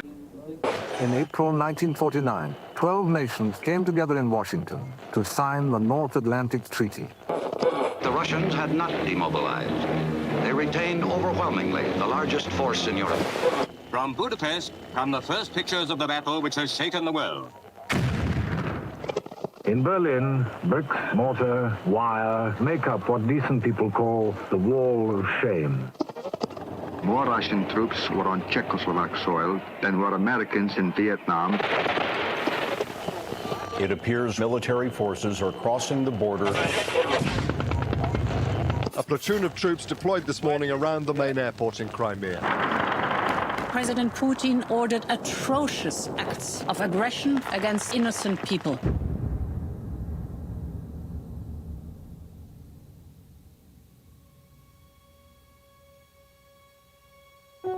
What does it really mean to be a good friend? To be there for somebody else. To know that they will be there for you. To have each other's backs. But we all know that true friendship is not that simple.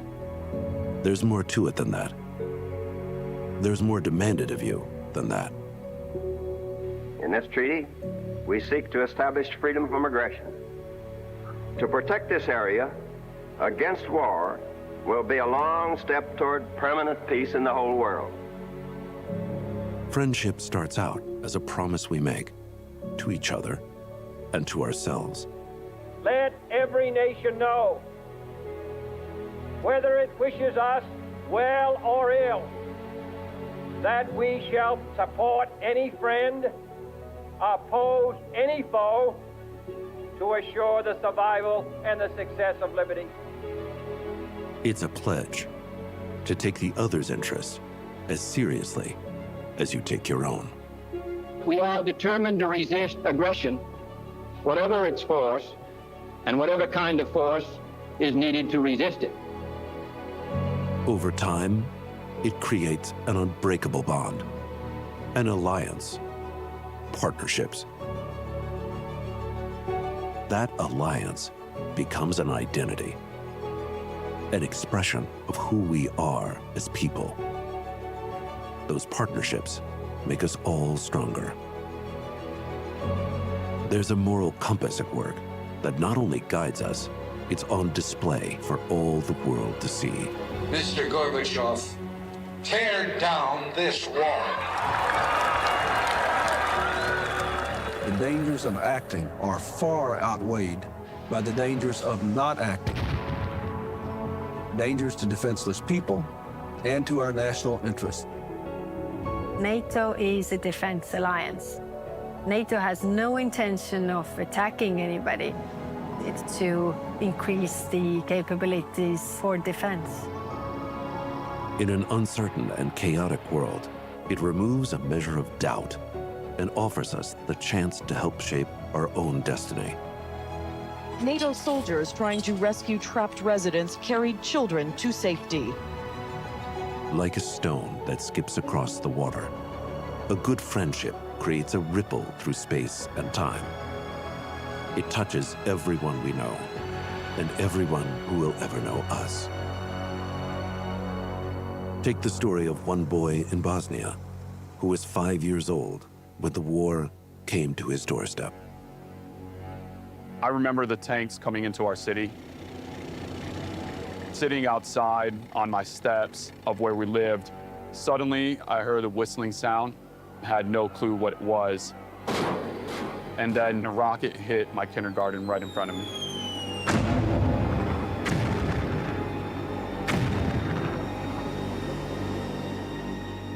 Byro Bazaiko also remembers the day the Allied forces helped liberate his city and returned his father from a concentration camp. I'll never forget the night that my dad finally came home. I remember waking up and not recognizing the man in front of me. I could see every bone in his body. Without the presence of NATO, I don't know if I would be here today, yet alone my entire family. The memories of his childhood would be a defining moment of his life. I felt like I always had a calling for service. I remember getting to go to Afghanistan and Iraq. And every time that I would see a child living in that danger, I couldn't help but see myself. There's a lot of bad people out there that are willing to do evil and unimaginable things, and the world needs good people to be able to step up and stop that. This alliance is not just about military action under the terms of a decades-old treaty. This is a constantly evolving dialogue about the dangers in the world today. The defense of freedom is not the work of a day or a year. It's the calling of our lifetime. When others do better, we do better as well. Friendship takes work. The job today is defending a better, safer future together. With unity and strength, NATO will continue to rise to any challenge, to preserve peace, prevent conflict, and protect our people. To be a good friend means that you want the same for your friends' kids as you want for your own. The chance at a better life. And when the darkest hour arrives, you know that you will not face it alone. In the wake of the 11th September attacks against the United States of America, it shall be regarded as an action covered by Article 5 of the Washington Treaty, which states that an armed attack against one or more of the allies shall be considered an attack against them all. NATO guarantees our security and prosperity. Together, we work to prevent conflict and preserve peace for 1 billion people. True friendship is more than a promise, more than just signatures on a piece of paper. It's a way of navigating life. And when you show yourself as worthy of true friendship, it draws others with that same sense of commitment to your side. We are together, we are strong, and only together we will be able to defend our NATO territory. And builds a community based on shared principles of collective security and prosperity. By training constantly together under pressure, then we can increase our capability and our war-fighting ability. What does it mean to be a good friend? That idea has created the most powerful alliance in human history. East German government has opened all its border crossings to the west. After 28 years, the Berlin Wall has come down. I don't have even the English words to explain how I feel. The signing of a treaty that finally brings peace to Bosnia. Thousands of freedom candles are burning across the center of Prague. We are a free country. For the first time, we are very proud to be here. And every day, we get a little stronger together. Each member of NATO knows that the strength of our people, the power of our unity, cannot be denied. NATO, safeguarding freedom since 1949, defending our future together.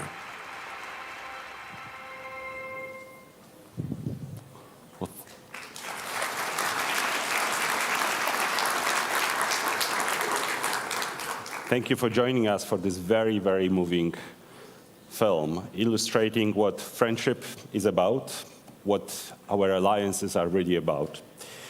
Our friends are closest, of course, within the alliance, within the North Atlantic Treaty, but NATO has also a strong network of friends, democratic friends, across the world. And one of those strong friends is, of course, South Korea. So it's my great pleasure to welcome Ken Weinstein, President Emeritus of the Hudson Institute, for a conversation with President of South Korea. Ken, the stage is yours.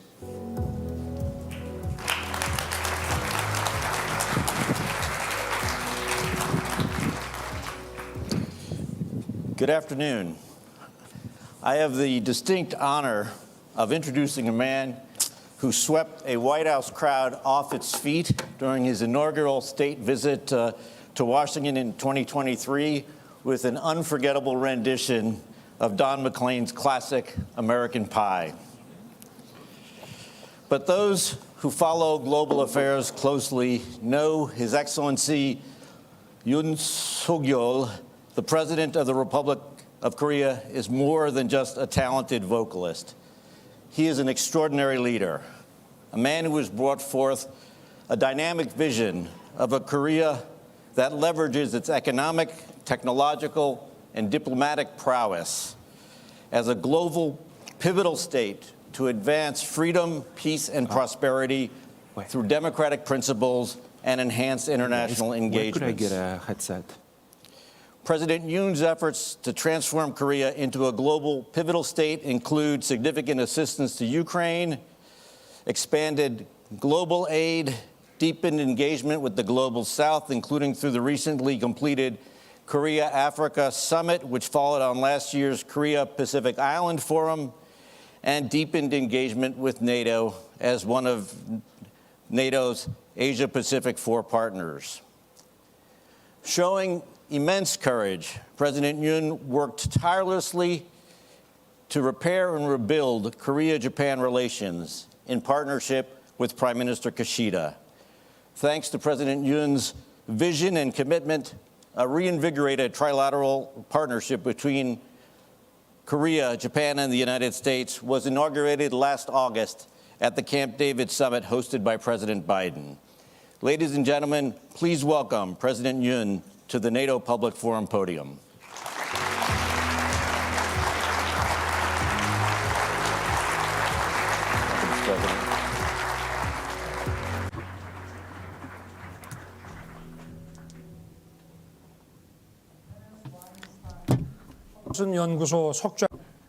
Dr.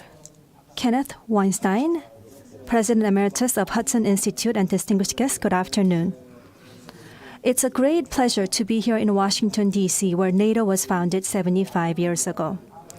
President Harry Truman, who launched the Marshall Plan and championed the creation of NATO, once said that the United States had an obligation to protect all free peoples and that NATO was a neighborly act to fulfill that obligation.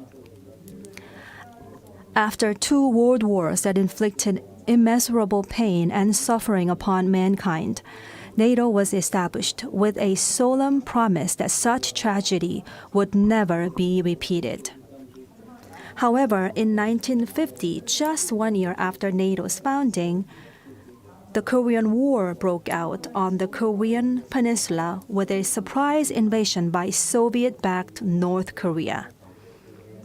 The communist totalitarian power had begun to show its expansionist ambitions extending beyond Europe to Asia. At the time, 10 of the 12 NATO member states stood together under the banner of the United Nations. With the blood that they shed fighting alongside us, the Republic of Korea was able to defend its freedom and prevent the communization of the Korean Peninsula. On behalf of the people of the Republic of Korea, I extend my deepest and heartfelt gratitude to the NATO family for their willingness to sacrifice for our freedom. In the aftermath of the Korean War, recognizing that the Cold War could easily turn into a hot war, NATO began to expand its membership and build an integrated response capability to meet the evolving challenges and threats of changing times.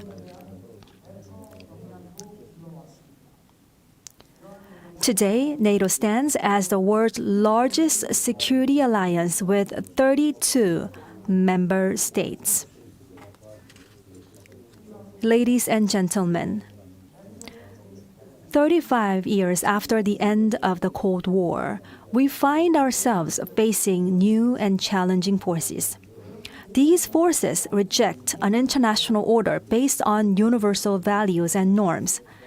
They incite their own people to harbor hostility towards the external world, disguising this as patriotic nationalism.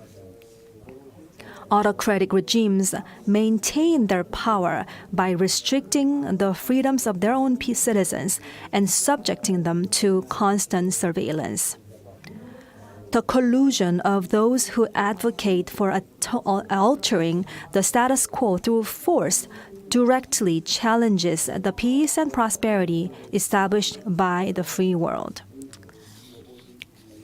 At this moment, the security of both Europe and Asia is simultaneously under threat. This is why IP4 countries have attended the NATO summit for the 3rd consecutive year. It is said that freedom is never given for free. The only way to block and thwart the attempts to change the status quo through coercion is for our allies and friends to stand together and united in overwhelming strength. It must be also made very clear that any reckless challenge will not only lead to failure, but also result in greater suffering on their part. Ladies and gentlemen, with the support of the free world, the Republic of Korea has miraculously risen from the ashes of war, achieving growth and prosperity through liberal democracy and a market economy. Today, we proudly stand as a prominent member of the free world. Guided by the Indo-Pacific strategy, which is anchored in the three visions of freedom, peace, and prosperity, and the three cooperation principles, which are inclusiveness, trust, and reciprocity, the Republic of Korea will stand firmly with its allies and friends to uphold peace and prosperity in both the Indo-Pacific and Atlantic regions. The 74-year-old UN command, with the participation of countries in the Indo-Pacific region and Europe, bolstered by a strengthened US-ROK alliance, stands as a robust foundation for neutralizing the North Korean nuclear and missile threats and safeguarding peace on the Korean peninsula and throughout the region. The navies of the Republic of Korea, the US, Japan, Australia, New Zealand, and Canada in the Indo-Pacific region, and the UK, France, Germany, Italy, and the Netherlands in Europe work closely together at sea to monitor the enforcement of the UN Security Council sanctions against North Korea. The war in Ukraine and the Russian cooperation with North Korea have actually further strengthened the Republic of Korea and NATO's cooperation. The Republic of Korea will continue to neutralize and block the illegal military and economic cooperation between Russia and North Korea through the ROK-US alliance, trilateral collaboration between and with the US and Japan, and close coordination with NATO members. We will also continue to provide comprehensive support for the end of the war in Ukraine and peace and reconstruction of Ukraine. Through the ITTP, or the Individually Tailored Partnership Program signed with NATO in Vilnius last year, Korea commits to addressing complex security threats of cyber, information, and psychological warfare and AI digital, while actively pursuing flagship projects with our IP4 partners. Ladies and gentlemen, the Republic of Korea will continue to act responsibly for a free, peaceful, and prosperous Indo-Pacific and beyond. Together with NATO and our partners in the Indo-Pacific region and all of you here today, we look forward to building a safer and brighter future for all. Thank you very much.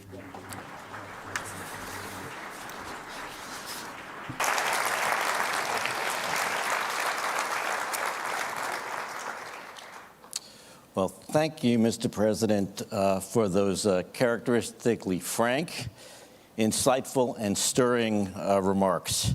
Now, you mentioned you just came from the IP4 summit. North Korea's alignment with Russia is of growing concern here in Washington, in Seoul, Tokyo, and in Europe. How do you see this alignment affecting Ukraine?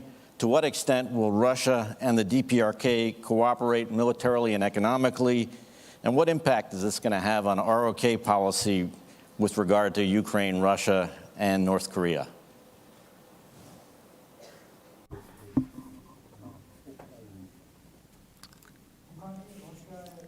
Thank you for that question.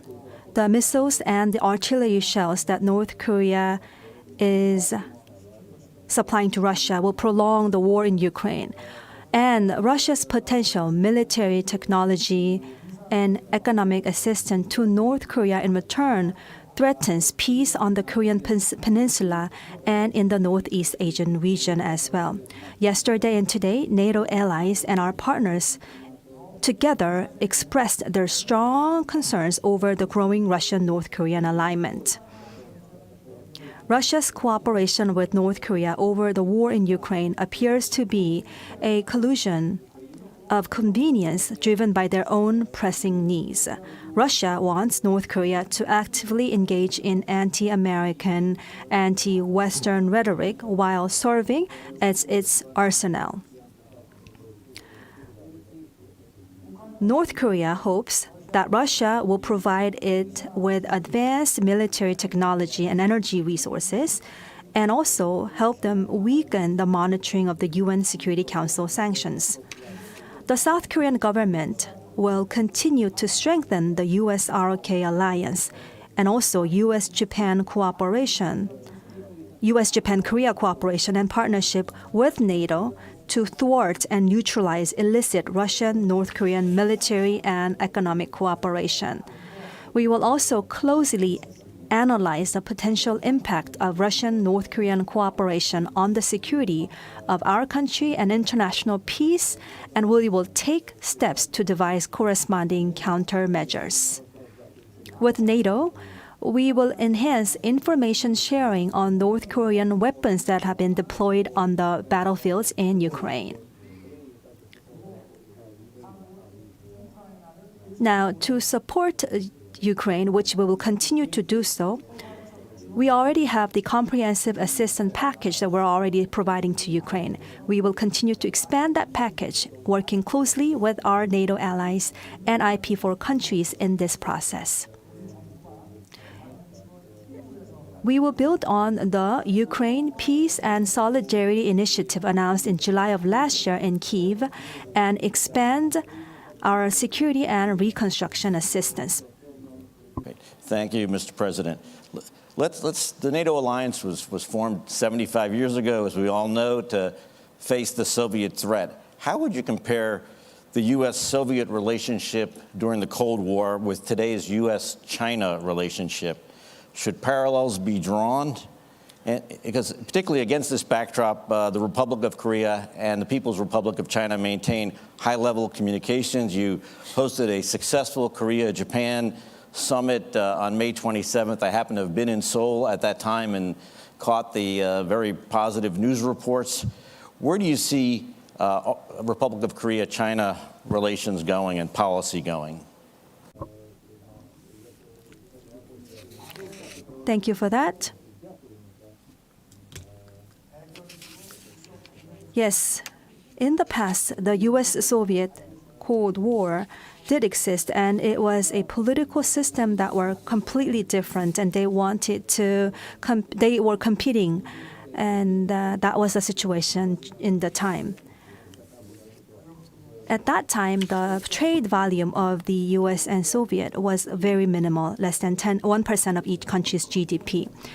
So at that time, it was basically, the economic situation was very different. But nowadays, unlike the containment policy in the past, the trade volume to and with China have grown substantially, and U.S. and China, in fact, I would say, be in a very difficult situation without the economic trade. So in the past, I would say that the U.S.-Soviet Cold War was a military confrontation that assumed even an all-out war, including nuclear war. The U.S.-China rivalry of today is more like a strategic competition, which involves technology and hybrid competition involving information warfare and high-tech economic warfare, using also media, fake news, and etc. So the situations in that ways are quite different. So there's a gray area that are actually the main battlefield of the rivalry today, which makes it quite also difficult to respond to today's rivalry between U.S. and China. Now, for a long time, Korea and China have had a long history of economic and social exchanges. However, we have a different system for sure and different institutions between the two countries. But we will continue to communicate on a strategic level with China, and based on the mutual respect, reciprocity, and international norms, we're going to continue to have that relationship with China. But at the same time, for the peace of the region and also to focus on the agenda of the global world, we're going to also continue to have that conversation and communication with China.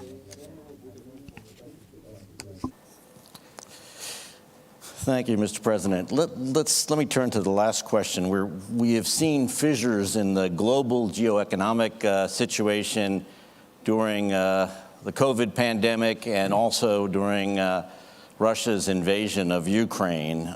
What role can the Republic of Korea play in encouraging economic prosperity and cooperation in the Indo-Pacific? How can Korea's Indo-Pacific strategy help build a more stable and resilient supply chain? And what are the implications of all this for the Euro-Atlantic? The Indo-Pacific region is an economically advanced region, and there's also the mid-economic region, and also emerging nations are included in the Indo-Pacific region. So there are different levels of economic development in that region.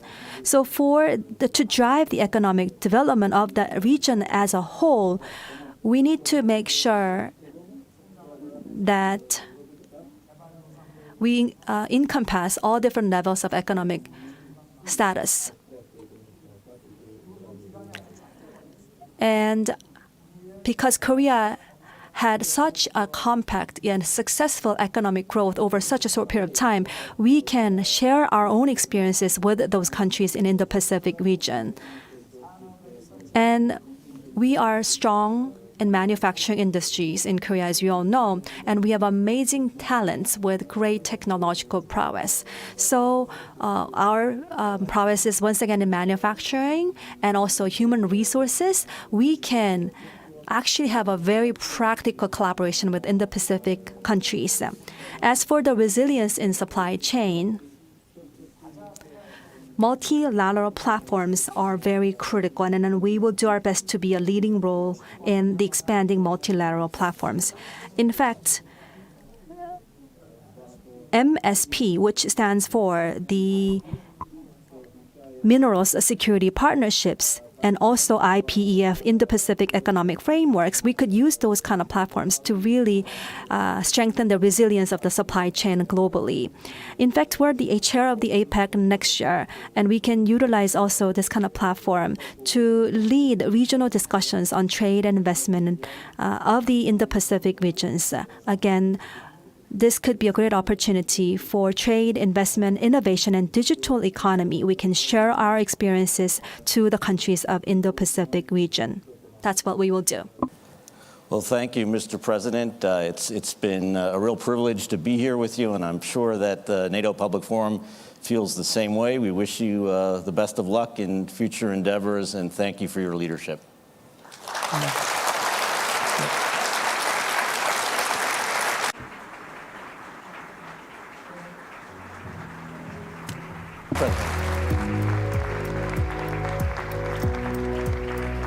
Thank you very much.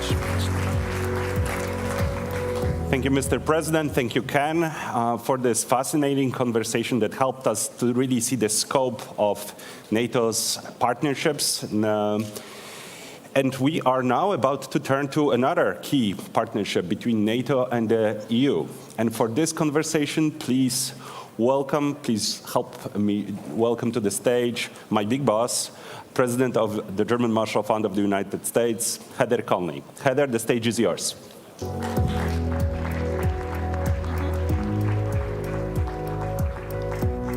going to have you go over the far chair. Which one? No, we're going to go right there.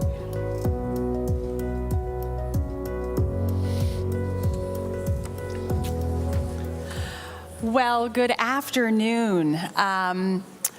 It is my great privilege and honor to welcome the High Representative for Foreign Affairs and Security Policy of the European Union, Vice President Commissioner Josep Borrell. Thank you for joining us. Yes, please give your warm applause. Thank you. Thank you. High Representative, what an extraordinary moment for the EU to be part of NATO's 75th anniversary and summit. If you'll allow me, I spoke yesterday morning with Secretary Blinken, and I gave him a historical quote from 1949. I'm going to give you a historical quote as well. This is from General Omar Bradley, who was the first chairman of the Joint Chiefs of Staff. He said this the day after the Washington Treaty was signed.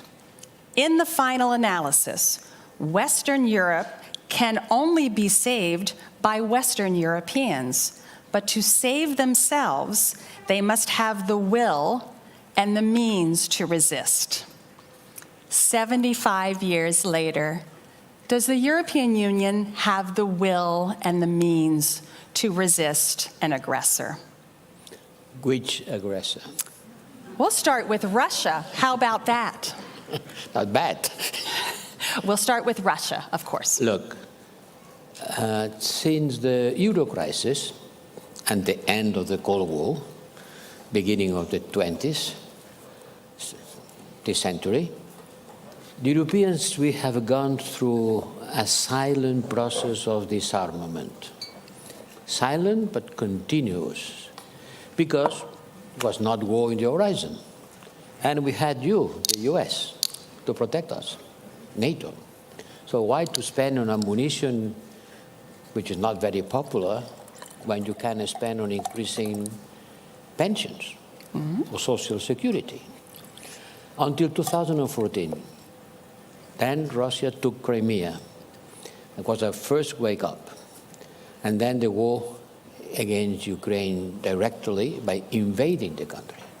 And since then, we have restarted to understand that we have to have a greater capacity to defend ourselves. But there is not alternative to NATO for the territorial defense of Europe. There is the will, but certainly we are far away of having the capacity to defend the territorial, the space, the land, by our means. We need you. So I want to read, because I know this entire audience has thoroughly read the NATO declaration from yesterday, but in case they haven't, let me turn to paragraph 29. The European Union remains a unique and essential partner for NATO. Practical cooperation has been strengthened and expanded on space, cyber, climate, and defense, as well as emerging and disruptive technologies. That is quite a list of things that NATO is turning to the European Union. Is there a priority for you in that list? Don't forget that almost all members of the European Union are members of NATO. So when you say NATO is turning to the European Union, in fact, the European Union is inside NATO, because my member states are part of NATO, and some of them making an important contribution. But the war itself has changed. Today is not just about tanks invading a territory, it's people invading your mind, it's colonizing your spirit, it's disinformation, it's cutting the cyber systems in order to paralyze you without sending a single bullet. The new forms of war requires a different kind of answer.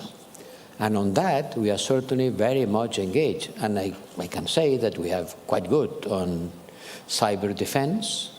We are quite good on fighting disinformation. You cannot imagine how important is disinformation.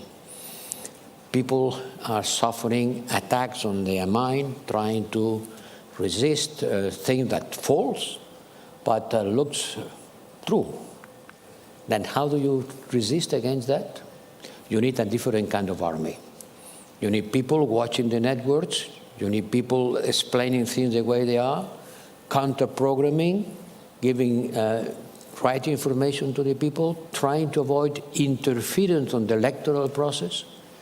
Don't dismiss this kind of war. It's not just sending bombs and tanks. It's just sending news and occupying the cyberspace. And on that, the European Union has a certain important contribution to do. Really, the mind is the battlefield, certainly the citizens. It's not only the cyberspace, the deep sea, it's also the mind of the people. You see, when you go to some African countries and you see people supporting Putin, supporting what Putin is doing in Donbass, saying Putin has saved Donbass, now he will come to Africa and save us. What kind of intellectual process is behind this kind of attitude?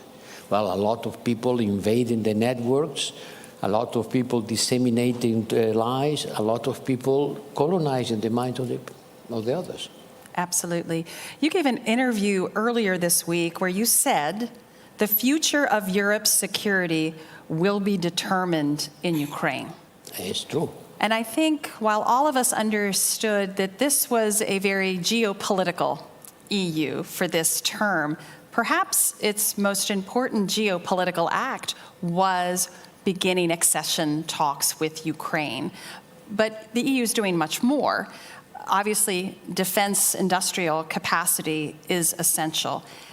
Help us understand how the EU as a defense actor is working towards increased industrial production.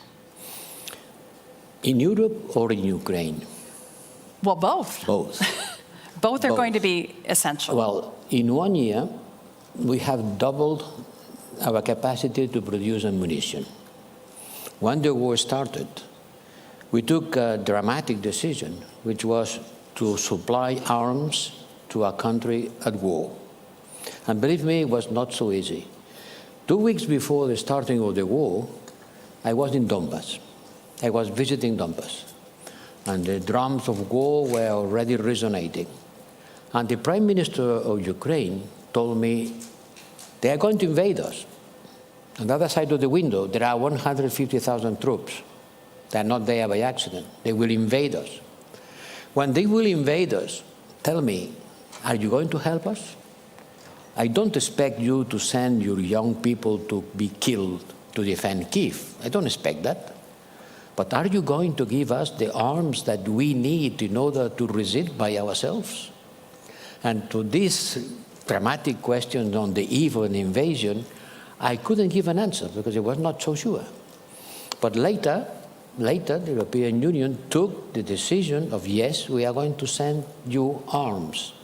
And by the time being, the US has contributed to the defense of Ukraine, if I can say, with more money than the US.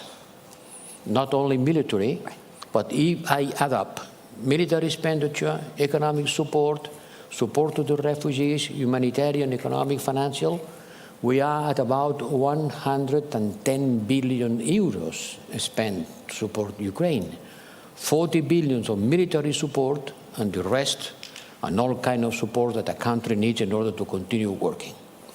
Increase our capacity, produce more, produce quicker, and we have started giving the Ukrainians financing for them to develop their own industrial capacity to produce arms.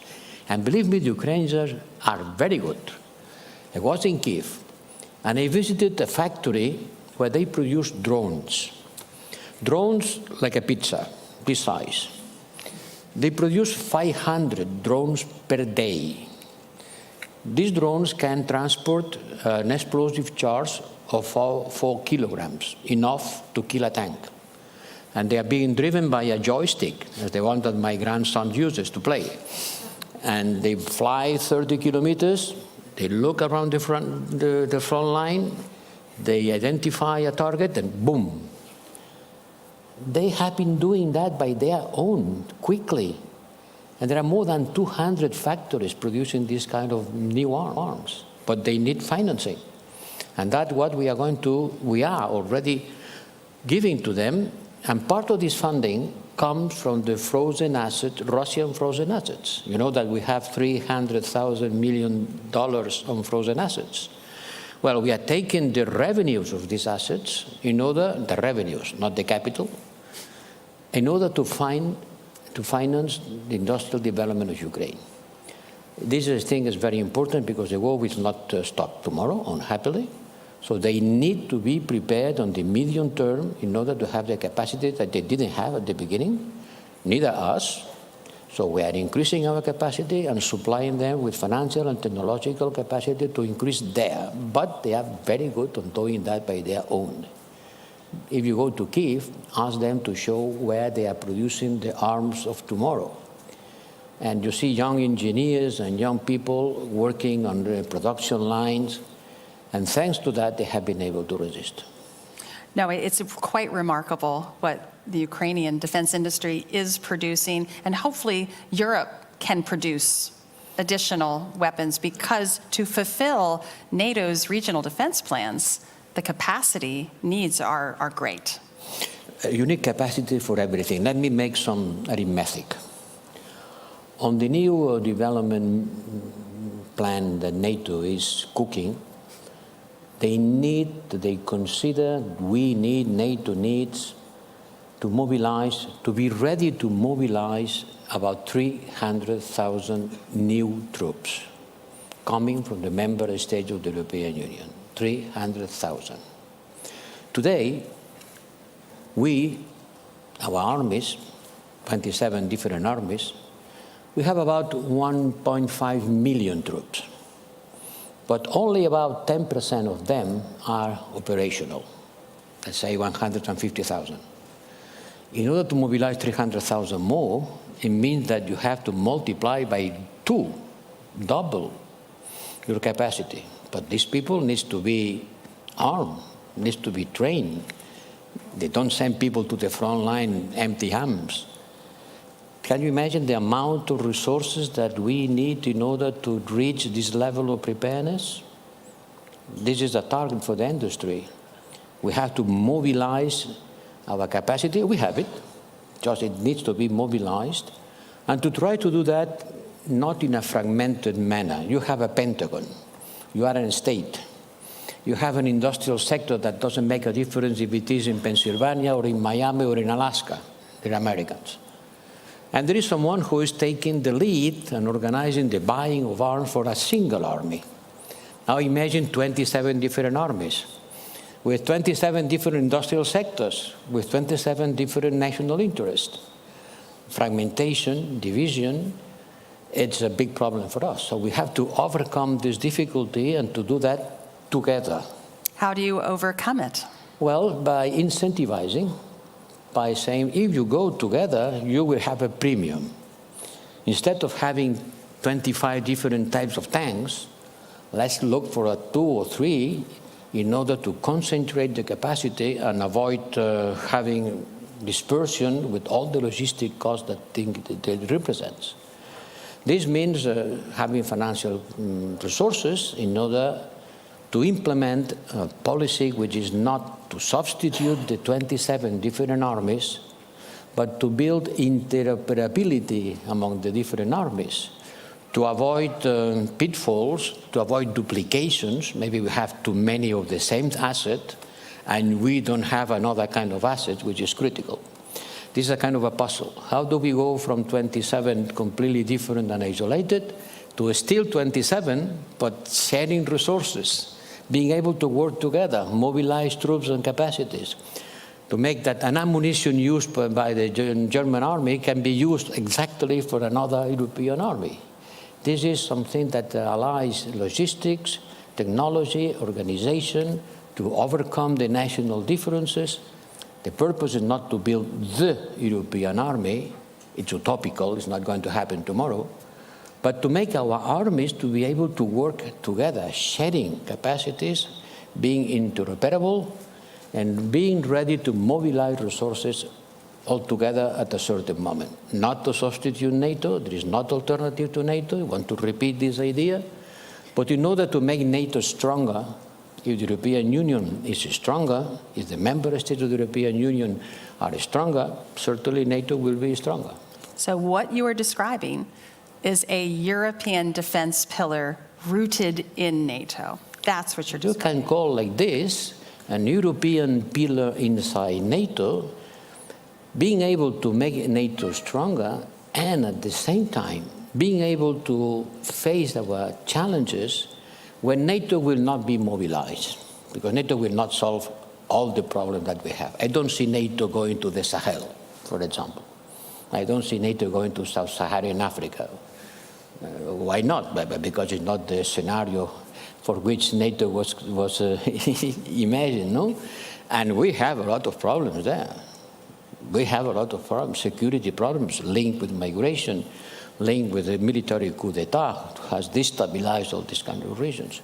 So the Europeans should be able to face by their own capacity, their own problems, and to make a stronger contribution to the common defense. Mr. Borrell, one last minute. I know we're going over time. We've been saying thank you to NATO Secretary General Jens Stoltenberg for his leadership, but let me have a moment to thank you for your leadership as High Representative. Can I ask you, what was the, yes, thank you, please. But I'm going to stick a question in there. What was your highlight, what was your low light of your tenure? In 1 minute or less. The highlight, your most favorite moment as High Representative, and maybe your lowest point as High Representative. I have to ask. Well, that's a hard one. No, I remember very well. The highest moment was a Sunday afternoon. I was in my house in Madrid, 1 week after the invasion of Ukraine, when by phone I start talking with all the colleagues and to tell them, why don't we use the European Peace Facility to supply arms to Ukraine? Oh, we have never done such a thing. Well, that's the moment to do it. And we agreed in a couple of hours that we could use this money in order to supply arms to a country at war, something that has never happened before. It was a revolutionary idea, and I am very happy to be able to tell you that we managed to do that very quickly, because everybody understood that the occasion was to break taboos and to do things that we have never been before. Okay, this is not a reason for not doing it now. This was the most important moment, the worst moment. Yes, that deserves it. Well, I tell you what, I don't want to end on your worst moment. I think I want to end on your highest moment. Maybe I will reframe the conversation. Maybe we end on a high note, unless there was a moment you want to share with us.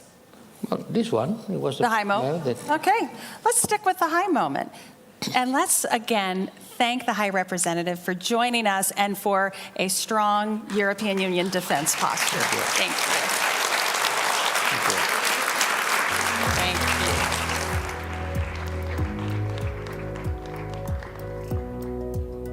Thank you very much, Heather. Thank you, Vice President Borrell.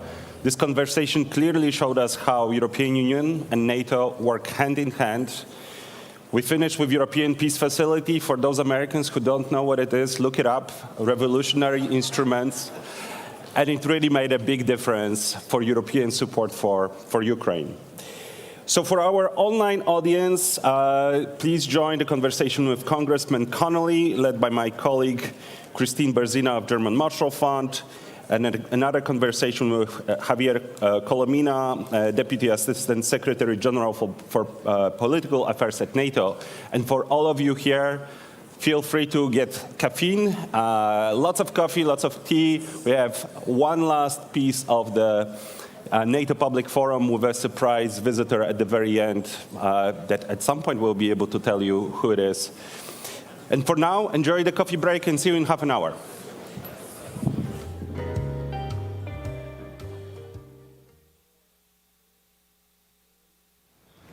Welcome to the NATO Public Forum. My name is Christine Berzina, and I'm a Managing Director at the German Marshall Fund.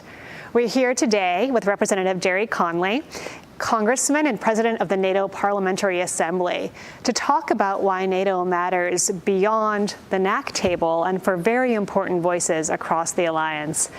Congressman, how do we think about the factors that are at play and the people who need to be a part of the NATO conversation? What is the Parliamentary Assembly? Well, the Parliamentary Assembly is in a sense, the legislative arm of NATO. And it's, I like to say, it's the messy part of NATO. But what I mean by that is, unlike NATO meetings in Brussels, where you'll get, say, 32 defense ministers, when we meet, we get 300 parliamentarians, and they're from all different parties. They're not just the governing party. So we have to forge a consensus with a very disparate and diverse group of elected officials in North America and Europe. And that's kind of thrilling and also terrifying at the same time. But the good news is we've been able to do that. We've been able to forge a consensus around Ukraine, forge a consensus around democratic shared values. And I think that's very meaningful. And frankly, out of our ranks come defense ministers and foreign ministers and even prime ministers. And so how many people do you have in Washington for the NATO summit? Is this a big turnout? Is this a big priority? Do you see that groundswell of interest and compromise here? I would say probably a couple hundred members have been able to attend. We had really good attendance at several of our meetings. We had the summit of the speakers of all 32 parliaments who are members of NATO, and I don't think we've ever done that before. And that was really something special. We hosted in the House of Representatives. For NATO's 75th birthday, that is in many ways an excellent birthday present for the alliance. Yes, and we're still growing. And I like to say, there's no line to get into Vladimir Putin's club. There is a line to get into ours, and there's a reason for that. So what about our club? What are the things that NATO should be working on that NATO isn't? What is NATO about right now? So for me, we need to actually operationalize our verbal commitment, which was enshrined in our original charter 75 years ago, to shared democratic values. You got to move from verbal assent to that to operational, functional commitment. And God knows we need it if you look at the world we live in, right? So we need an actual center. We need to create architecture in NATO itself to advocate for, be a resource for, defend democratic shared values, democratic norms, democratic forms of government. There are NATO members who can use that and take advantage of that. There are partners we've got all over the world who should and could use that. And then there are putative would-be members like Georgia, Moldova, Bosnia-Herzegovina, and of course Ukraine, who also could avail themselves of that as a resource. So I think it's long past time, after 75 years, that we actually create that architecture within NATO headquarters itself. And the terms we think about for this, democratic resilience, you have proposed a Center for Democratic Resilience. What does resilience mean for those who are watching? What does it mean to have resilience of democracy? Democracy people more or less understand. What does it mean to make it more resilient? Well, I think resilience can be, an all-encompassing term. I guess for my purposes, it is a democratic function that is able to defend itself with alacrity, define itself in a meaningful way for the public to want to support, to be able to point to results, and in a sense to also fight back. When we think of resilience today, we've got to think about it in the context of cyber attacks from Russia and China and Iran and North Korea. We've got disinformation campaigns that are designed to undermine democratic structures and to poison public attitudes with misinformation or outright fabrications. So resilience, how do we fight back? How do we protect ourselves? And in fact, how do we be proactive in anticipating those threats and thwarting them before they ever become real? Are you close? Is the alliance on board with getting to the Center for Democratic Resilience? How do the allies feel about this, and how do the members of the Parliamentary Assembly feel about this? So it's an interesting question. When I first put this forward a few years ago, the reaction was, well, that's kind of quixotic, and well, we all subscribe to that. We don't need to prove it. The European Union can do that. Some think tank like the German Marshall Fund, they can do that. And I'm thinking, well, but when do we have a responsibility? And it's written in our charter. And by the way, if we're not willing to do this, then we're just a military alliance that doesn't like Russia. I don't think that's sustainable in the current 21st century. So I think having a raison d'etre, a purpose that is explicit and has formal architecture committed to it, is really important. So we began with this quixotic enterprise, and the good news for us was that it really resonated in the Parliamentary Assembly, and it essentially got a unanimous vote to support this idea and put it forward to the North Atlantic Council and to the NATO governing body. And when we started debating it at the North Atlantic Council, where all the ambassadors to NATO were present, essentially we started winning advocates. And pretty soon the American ambassador endorsed it quite forcefully. And we had, ambassadors like Norway and other countries as well. And suddenly we got, 20 ambassadors, and then we got 25. And I'm pleased to say right now we are at 31 of 32. There's only one holdout in NATO against this idea of creating a formal Center for Democratic Resilience. That's tremendous progress. And it's great progress, but we can't let one nation block what has almost universal support. And essentially, this is not a nice thing to do. To me, this is an integral part of our mission. Absolutely. Other things in the mission. We're here in Washington, and Ukraine is on a lot of people's minds with the attacks in Kiev earlier this week, attacks on the Children's Hospital. Why is Ukraine so important? Why is it important for you? Why is it important for the alliance? And how do parliamentarians broadly feel about this? So to me, this is an essential dialectic, right? This is a clash between two fundamentally antithetical philosophies of government and freedom. We've demonstrated the potency of our version of autonomy and freedom, and it is expansive, it is expressive, it enables and empowers individual autonomy as well as societal, collective exercises of free will. The antithesis is Vladimir Putin. It is the suppression of the human spirit, artistically, culturally, economically, religiously, politically, you name it. By definition, it's in the DNA of authoritarian and fascist forms of government and philosophies to actually suppress that because it's dangerous and threatening and they're insecure. We're the opposite. We'll take our chances on expanding your freedom. And so being guardians of that philosophy and that form of government, which I believe is on the ascendancy, not on the decline, makes the stakes in this battle in Ukraine very high. It's so much more than a battle about sovereignty, though it is that. And it's so much more than a battle about territorial expansion or retention, though it is that. It is about this clash, this fundamental clash between two very different philosophies of, I think, human nature but certainly governance and societal structures that allow for you and me to flourish or not. And so I think the stakes are very high, and NATO absolutely has to be in this effort and this endeavor. And the good news is I think we've acquitted ourselves pretty well.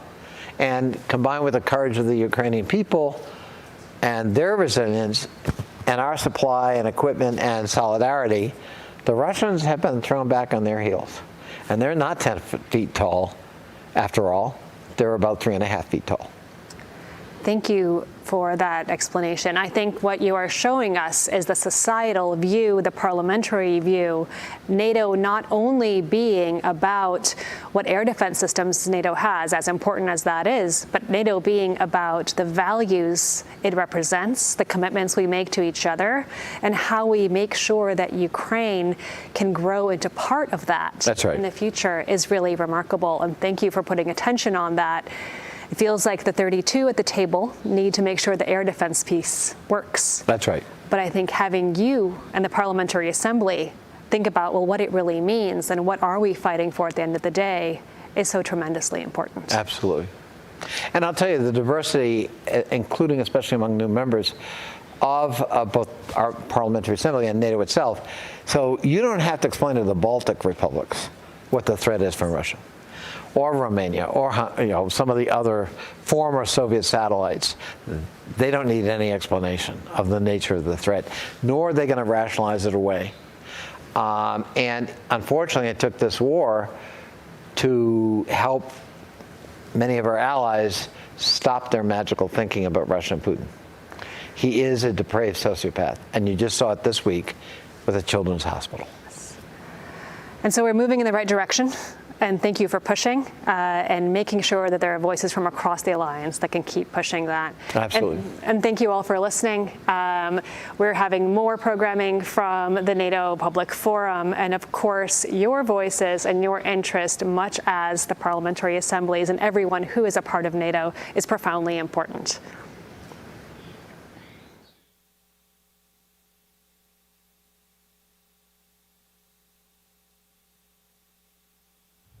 Thanks for joining us in this short conversation about NATO and its southern neighborhoods.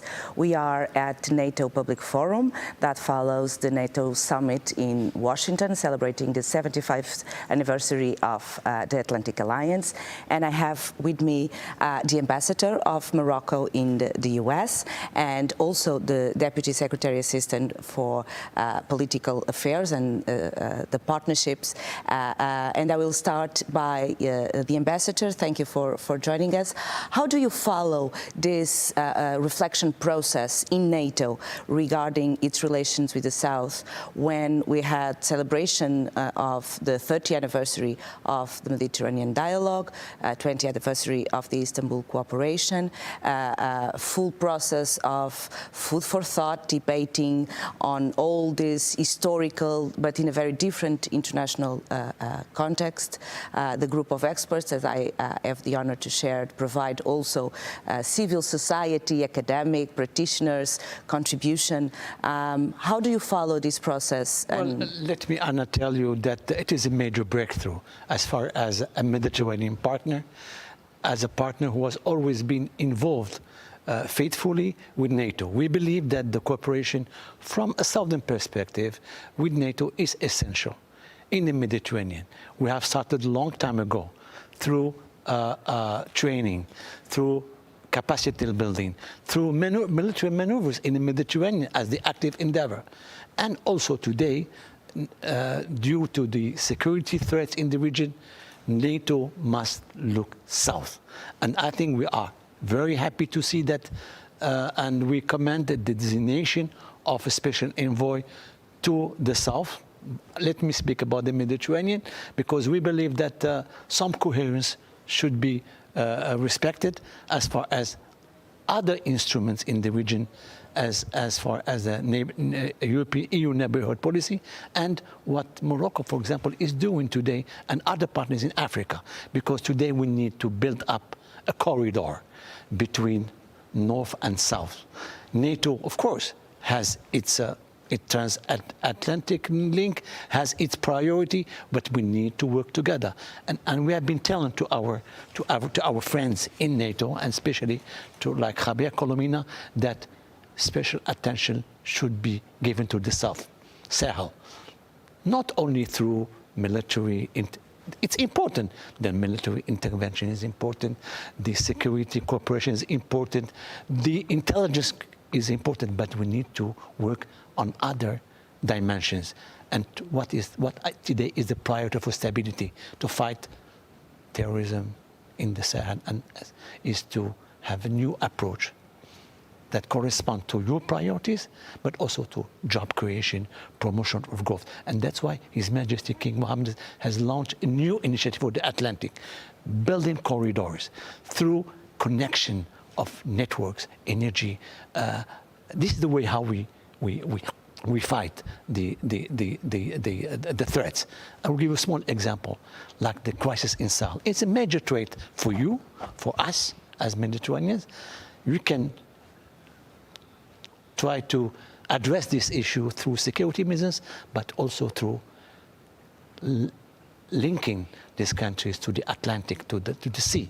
Because access to the sea is access to trade, is access to prosperity, is access. And today, thanks to this political dialogue, and this I think also another breakthrough in the cooperation between NATO and the Mediterranean countries, I will say not Mediterranean, the Med dialogue countries, to respect the language of NATO. It's an important element to talk together. So that's why we are very happy to see. Of course, we need to do more. Our ambition is to do more political dialogue, more interoperability, and Morocco is a country who is committed today to we know the strategic concept of NATO.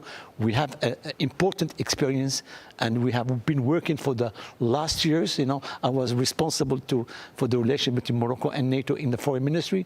So we need to do more, to work more together, and thanks God we have people. Our message has been heard as far as this political dialogue. Mr. Deputy Assistant Secretary General, you work with and about the region for many years, the Mediterranean as the whole region, and of course with the South. You also follow very closely this process, the deep and comprehensive reflection process. You followed also the report that the expert group made and all the negotiations that in the institution, because we have the allies, we have the international staff, the military component. Looking to the declaration that we now know from the heads of state and government of NATO, looking to the action plan that's going to be developed and also revised regularly, as the declarations say, how do you perceive the most important deliveries from these documents in the short term, and what is the main message for the long term as someone inside NATO that look to this political dialogue? Thanks very much, Anna. Yes, I have followed the process since the beginning, and it's been quite a year for NATO and the South since we decided in Vilnius to launch a deep reflection process on the South, and the work of the group of experts that you chaired, and finally the action plan that was negotiated with the allies, and then I had the honor to chair those negotiations. And I do think that the action plan is a very relevant document and says a lot of how much the South matters for NATO. We've decided to increase the political dialogue with our southern partners, to increase the opportunities to engage with them, high-level meetings, and a proper agenda for tackling shared security challenges, and try to create more space for conversations with our partners, not just in the Mediterranean and through the Mediterranean dialogue, but also in the Gulf through the ICI, but also other actors in the region. Second, we've tried to increase the practical cooperation with them, basically what we do best, which is defense capacity building, security and defense efforts, advice, training, interoperability, and we have decided to give ourselves more resources to do that, but also to use in a better way the tools that we already have. We have decided also to enhance our presence and visibility in the region. We decided, for instance, to open the first ever office in the region that will take place in Amman. It was announced this morning. And we will look into other opportunities also in North Africa. We will also increase through this action plan the efforts that we have in terms of visibility and Stratcom, public communication, which is fundamental for the work we do. And finally, we will increase our synergies with the organizations that work in the region, because we are looking for complementarity with the European Union, with the African Union, and with other efforts that also bilaterally are taking place in the region. And to do all of it in a coherent way, we've decided, yes, to designate a special rep for the South. It will probably be announced shortly, as soon as next week, probably. And that individual will be able to coordinate all the efforts to put together all this action plan in a way that wasn't done in the past. So I was part of the effort, and I am quite excited about it. I think we achieved quite a lot, and I have to say that you were a part of it. So thanks very much for your efforts.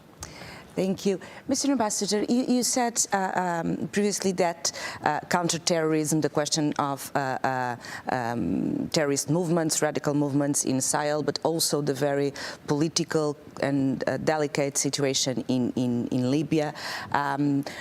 How do you perceive NATO added value on the region comparing with other organizations regarding terrorism, but also the external intervention. We have the rebranding of Wagner with the Africa Corps, but also we have a very significant threat and risk on maritime security, both on the Atlantic coast and on the Indic coast and the Mediterranean, as we well know. How do you perceive NATO as a cooperation partner on this, and what is the added value that could have on these main threats and risks? Thank you. Very good question. I would like to go in the same sense like Javier. Public diplomacy is essential. We have to do together to explain to our public opinions that NATO has changed. And effective NATO has changed. It's not, people think NATO is a military organization. Yes, it is.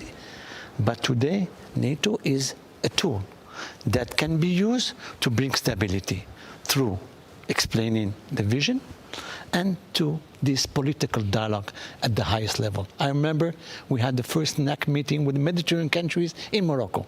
So it was not easy to have that, but we had that. And so we need the tools. We need to express the ambition, and we need three elements, I think, in this cooperation with NATO. I think it should be more flexible, and we presented a document to you when you were discussing. The first one is more flexibility, so to include all the partners in the process. More co-ownership. We need to have the countries, partners involved in this process, implementing the decisions, and also co-decision that work together. So to fight terrorism, we need to do this work. We have also the other tools. It's how to deconstruct the jihadist narrative. This is very important because you cannot solve the issues only through military intervention. And you see, we have failed in Sahel and Libya. We need to fight the extremists, the radicals, through deconstructions, the jihadist narrative with the people who have the experience.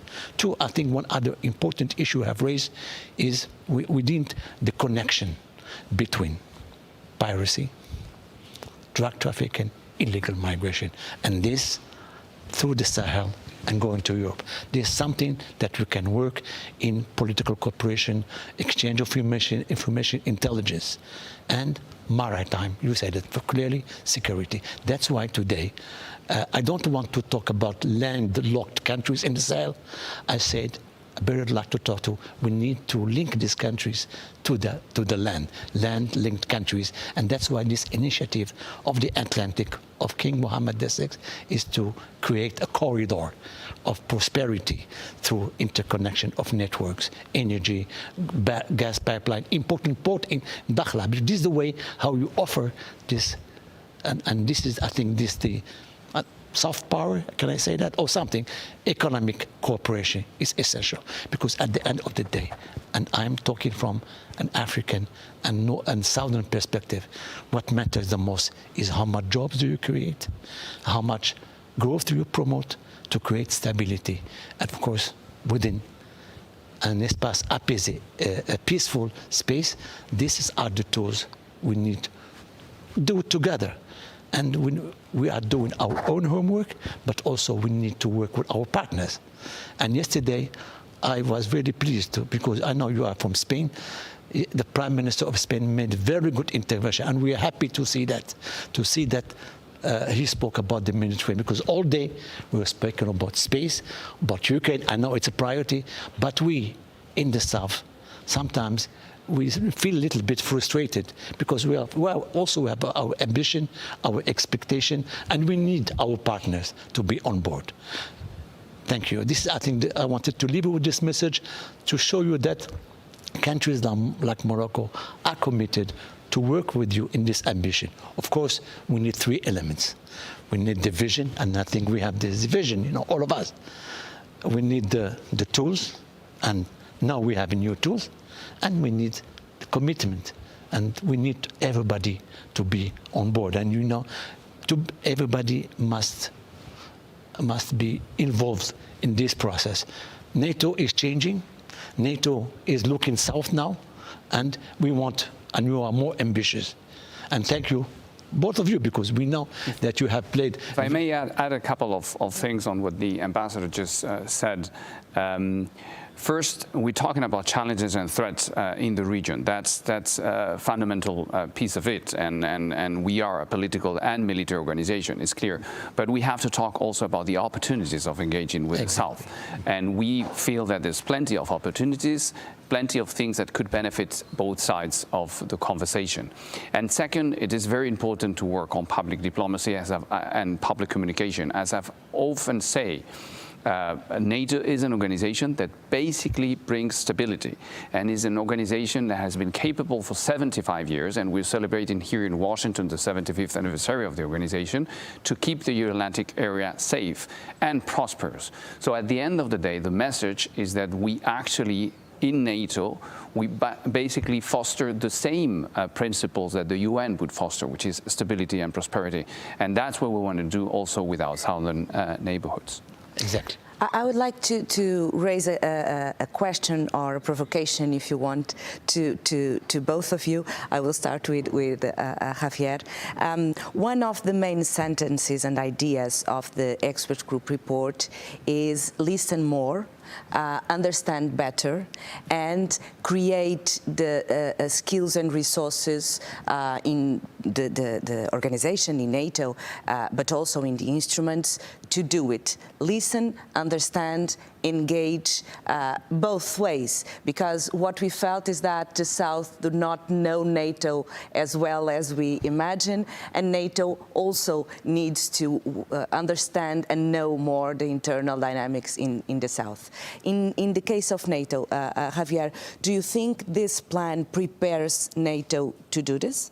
I think it does. I think it does. At the end of the day, the establishment of the special representative for the South has that in mind, to be able to understand better, to be able to listen more, to be able to work on a two-way street with our southern partners, out of respect, out of a proper understanding of what are the threats, the challenges, but also the opportunities that they do bring to the Euro-Atlantic area, and we do bring to the South. At the end of the day, what we need to do is to connect better, but also to help each other better. And I believe the action plan is exactly about that, yes. Mr. Ambassador, the last word of this conversation is for you. We need to, I will say different words. We need to re-engineer the region to create a space of stability and prosperity. And to do this, I agree, we need to sit down together, to plan together, and to work together for this, because it is in our interest to have. So this space of prosperity, of cooperation, linked to the other instruments, because NATO is an instrument, the African Union is an instrument, UN, and also not forget the European Union that has tools also within this new neighborhood policy, that we wanted to be more ambitious to respond to our expectations as countries of the North. But we have some friends like you in the Mediterranean that can, help us to move forward. We are doing our own homework. We have the capacity, the tools to be able to be a good partner for NATO. Thank you very much for this conversation on NATO and its southern neighborhoods in the framework of the NATO Public Forum 2024. Hello, everyone. Dear guests, welcome back from the coffee break. It is my pleasure to welcome to the stage the Chief Executive Officer of CNAS, Richard Fontaine, who will moderate our next panel on NATO's partnerships. Richard?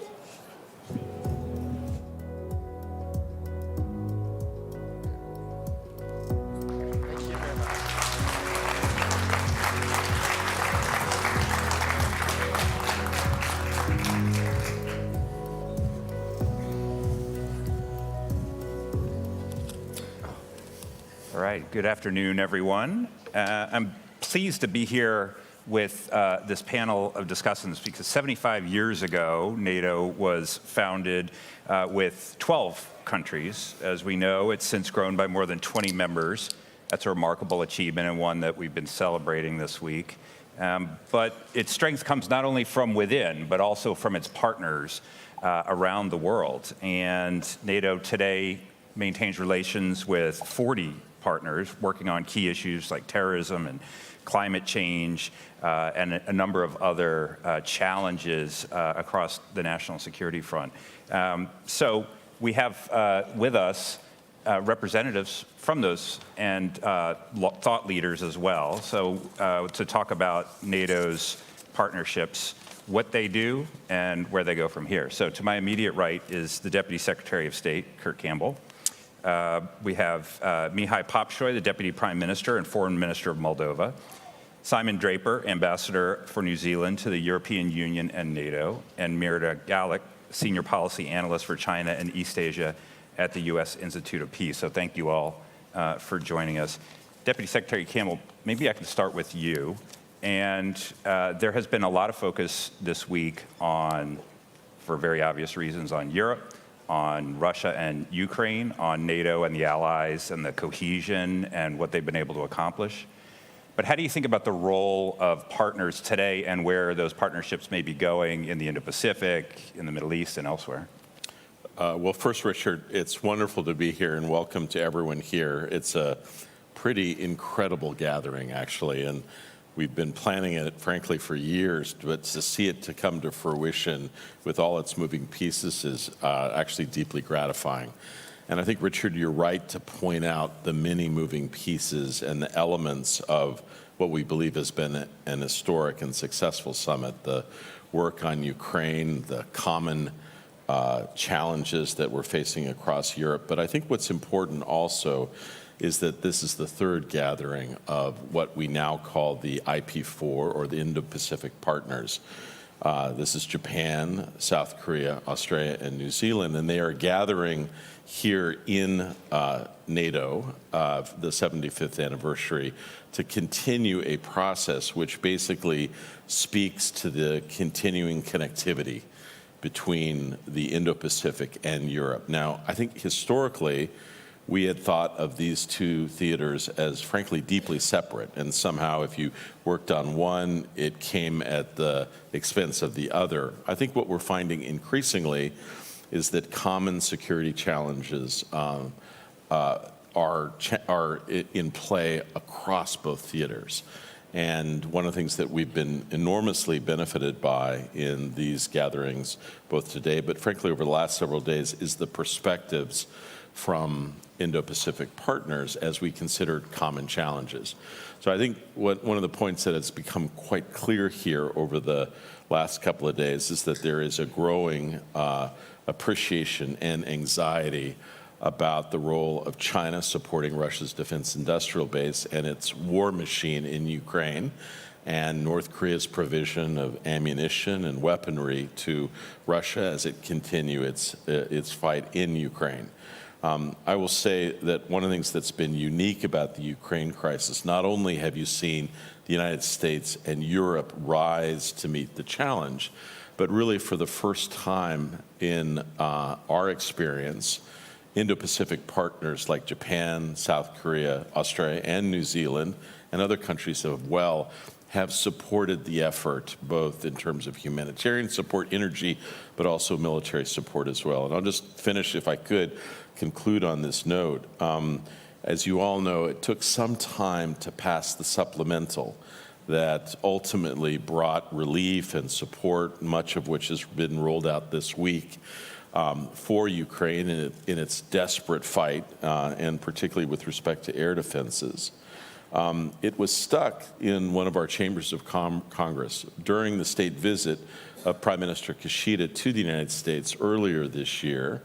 He gave us a speech to the joint session of Congress and spoke very eloquently. His first topic of substance was an appeal to Congress to support Ukraine, making the argument that, in fact, the security was indivisible, and that if Ukraine was somehow defeated or dispatched, that it would have terrible consequences in the Indo-Pacific.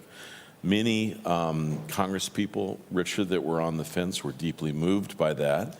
And in the days followed, that piece of legislation passed. And so I think we are here today to really not only sort of celebrate this growing alliance between democracies and to welcome the role of the Indo-Pacific leaders and nations in this historic gathering, but also to inaugurate a number of flagship projects, which both NATO and the countries of the IP4 will work on together, and that's in cybersecurity, battling disinformation, areas where we face common challenges. And so this is an exciting element of what's taking place. It probably doesn't get the same splash of what's playing out in the battlefields of Ukraine, but at the same time, over the medium and long term, this is a deeply significant development. Deputy Prime Minister, when the Deputy Secretary General was on the stage earlier today, he said that Moldova faces a very severe set of hybrid risks from Russia. It's a difficult neighborhood. How do you think about the partnership of your country with NATO? What are you doing with NATO? And as you look to the next sort of horizon here, what would you like to do with the alliance? Well, thank you first and foremost for this opportunity. Indeed, the Republic of Moldova is the country most affected by the Russian aggression against Ukraine other than Ukraine itself. Moldova has welcomed about 1.5 million of Ukrainian refugees in a country of about 2.5 million, still welcoming about 115,000, which is about 4% of Moldova's population. And Moldova and Moldovans understand full well that Ukraine is defending us as much as they're defending themselves. And we remain committed to helping our Ukrainian friends and neighbors in this moment of need. And we'll continue to provide Ukrainian refugees access to healthcare, labor market, education, everything we can possibly provide. When it comes to building our own resilience, indeed, our capacities are modest, but we are encouraged by the support that we receive from the international community, from the United States, from our partners in the European Union. We just signed recently with the EU an agreement in the defense and security sector, a partnership. We have very strong ties in security and defense cooperation with the United States. And with NATO, we have 30 years of partnership for peace, cooperation that has allowed Moldovan institutions to build resilience, to allow us to be better positioned to withstand this avalanche of Russian hybrid tactics against the Republic of Moldova.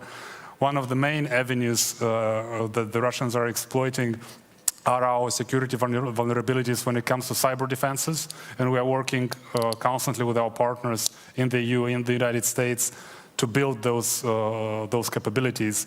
And NATO has been instrumental throughout these years helping Moldova's security and defense sector grow, and this dialogue and this cooperation continues.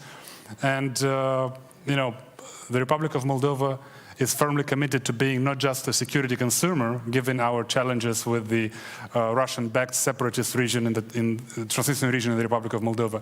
But Moldova is also actively pursuing its role as security provider. For the past 10 years now, Moldova has been actively participating with its servicemen and women in the KFOR mission in Kosovo, in UNIFIL in Lebanon, in Somalia, in Bosnia, and we look forward to continuously growing our presence through various avenues in order to truly contribute to the international community.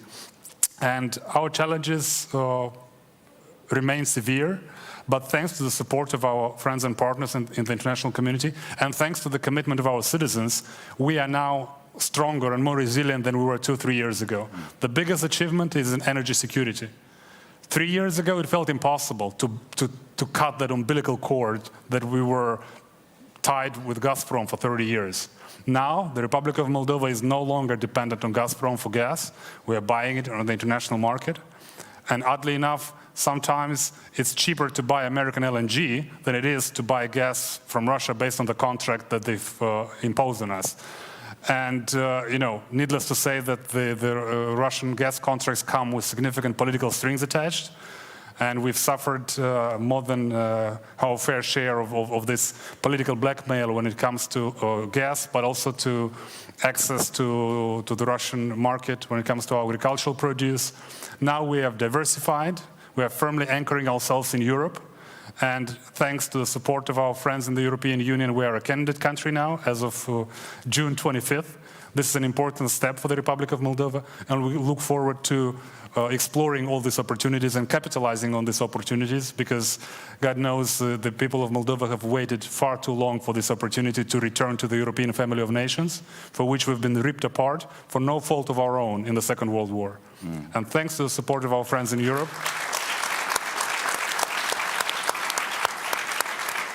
and thanks to the support of our friends in Europe and across the Atlantic, Moldova and Moldovans will continue to build their resilience, continue to be a trusted partner in the region, and continue to deliver peace and security and prosperity to our people. Great, thank you. Ambassador, it is the North Atlantic Treaty Organization, and so how do you think about NATO's role in the Indo-Pacific and New Zealand's role in NATO? New Zealand has been involved in out-of-area operations that NATO has done in places like Afghanistan and things like that. When you look now at the fact that in the NATO strategic concept, there's a lot of language about China and about the Indo-Pacific, their Indo-Pacific partners like New Zealand. What do you think is the future of the role of NATO in the region and New Zealand's role in the alliance? Thanks, Richard, and let me add my thanks for the invitation today. As you mentioned, New Zealand's been a partner of NATO for over 27 years. We were in Kosovo and we've been in Afghanistan, and that's for two reasons, primarily. One, and it sounds a bit apple pie, but it comes down to NATO is about protecting liberal democracies. And New Zealanders have invested a lot of blood and treasure trying to advance liberal democracies, and protecting those. So we do it for a values reason. We do it for a practical reason. Interoperability with NATO means our small armed forces can be part of something bigger. But as Kurt mentioned quite rightly, the evolution has been that in 2024, security challenges we face don't respect borders. So what happens in the Euro-Atlantic affects what happens in the Indo-Pacific, and vice versa. So what we've seen with the IP4 partners and their engagement with NATO is, NATO is the largest, preeminent, longest standing defence alliance. You guys know a whole lot of stuff that we simply don't in New Zealand. By the same token, our geography, when we look up and we see the Pacific and Asia, we have a different perspective. So we want to learn as much from NATO's experience and how we can get better at our own security. And I hope it's vice versa, that it's not a one-way thing, that we have some perspectives and insights that is valuable to NATO. So I think the way that we're seeing it is that there's much more in common to join us in terms of sharing experience and learning from each other. And clearly, the mood and the knack just before was around we just need to do more and more together and learn from each other as much as we can. And frankly, would be foolish not to. Great.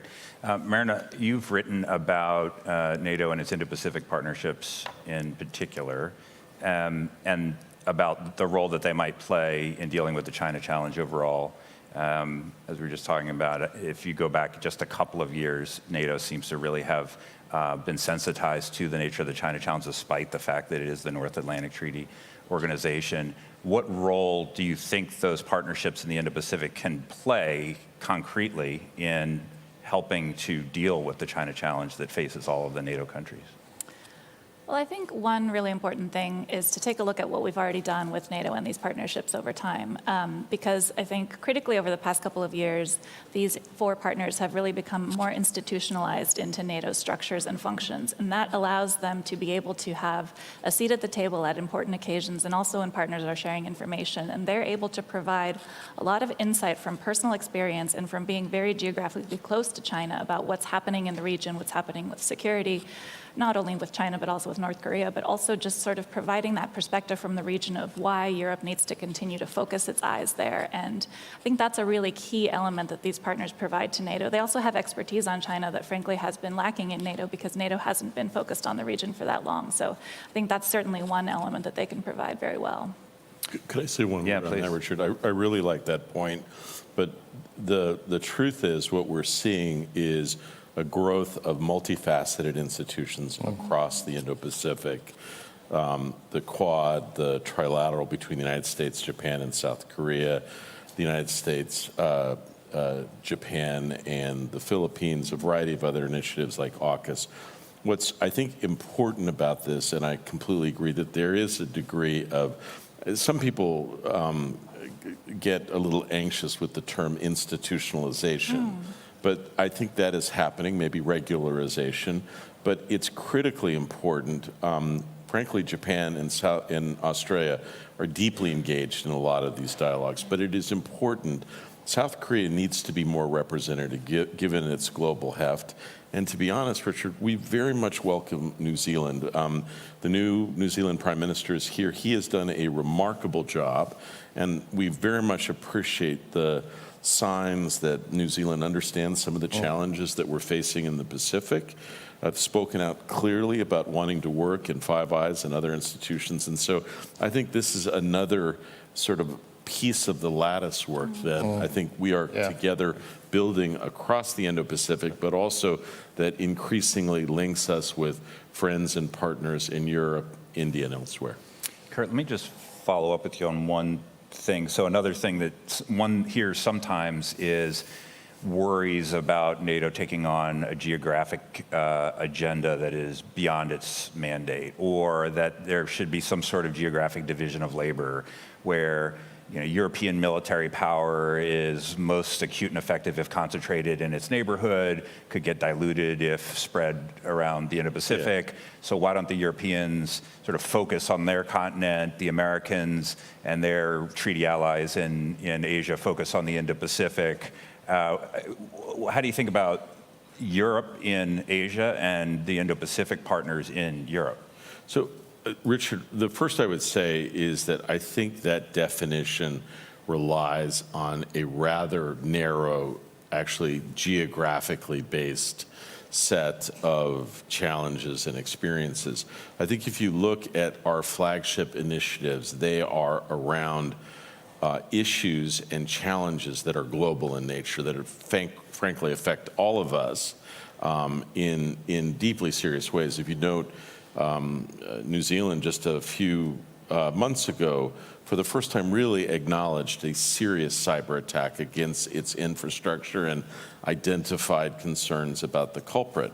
What we are seeking to take on with respect to these flagships initiatives are issues that really are not defined by geography, that they inhabit cyberspace. They are about some of the issues that the foreign minister indicated, serious problems associated with very negative tracks and propaganda that is affecting all of us. And so these experiences in building resilience are increasingly global. And so for those people who say, look, we can't take on an out-of-area mission, look, I think we all understand some of the hesitations, and the truth is there are a lot of countries in the Indo-Pacific that need to be talked to carefully and explained about what, in fact, NATO is about, and that we're not seeking for an out-of-area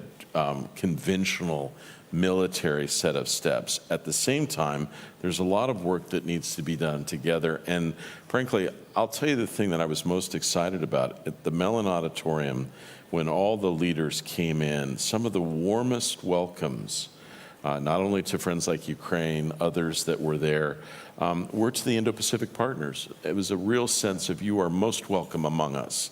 And I think it was felt and acknowledged, and we want to continue it.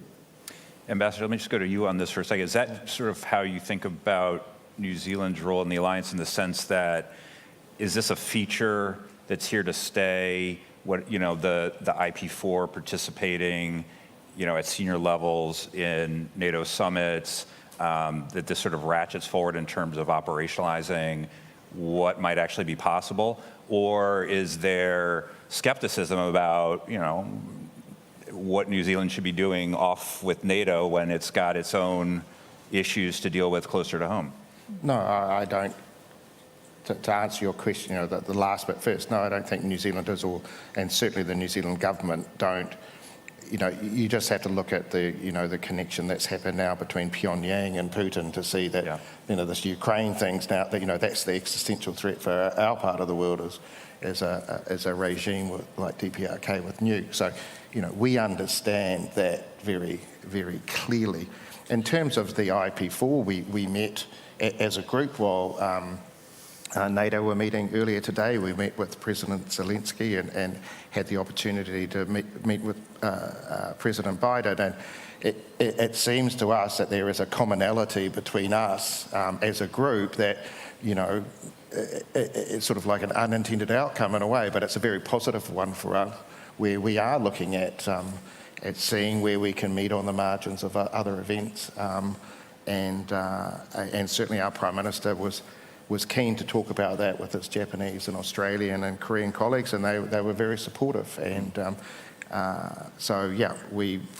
I think you will see the IP4 in various iterations around, but it started with an invitation from Secretary Stoltenberg, and attendance at further NATO will be whether NATO members invite us, but if we are invited, I'm very sure we'd come.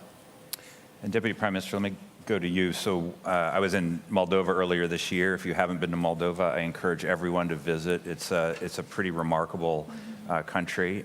You're also in a very remarkable place. And one thing that was absolutely clear was for Moldova, a huge amount turns on what happens in Ukraine, and therefore NATO's continued support for Ukraine and its resistance against Russia's war of aggression. That's as plain as day when you get there. So one question is, what are the lessons that you think NATO is drawing rightly or wrongly from its experience supporting Ukraine?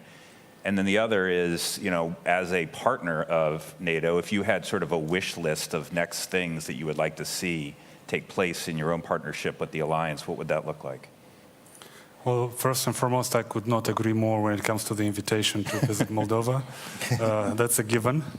When it comes to NATO, Republic of Moldova, and Ukraine, well, of course, we want to see a lot more support for Ukraine, because support for Ukraine is also support for Moldova. And we are encouraged by what we heard the other day at the Mellon Auditorium with President Biden having this forceful message of reassuring Ukraine and providing support that is needed every single day. And we couldn't have had a more horrendous scene setter for this event here in Washington the day before it began with the barbaric Russian attack on the Children's Hospital.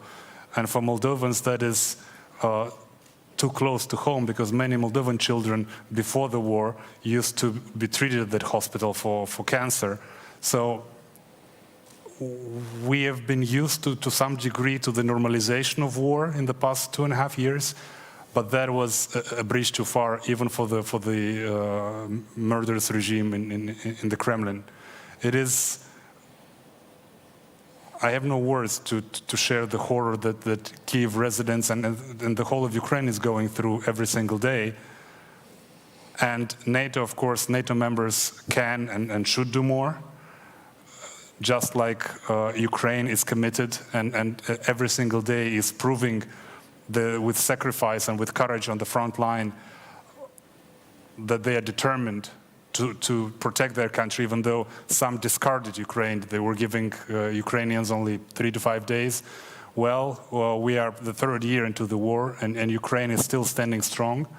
And as I said, we are encouraged by the decision of our friends and partners to continuously provide support, F-16s, long-range missiles.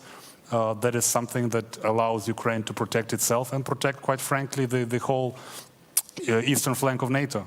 When it comes to the Republic of Moldova, We've had a strong partnership with the alliance in the past 30 years. And I must say, for me, it's a bit personal. NATO was my first job. I worked for the NATO Center in Moldova, and I see there in the back of the room a friend of mine with whom we worked together 15 years ago. One of the most memorable projects that NATO did in Moldova, apart from building resilience in defense and security sector, helping Moldova's Academy of Sciences with technical assistance, but one that is closest to my heart is a humanitarian project that NATO did in Moldova. We had pesticides scattered around the country, tons and tons of them, following the collapse of the Soviet Union. And unfortunately, we didn't have the resources to do away with those pesticides, and they were poisoning the soil and then underground water. And it was NATO taxpayer money, that funded a project that disposed all of those pesticides.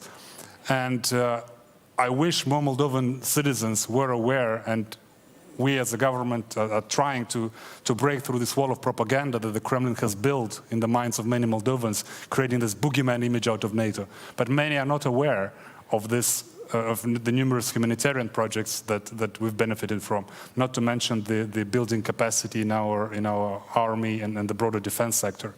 So there is certainly room for improvement, but we are encouraged by the strong position that NATO members have taken when it comes to Ukraine. And of course, we are counting that this support will remain as steadfast as we've seen it. And we count that that will be a game changer, the support that is coming now, because developments on the front line in Ukraine are also directly affecting the political situation and the political stability in the Republic of Moldova. And we've seen Russian proxies becoming more brazen lately. But we are confident that with this strong support for the long haul that the Euro-Atlantic community is showing for Ukraine, Ukraine will ultimately prevail, and peace and stability will return to our region. And we will no longer be in the situation of counting victims that have absolutely nothing to do with the war, including children that are suffering every single day. So we hope, and they say that hope is not a great strategy. Unfortunately, Moldova is more often than not is the only thing we have. And we count on our friends and partners in the Euro-Atlantic community to continuously standing there by Ukraine.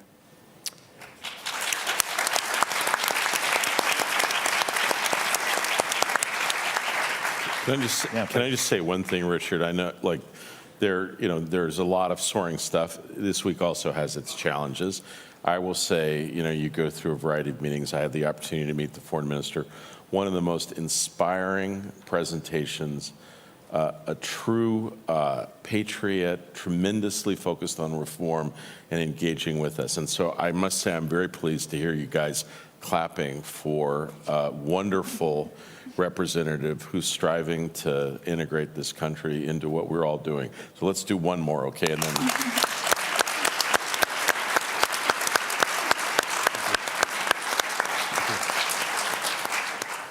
Marina, let me go to you. In just a moment, we have a little time for questions, so we'll take some questions from the audience.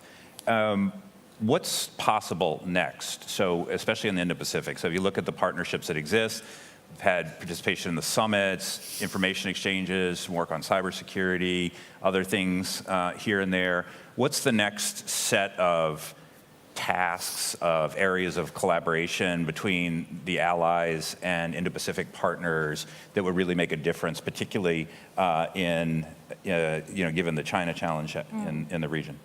So first, I want to just go back again to this idea of, I think a lot of the heavy lifting on these partnerships has already been done well. The building of the partnerships in terms of getting to know one another and providing various kinds of cooperation already, in terms of, as Diaz-Campbell noted, the regularization of these partners into NATO processes, and in terms of really making it clear why these partners are important. So I think these partnerships are well on their way. Each of the 4 partners now, I believe including New Zealand, have signed their new individually tailored partnership programs.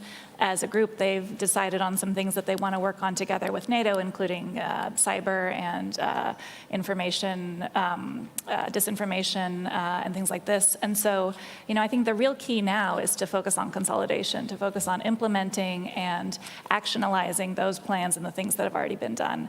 Now, that said, I think there are some other areas that we could always continue to push on, and I think one of them certainly is in regards to China and disinformation. And I think really having, both from the NATO side and also from the partner side, to the extent that they feel comfortable, a more strategic pushback on the messaging that China does about NATO and the region, which is not accurate and is reflecting a lot of China, or a lot of Russia's also messaging on NATO. And I think there needs to be a stronger pushback from NATO about what NATO is and isn't doing in the region, about what NATO does and doesn't want in the region, and about what these partners feel about NATO in the region. So, or NATO rather on the region, because NATO is not physically in the region. So that is an area that I think is really important. And also another thing that I would add, and I think the ambassador already alluded to this, I think the four can really focus on what do they want to get out of being a foursome? Is there something to be strategically gained as a foursome that they're not already taking advantage of, both at NATO or in the region, and how to develop that further? I think they've now had their third quadripartite meeting on the sidelines of the NATO summit, and I know that a lot is going on there. So continuing to develop that sort of platform for themselves to the extent that they feel comfortable, I think is also useful.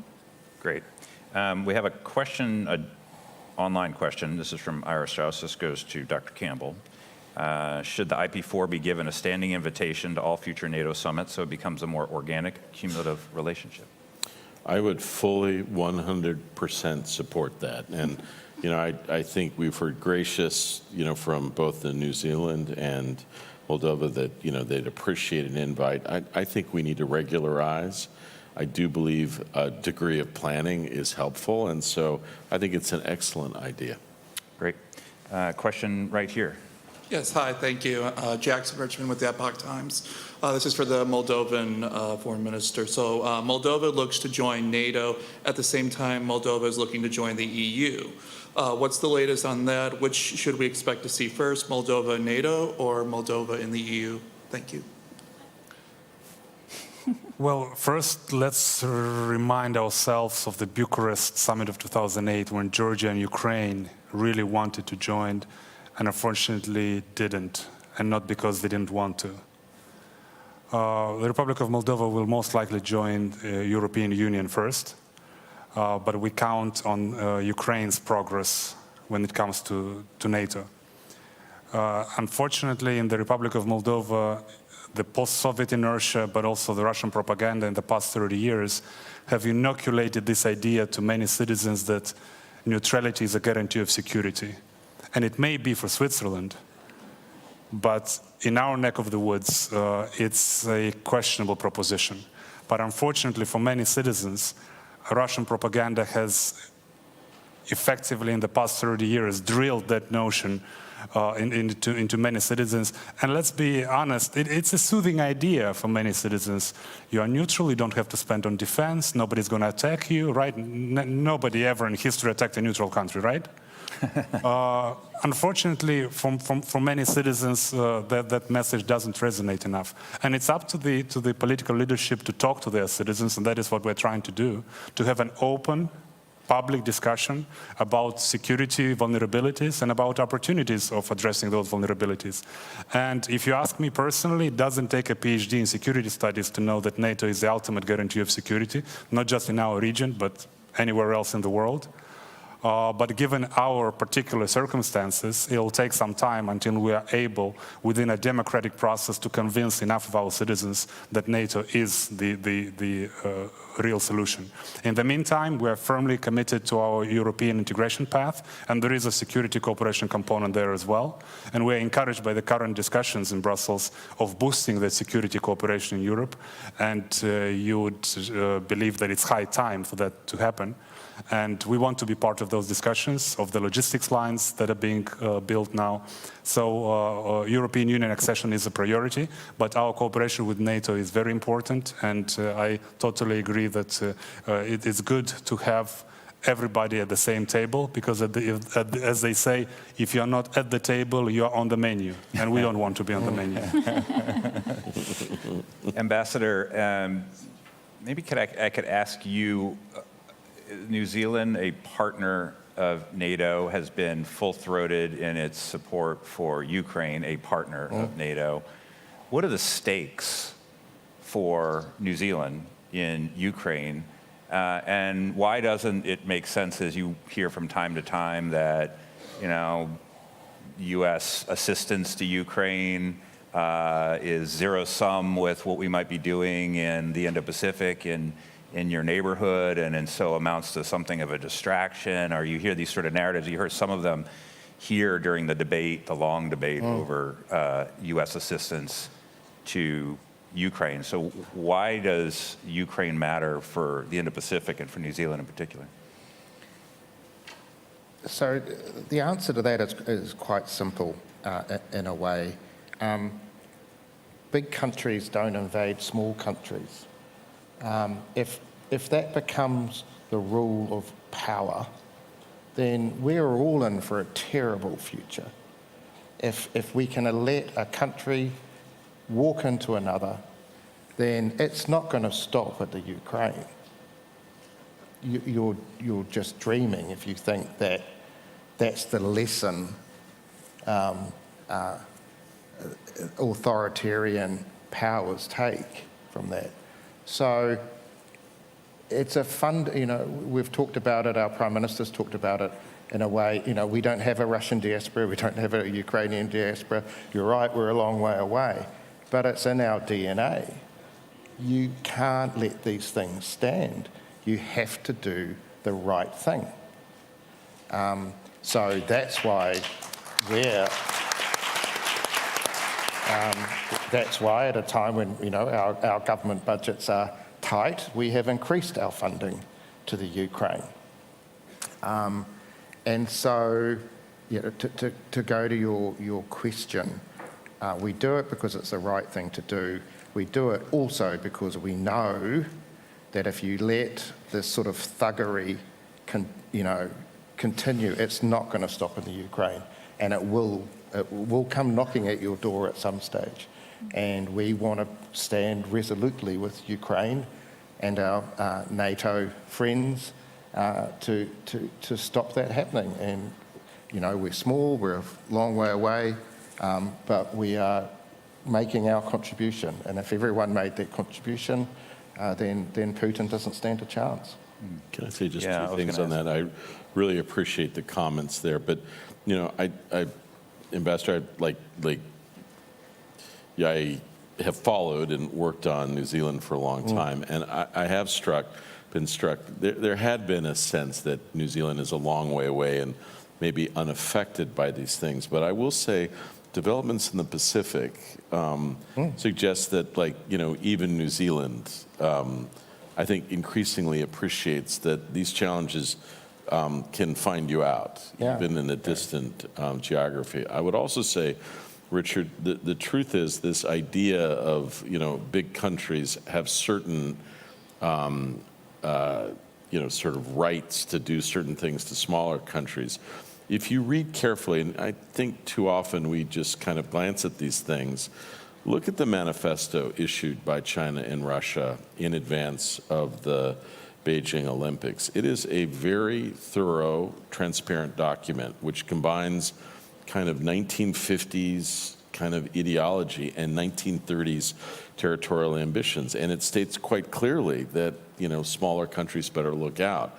That kind of approach is perilous and must be confronted and dealt with. And I very much appreciate folks on this panel, sort of the clarion call to a true understanding of the challenges that we're facing. Meryl, let me go to you on a question. When you have partnerships with multiple countries, there's always this question of deepening versus widening, or however you might want to put it. Should the IP4 eventually be an IP more than 4 and bring in other countries and things like that? Or is the task before us to deepen the partnerships that exist, to make them more material, to make them more operationalized? Or do you try to do both of those at the same time? And what's the way forward in terms of thinking about the specific set of partnerships in the Indo-Pacific for NATO? Well, first I'll say I think that's definitively up to the allies and the potential partners themselves. But in my view, I think you can probably do those things at the same time. I think, as I've already said, I think consolidation of these existing partnerships is very important, because then you're actually getting the gains that you've been investing in for so long. In terms of other partners in the Indo-Pacific, I think it's a bit tricky, because not only does NATO have to be interested, but these countries themselves have to be interested. So I'm not sure what discussions have been happening at NATO between NATO folks and these countries in the region, but I'll leave that to the people in the alliance to determine forward. Kurt, maybe we've got less than 2 minutes left, so maybe I'll make this the last question. We've been talking about why what happens in Europe matters in other regions, especially in the Indo-Pacific, why what happens with a partner like Ukraine will matter for other partners like New Zealand and Moldova and others. But what happens in the Indo-Pacific also matters for the NATO allies, right? And so I think this is most manifest as people see the provision of Chinese components and parts to enable the Russian war machine that would not be as robust if they weren't doing that. How should the European and the North American allies think about what happens in the Indo-Pacific and why that matters in the North Atlantic? So, I've been involved in dialogues in Europe on the Indo-Pacific for decades. I think previously, Richard, most of those dialogues were really about commercial opportunities, largely in China. What has been remarkable is the dramatic increase in political, strategic, security dialogues with other countries. And I think there's a much deeper recognition, again, as we've been discussing throughout this panel, of the common challenges, but also opportunities that these countries face. If I can, to the last question, I think the key issue going forward is going to be, if you look at these sort of, kind of tapestry of minilaterals and other institutions, the key going forward will be, how does ASEAN and the nations of ASEAN feel about these gatherings? How do they want to associate with them? We've spent a lot of time in the Quad figuring out how to ensure that there is a degree of sort of intellectual interoperability. Some of the leading nations, I think, in Southeast Asia, if they had their way, they would be more active. But I think that's a chapter that's yet to be written, Richard. All right, well, great. Oh, yes, Ambassador? Yeah, just it says wrapping up, and I just wanted to take the opportunity, and this is not a hagiography, but I just want to acknowledge the work that Kurt Campbell has done in terms of the Indo-Pacific and making that connectivity between the Euro-Atlantic and the Indo. He's been tirelessly doing it, and I certainly know from the New Zealand perspective, we're really appreciative of the time and effort that he has put in to what is a relatively small country. So I just wanted to publicly acknowledge that and say thank you, Kurt. Thank you. Hear, hear. Thank you very much to the panel here, and thank you all for participating in this, and on to the next. Thank you. Thank you. Thank you.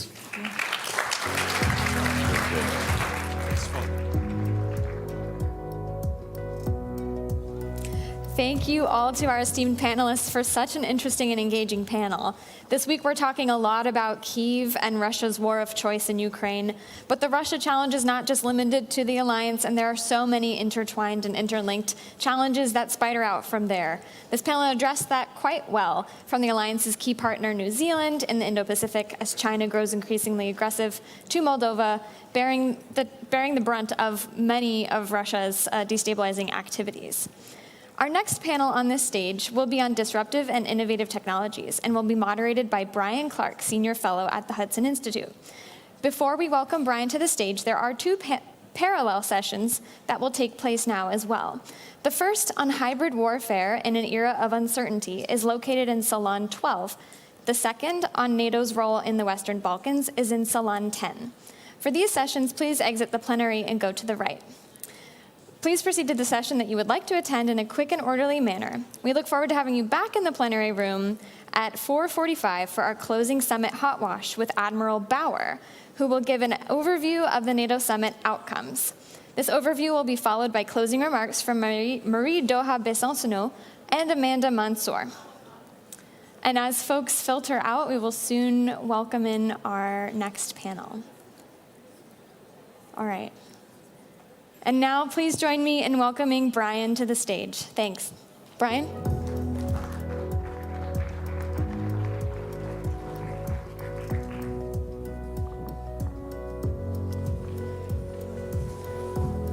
Thank you, Shannon, for that introduction and for everybody for being here today.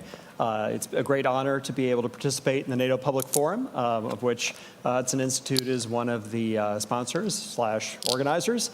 And with me today, I think we've got a terrific panel to talk about the role of emerging technologies in military operations and how we can bring them to bear to support the alliance's efforts, both in Europe and elsewhere. Dr. Brian Wells is the chief scientist of NATO. Dr. Steve Walker is the Chief Technology Officer for Lockheed Martin, and Rand Waldron is the Vice President at Oracle for Cloud Infrastructure. So, gentlemen, thank you very much for being here today. Appreciate it. So I'd like to start the conversation with one of the big lessons that comes out of the operations in Ukraine. We're finding that we have to both be adaptable, but we also have to be able to scale military capabilities. We're already seeing in Ukraine how some of the capabilities that the West has given to Ukraine, GPS-guided weapons, are having difficulty being effective in a jamming environment that denies GPS. But at the same time, we have to be able to then scale up those solutions. We can't just come up with an experiment that delivers a potential solution at a small scale. We've got to be able to deliver that at a relevant capacity to impact the warfight. So how do NATO nations and the alliance achieve that combination of adaptability and scale that will be so important going forward, not just in Ukraine, but in any future military operation? Dr. Wells, we'll start with you. Brian, thanks for that question. I'll start by reminding ourselves of something we know very well, but it's worth starting as a scene setter. This summit is celebrating the 75th anniversary of the NATO alliance. Let's wind the clock back 75 years. And in science and technology terms, the technical breakthroughs were predominantly the preserve of the defense sector. The defense owned the technical futures. If we wind forward to 2024, we now find that within government research, investment by government in the civil research dwarfs that of government investment in defense. But when we compare government investment in research with commercial investment, well, commercial investment is significantly greater in the vast majority of areas. And the commercial decisions of commercial companies drive the future of technology across the piece. NATO recognizes this, and it's got a good history of adapting to changed circumstances, and it's changing in this way as well. And this brings new choices for our policymakers. Acquisition processes are adapting to the new generation of commercial companies that we see. I'll give 3 examples. I can't be exhaustive, but the trend, I think, is clear. The first is Diana, which is not part of my organization, but I know there's a great deal of interest in what Diana is doing. This was launched in 2022 to work on early stage startups, but also mature defense companies. Both areas of the industrial sector bring innovation, and it's important to NATO to have different levers, as it were, to capture that innovation. And Diana runs by setting out competitive challenges to our industry, and successful respondents receive grants and access to a network of accelerators and test centers. And ultimately, of course, their route to market can be assisted by NATO and by the allies. 3 challenges have already been launched in 2022, and 44 companies were selected. A total of 5 new challenges were launched at the beginning of this month, 1st of July. The second area I would like to highlight, again, is not part of the NATO Science and Technology Organization, but is an important part of our rapid adoption to market. And this is the NIF, the NATO Investment Fund. I know that NIF is in the audience, so please bear with me for a very quick overview. This is a 15 billion venture capital fund. It's the world's first multi-sovereign investment fund, and the first investments were made last month. The third area is, in fact, my own science and technology organization. It's a network of 5,000 scientists across the globe, drawn from NATO allies and like-minded partners, looking at the young audience particularly. If you have a scientific background, do please feel free to look at the website, which gives you instructions on how to join. I hope some of you will express interest. This is drawn from government laboratories, industry, and also academia. Let us not forget that academia remains an important part of the innovation network. So these are just 3 areas of the NATO innovation ecosystem to bring new capabilities rapidly to market. The point I would make at strategic level is that there's good links between all of these areas. So research from the Science and Technology Organization could be matured by Diana, funded, if appropriate, by the NATO Investment Fund. And this means that the work of the whole of the NATO innovation system brings a greater value than the sum of its individual parts. Thank you. Thanks, Dr. Wells. Dr. Walker, that highlights one challenge of that might be then scaling the results of those. If you find something that seems to work, it solves a problem like GPS jamming in Ukraine, how do you make that turn into something that's relevant capability and capacity for the kind of fight? Right. Yeah, I think, Brian, your question was well stated, because it's adaptability, it's innovation, but it's also scalability. And scalability, in my view, that's all the ilities, right? Reliability, safety, O&M, sustainment. So Ukrainians have done a great job with what they had to work with, and I had the amazing opportunity to go over in 2018 to Ukraine as the director of DARPA.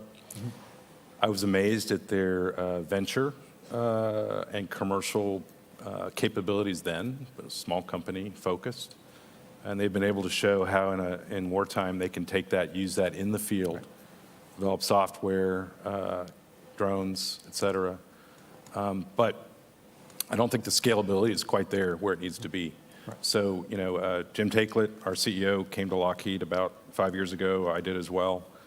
We put in place what we call 21st century security, which is really all about, bringing those best defense platforms to the fight to deter our adversaries, but adding in the bleeding edge technology, mostly in the digital world, and most of that is happening in commercial.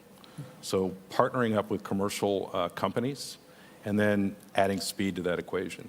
That's what we mean when we say 21st century security. And so we're focused on commercial partnerships with big and small companies. We have a venture fund, about $400 million venture fund, that focuses on bringing that small company innovation into the defense ecosystem. We feel like we understand the warfighter, we understand the military problem set, and we can bring those ventures and small companies in. We can also work with the Microsofts, the Oracles of the world, the NVIDIAs of the world, to take that bleeding edge tech, especially in AI and machine learning and other areas like that, work with them to solve problems. In NVIDIA, in the case of NVIDIA, we're working with them on fighting fires. And what does that look like all the way from sensing, using AI and machine learning to sense, to control the firefighting capabilities, multi-platform capabilities, to battle management and understanding what's happening in the fire, in the forest at the time. And so that's one example of how we're doing that. Speed is the third part of that equation, and that's we're making huge investments within the company to make digital engineering and model-based systems engineering real. And being able to use that and get faster at how we do the business.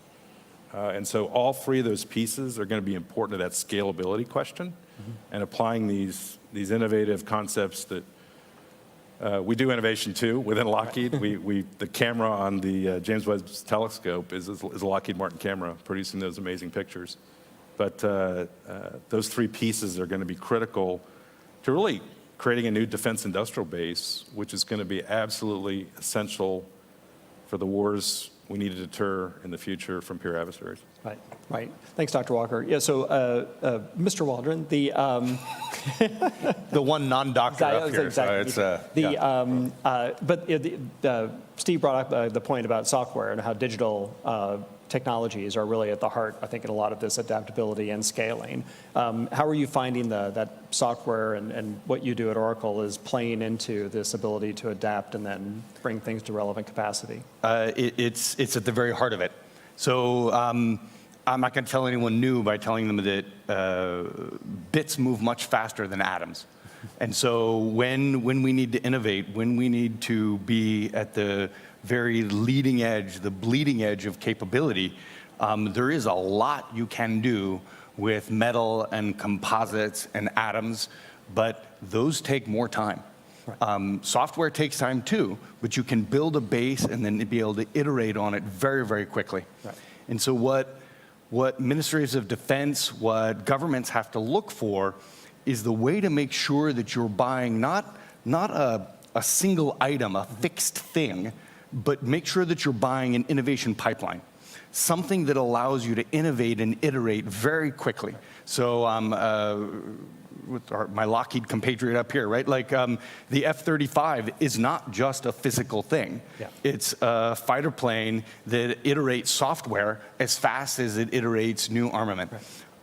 When you look at Ukraine, you look at what they're doing with drones and all of the other things that we see in the news every day, so much of that iteration takes place not just on the physical item, right, but on the software that's running on the item, on the software that's on the back end, on how they collect, how they analyze the data.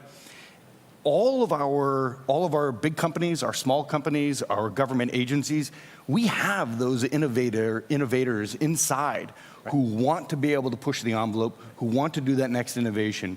And when, God forbid, there's a fight, that's going to drive innovation speed like nobody understands.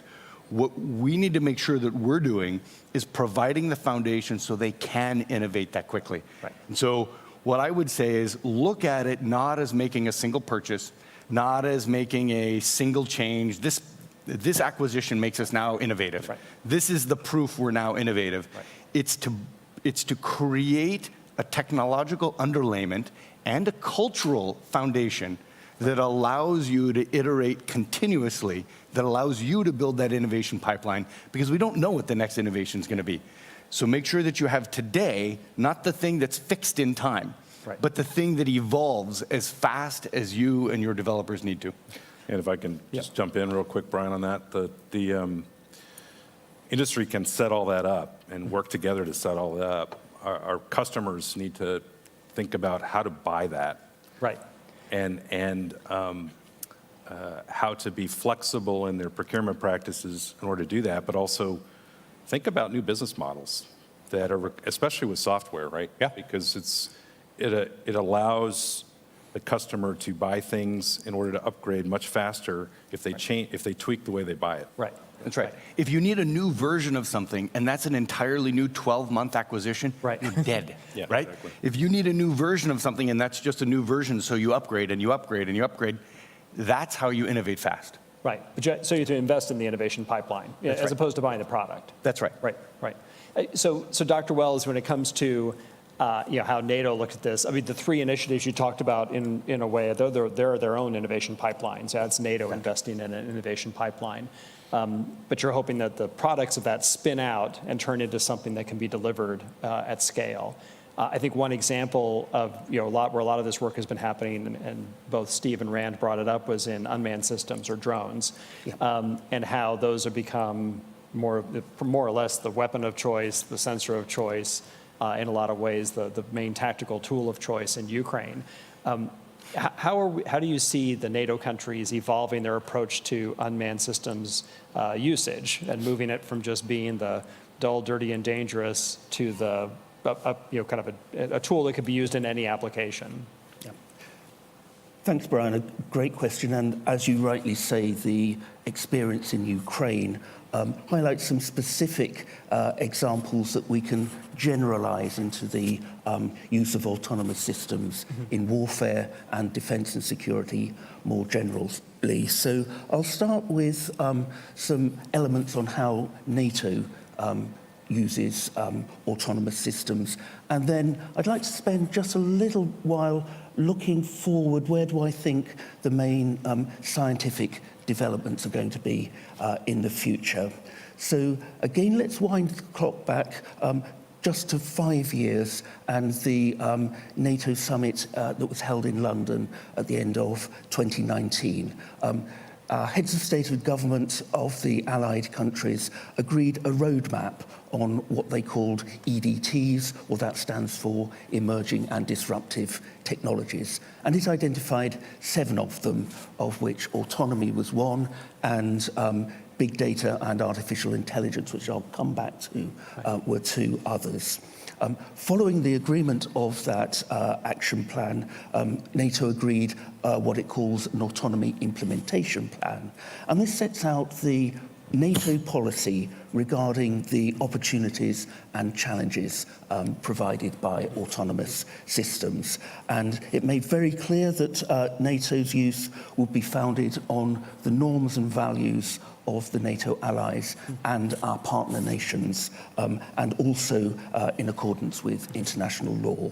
And I'll add some colour to that. So in terms of the opportunities, NATO is very clear that it exercises autonomous capabilities with the aim of driving the innovation and development of these capabilities at appropriate scale. And of course, interoperability amongst allies and partners is a very important element of this for NATO.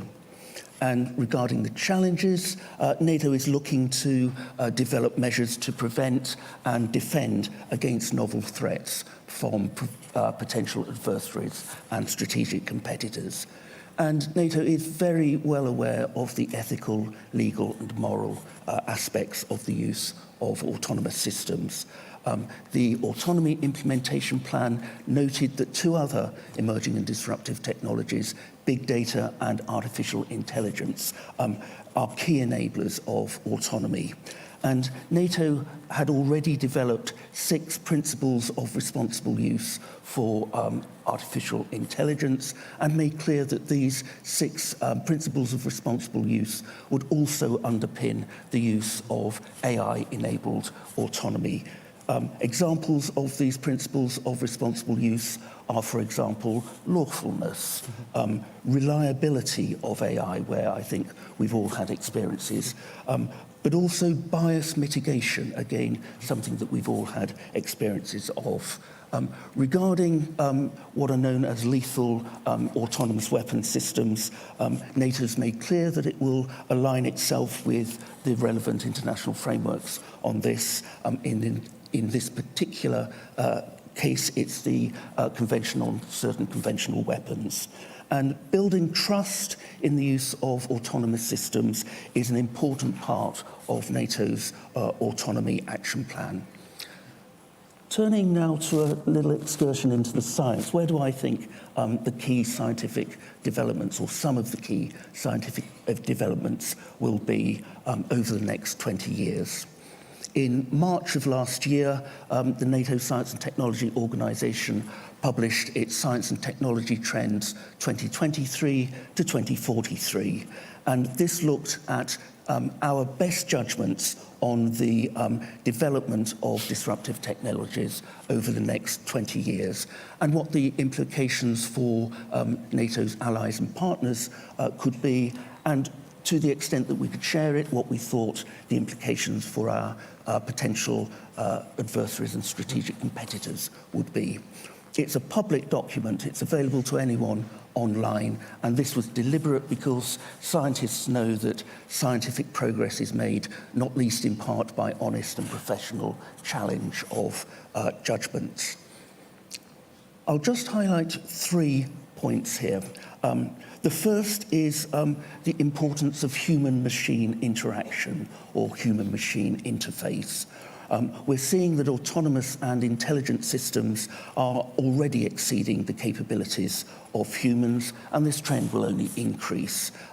Decision speeds will reach levels that will require changes in the method of human-machine interaction if there is to remain a human in the loop, as our norms and values require. The second is in computer programming techniques.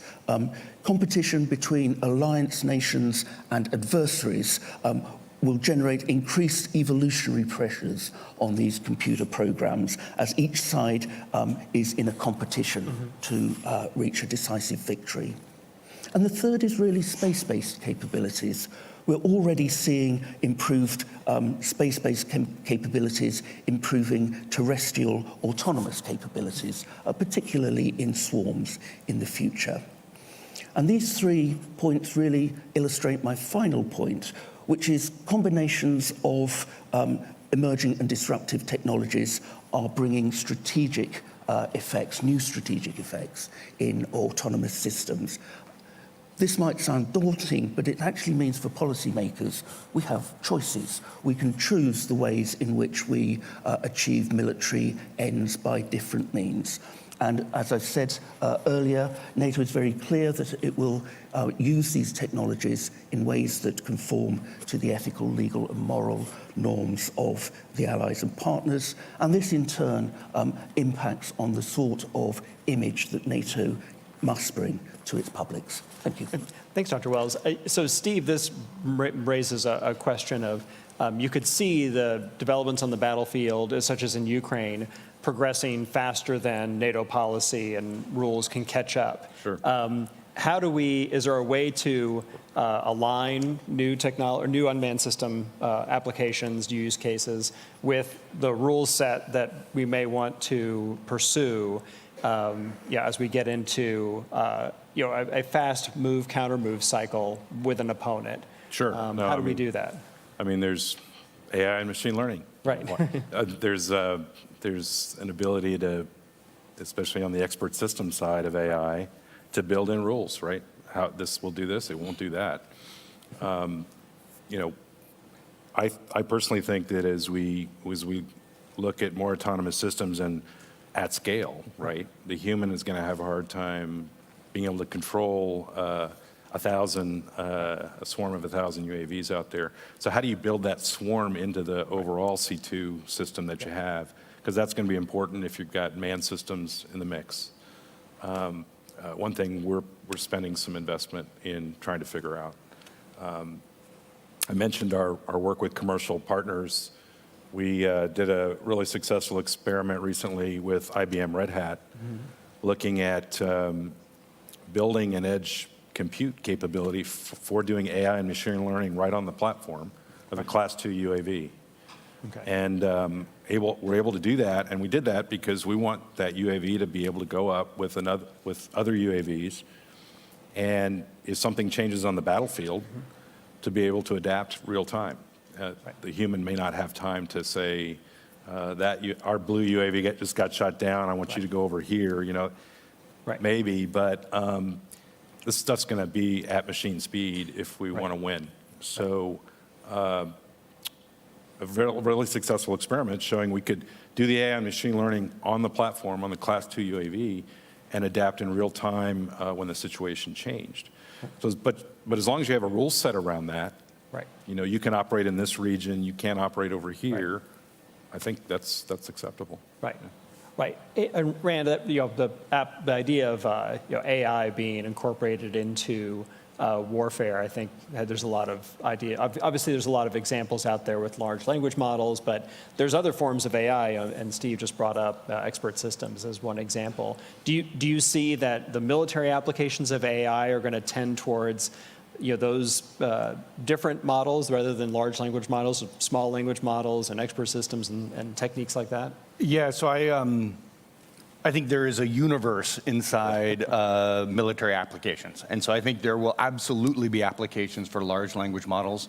There will be absolutely applications, there are today, just as Steve was talking about, for taking smaller models, taking them onto a small edge device, and then that small model at the very edge with a very specialized purpose can ensure that only relevant data has to go back over denied communications because it's doing some of that winnowing, that filtering, dare I say, some of that deciding at the very front edge of the battlefield rather than having to bring it all the way back. But all the way back in big data center applications, absolutely. We're dealing with uncountable amounts of data, different types, different streams. Are we going to want large language models that help us summarize, that help us find relevant parts, help us think about these data sets in totally different ways? Yes, we are. And so the answer is that throughout that entire chain from literally where we sit here in Washington, D.C., to a NATO soldier, whether they're in Mali or Helsinki, that entire chain, you're going to want AI. You're going to want AI helping that soldier, helping the officers that give him orders, and helping the intelligence analysts that point them in the right direction. And making sure that as you know, I talked earlier about buying that innovation pipeline, making sure that through that entire chain, you're thinking about that. You're not buying a platform that doesn't let you add a little bit of AI, doesn't let you innovate, but you are buying a capability throughout that entire chain that lets you add that AI over time. That is the only path forward today. And you're going to want that pathway that Rand just talked about to be done under a partnership of defense and commercial. Because you need a certain amount of scale and you need a certain amount of understanding the warfighter and what he or she cares about and the safety issues associated with all that. It's gonna have to be a defense commercial partnership. I don't think there's anything anymore that is, okay, that's not correct. There are plenty of things. There's going to be less and less that is purely commercial or purely military or government. Less and less every single day. You're going to have systems, you're going to have chains of systems that have commercial elements or have very specific military elements. Just specifically to us, we build cloud that is the exact same as our commercial cloud. We put it across an air gap, and we put it as an underlayment for intelligence activities and military systems. Is that a commercial system or is that a defense system? Yes, it is. And that is the approach that we're going to have throughout the entire spectrum of capability. Dr. Wells? Thank you. And from a NATO perspective, we recognize this as well, that our data board has not only allies, the governments, but also representatives from industry. NATO's own Science and Technology Board has representatives from government scientists, but also representatives from industry as appropriate as well. So before Steve, you grab that water. But so Dr. Wells brought up this idea that space was one of the three areas he highlighted as where a lot of future science will be made, or a lot of new technologies will be incorporated. And I don't know, it may not be clear to the average policy person or citizen, but space is really becoming central to military operations today. It is the linchpin, it's the central way that we get information, identify targets, and then act on those targets. Where do you see the commercial role in space, and how do you see being able to protect those space capabilities that are now becoming so central? Yeah, I don't think so you're right. Even 5 years ago, people were talking about space becoming a warfighting domain. It is. Space Force was created because of that. I think, so I happen to be on the Defense Science Board too, so I get to see what's going on there. And I have to say that, and we're going to have a report coming out, or it just came out, on commercial use of space, in space. The Space Force is still very much trying to figure that out and architect a layered approach to space that includes commercial. Obviously, we've seen in Ukraine the Starlink capabilities being used. Commercial GeoInt has been really important. So there are commercial capabilities that can be brought to bear now I think the recommendation of DSB is going to be yes and more. Right. We want it, but they're going to have to. We're going to have to think long and hard about where we rely on it for warfighting and where we don't. Yeah. And I would just say it's not a done deal yet about what that architecture should look like. But I think the bottom line is it needs to be there. I had the opportunity to work with SpaceX in the early days. They are an example of a very successful commercial space company. Not all of them are. Right. And so, do you have government backups? How do you do that? Right. Still remains to be seen. Right, right. But I think it suggests that Space Force and the government and other governments will probably be relying more on commercial space. Absolutely. And it'll take a greater share of the communications load and the sensing load going forward. It would seem like it'd be irresponsible not to take advantage of it, probably. No, it's going to be there, and it's for lots of reasons. But if you watch what's happening in the U.S. at least. Space Development Agency is also building a proliferated LEO constellation, a bit slower than Elon Musk, but those satellites may have additional capability. Right. So the answer is usually always and. Yeah. And for lots of good reasons. Right. Rand, to what degree does our communication and our ability to have this capability delivery pipeline that you talked about, how dependent is that going to be on space and long-haul comms, that we maybe take for granted today? We can't take them for granted. Right. In a near-peer conflict, space is going to be contested, and we will all have to evolve quickly on that. And we can all see recent incidents in the Baltic around how even long-haul fixed communications can be contested accidentally. It's what you have to be able to do is build a set of technical capabilities that are tolerant of losing that connectivity. Maybe not permanently tolerant, maybe intermittent communications, but you have to build a set of capabilities that are tolerant of losing that. You've got to be able to work at the edge with intermittent communication or no communication to the core.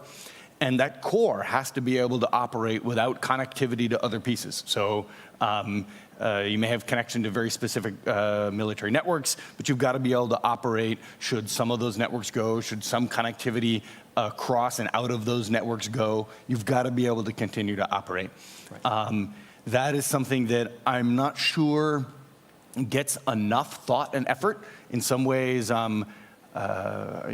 aircraft used to have little bubbles, even in the jet age, so that you could take a star chart and navigate. I think a little bit of that skill's been lost, and we don't always think about what happens when space and telecoms become compromised. But we need to think that way. We need to build our technology that is resilient to that, so the mission can continue. Yeah. So, Dr. Wells, this highlights the dependence that we have on the electromagnetic spectrum and on undersea cables, for that matter, that carry a lot of these communications. And I think Rand just mentioned the case about the Baltic Sea, where you've seen challenges with cabling being damaged. How are the NATO allies going about protecting access to the spectrum and also protecting these undersea cables, while also being able to afford civilian users the access and the capacity they need to be successful? Brian, it's a great follow-on question, and controlling the electromagnetic spectrum is clearly vital for any aspect of a military operation in any domain where information dominance is required. And I think a current theme of this panel discussion is the vital importance of information dominance. And the electromagnetic spectrum is increasingly congested and also contested by our strategic competitors and potential allies. I'll just raise 2 points. The first is that NATO does recognize the importance of this topic. It has an electronic electromagnetic warfare policy, and a strategy to govern NATO's use. And we do conduct training and exercises to ensure that we remain at the top of this particularly important competition. The second point I'd like to raise is that the science is continually developing to give the allies and partners new tools to maintain its dominance in the electromagnetic spectrum. This is an area where for various reasons, I'll just give one example, and this is known technically as cognitive radar, and cognitive radar is going to be a game changer in terms of electromagnetic spectrum dominance. It allows, in simple terms, artificial intelligence to automate the changes in the waveform shape that is used to communicate, and this will optimize the use of the electromagnetic spectrum that is available to the allies and partners, and this will greatly outperform the current radar technologies. There's a policy implication here, and that is that exactly the same technology will be available to our strategic competitors and our potential adversaries. So we need to be ahead of the game in order to maintain NATO's competitive advantage. We quite often hear discussions about whether NATO is ahead or behind our strategic competitors, and we can easily get ourselves into a circle of despondency here. Now, I'm not in any way complacent as NATO chief scientist on any of the emerging disruptive technologies, but the one point I'd like to land with colleagues is let us remember some of our particular advantages, and the one advantage I'd like to emphasize here is the excellence of the academic base in the NATO allies. I'll just give you one statistic. The Shanghai rankings of the world's universities was last conducted in August of 2023, so less than a year ago.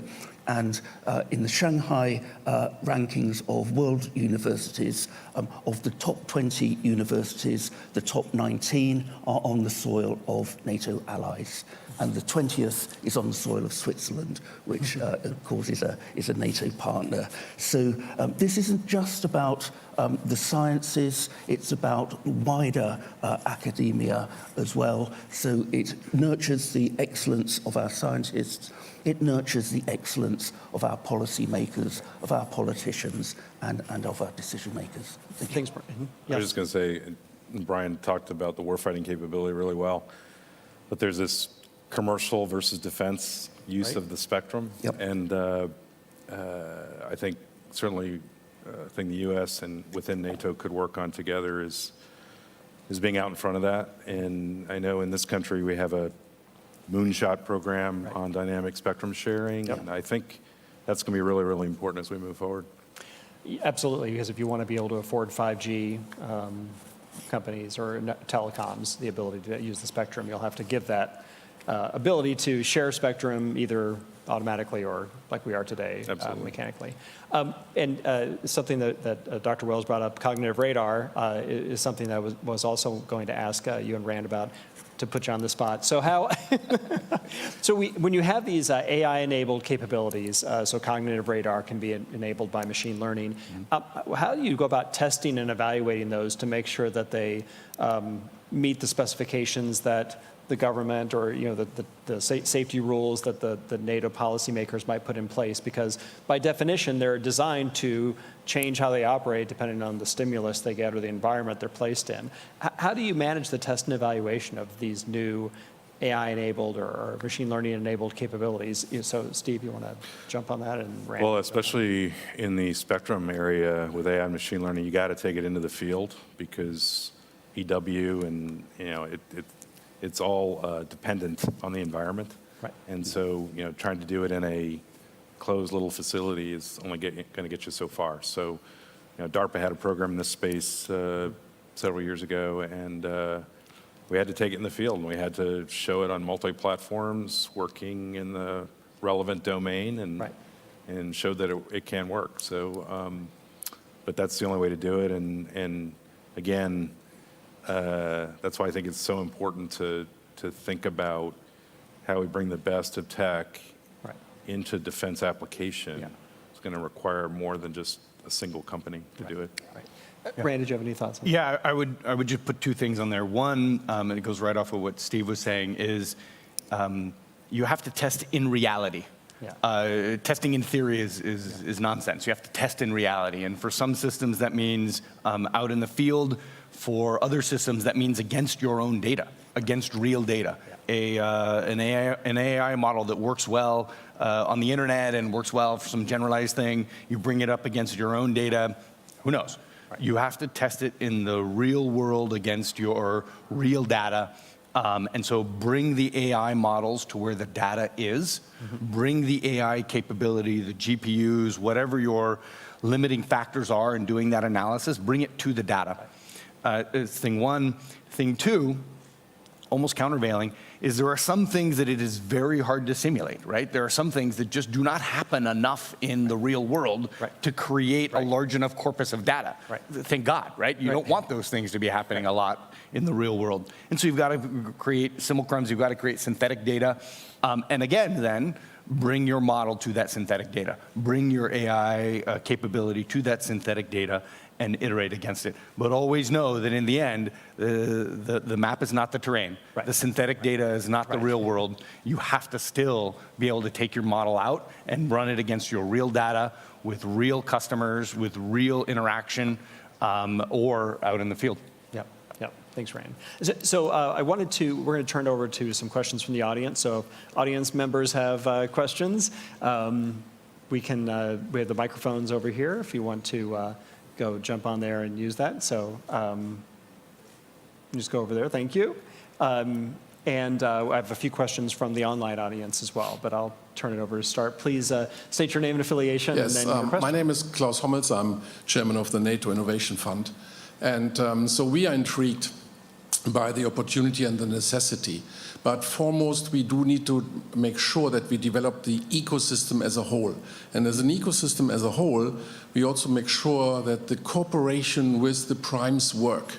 So, and historically, in the publishing industry, TV industry, banking industry, there has always been sand in the gearbox, which is it's not ideal, but it is not an important industry as defense. So we would not be keen on seeing this sand being again in the gearbox in the cooperation with the primes. So what is the expectation from the primes to seamlessly work with, and from NATO, seamlessly work with the new technology startups? Thank you. Thanks, Dr. Thomas. I'll start with you, Steve, and then Rand can answer. Sure. Oh, but please, yes.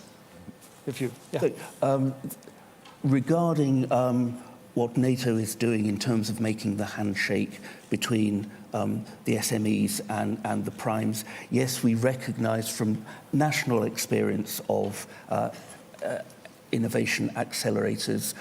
The SMEs can have an idea, but in order to start to mature it at scale, you need the handshake with the primes. Diana is already getting a system of mentors in place, especially to make that sort of handshake and to assist the SMEs in the other changes to their business model that they need to do if they are to mature their technology. Thank you. I think it's, how are you? I think there's a couple things. As I mentioned, Lockheed has a venture fund. So we try and reach out and look at, and we're, by the way, it's not just US, we're looking internationally as well. So working with other countries to see how we plug into their ecosystems as well. So that's one way. Fund or some initial startups, the sand in the gearbox can come in when, you know, we've got a really interesting technology that we're funding at a small company, and we got to convince our own business units to say, hey, you know, this is really good stuff, and it's going to have an impact, but it might be 5 years from now or 6 or 7. So that's partly my job, is to convince them that that's worth the investment, not only of money, but of time to pay attention to it. And as you know, I'm trying to do that with somebody right now. So that's part of it. But I also think it goes back to the customer side as well. So I think, you know, and I'm saying this as a former customer, but customer encouraging those relationships between small and large. So far, what I see mostly is opportunities for small companies to get defense money. But it would be more effective if they put solicitations out there for small and big companies to work together, commercial and defense to work together, and help that, you know, help remove the sand, help the transition happen within the industry, which helps them in the end. So I think there's something to be looked at on the customer side as well there. Rand? I would just say Oracle embraces this space like completely. From the perspective of a small company, it is really hard to interact with some of you as customers. I mean, I'll just say it, it's hard. If you're a small company, how do you operate across an air gap? How do you get the security accreditation to be able to operate on a classified network? How do you hire enough cleared people to provide a 24/7 watch in case your thing stops working at Saturday at 2 a.m.? What we try to do is provide that underlayment. Hey, we have a large technology infrastructure that is accredited, has the accreditation. Hey, we have a 24/7 watch staff that can at least do monitoring and call you if something goes wrong. You don't have to invest in your own sets of GPUs because we have an infrastructure that's there. The things that startups have take for granted in the open world. Hey, I can just go to the cloud and spin up dozens of servers of different compute types and have AI services available to me, and I don't have this big hurdle of buying equipment and getting security accreditation, all that. Our objective is to provide that in the defense space as well. That same ease of use, that same rapid spin up, why isn't it on a classified network? It should be. Why isn't it on a restricted, not classified, but highly sensitive network? It should be, and it can be. And that's the approach we take. Thanks, Rand. That's a very good point. So I think we have time for one question from the online audience. So I'll pose this to you, Dr. Wells. What role can NATO play in deterring knowledge and technology transfer to adversaries, which might occur in academic and research settings? Great question, and it's something that is at the forefront of my mind. What NATO is doing through the Science and Technology Board is having a series of workshops on national best practice of the allies and also partners. A number of allies, the United States, UK, and a number of others have procedures in place, some with regulatory and legal force on the transfer of knowledge from allies to our strategic competitors in particular. NATO is a great convening forum, as we've seen with the public forum, where allies that do have these regulations in practice can share in a suitably protected environment its own regulations, what works, what in confidence with close allies has not worked, and what my team will be doing over the summer is producing a compendium of best practice that can be shared amongst the allies so that those nations that don't have such regulations in place can start to learn of the experience of others and think about how best to place those within their own national context. Different nations have different societal norms in terms of defense and its relationship with universities. It's for individual allies to come to their own decision on how best to adopt guidelines and how best to move that forward. I should say that I'm also in discussion with the chair of the Diana Board of Directors, who has exactly the same concerns about protecting the knowledge that is created by Diana. We've also been in discussion with the European Union as well, and I'm sure colleagues from European Union member states will know that the European Commission has now produced its own guidelines on this area. So we're all moving in the same direction. And I assume that that also means it allows for maybe a comfort when academics are maybe less willing to share information with military officials. Yes. Having that kind of framework also maybe opens up those channels that wouldn't be otherwise open. Well, thank you very much. And we've run out of time, so before they start playing the music and making us leave, I just want to thank our guests. So Rand Waldron from Oracle, Dr. Steve Walker from Lockheed Martin, and Dr. Brian Wells, the NATO Chief Scientist. So join me in thanking them. Thank you.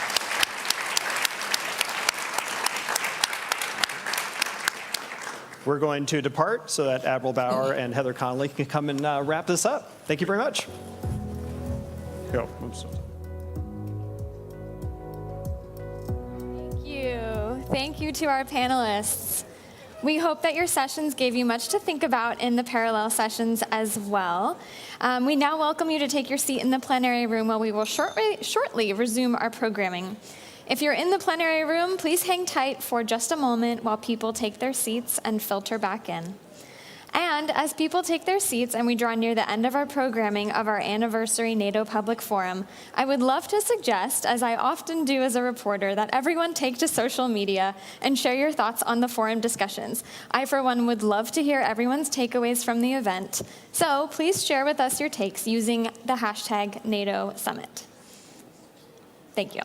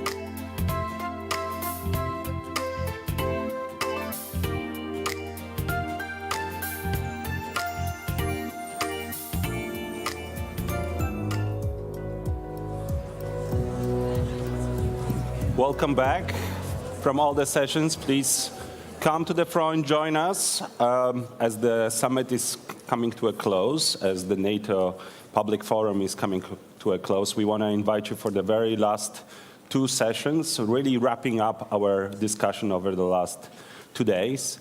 And this one will be led by President of the German Marshall Fund, Heather Conley, for a conversation with Admiral Bauer.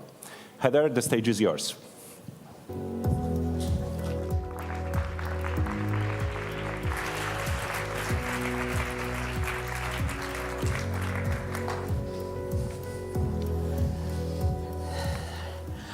All right, colleagues, the last session, we did it. I am so delighted to welcome Admiral Rob Bauer, the 33rd chair of NATO's Military Committee. Before you stepped up to that assignment, you served as Chief of Defense of the Netherlands Armed Forces.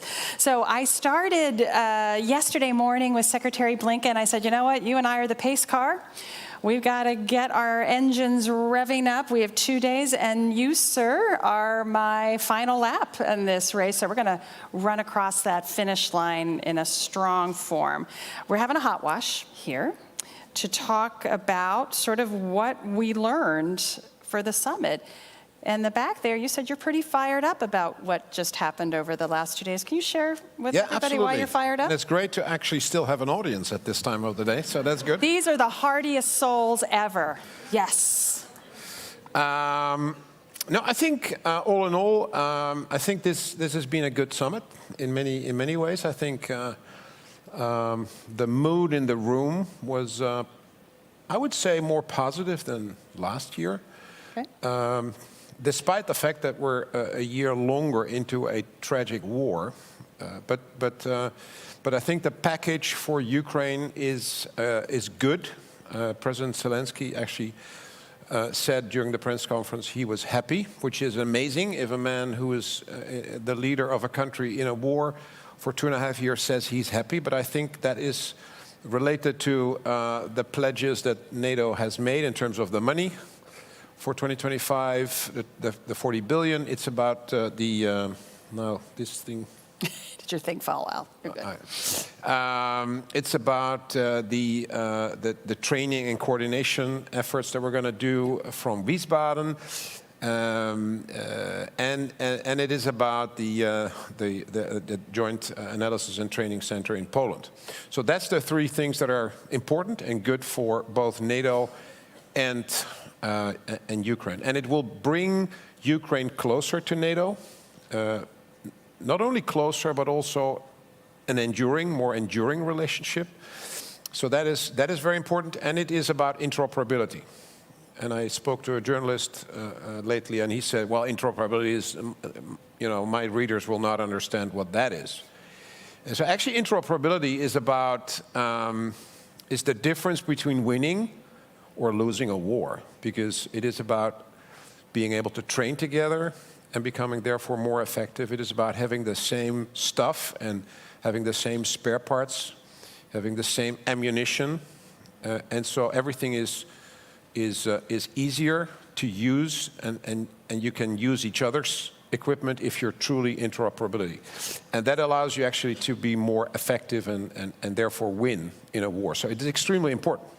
So we will bring Ukraine closer to NATO also in terms of operational effectiveness.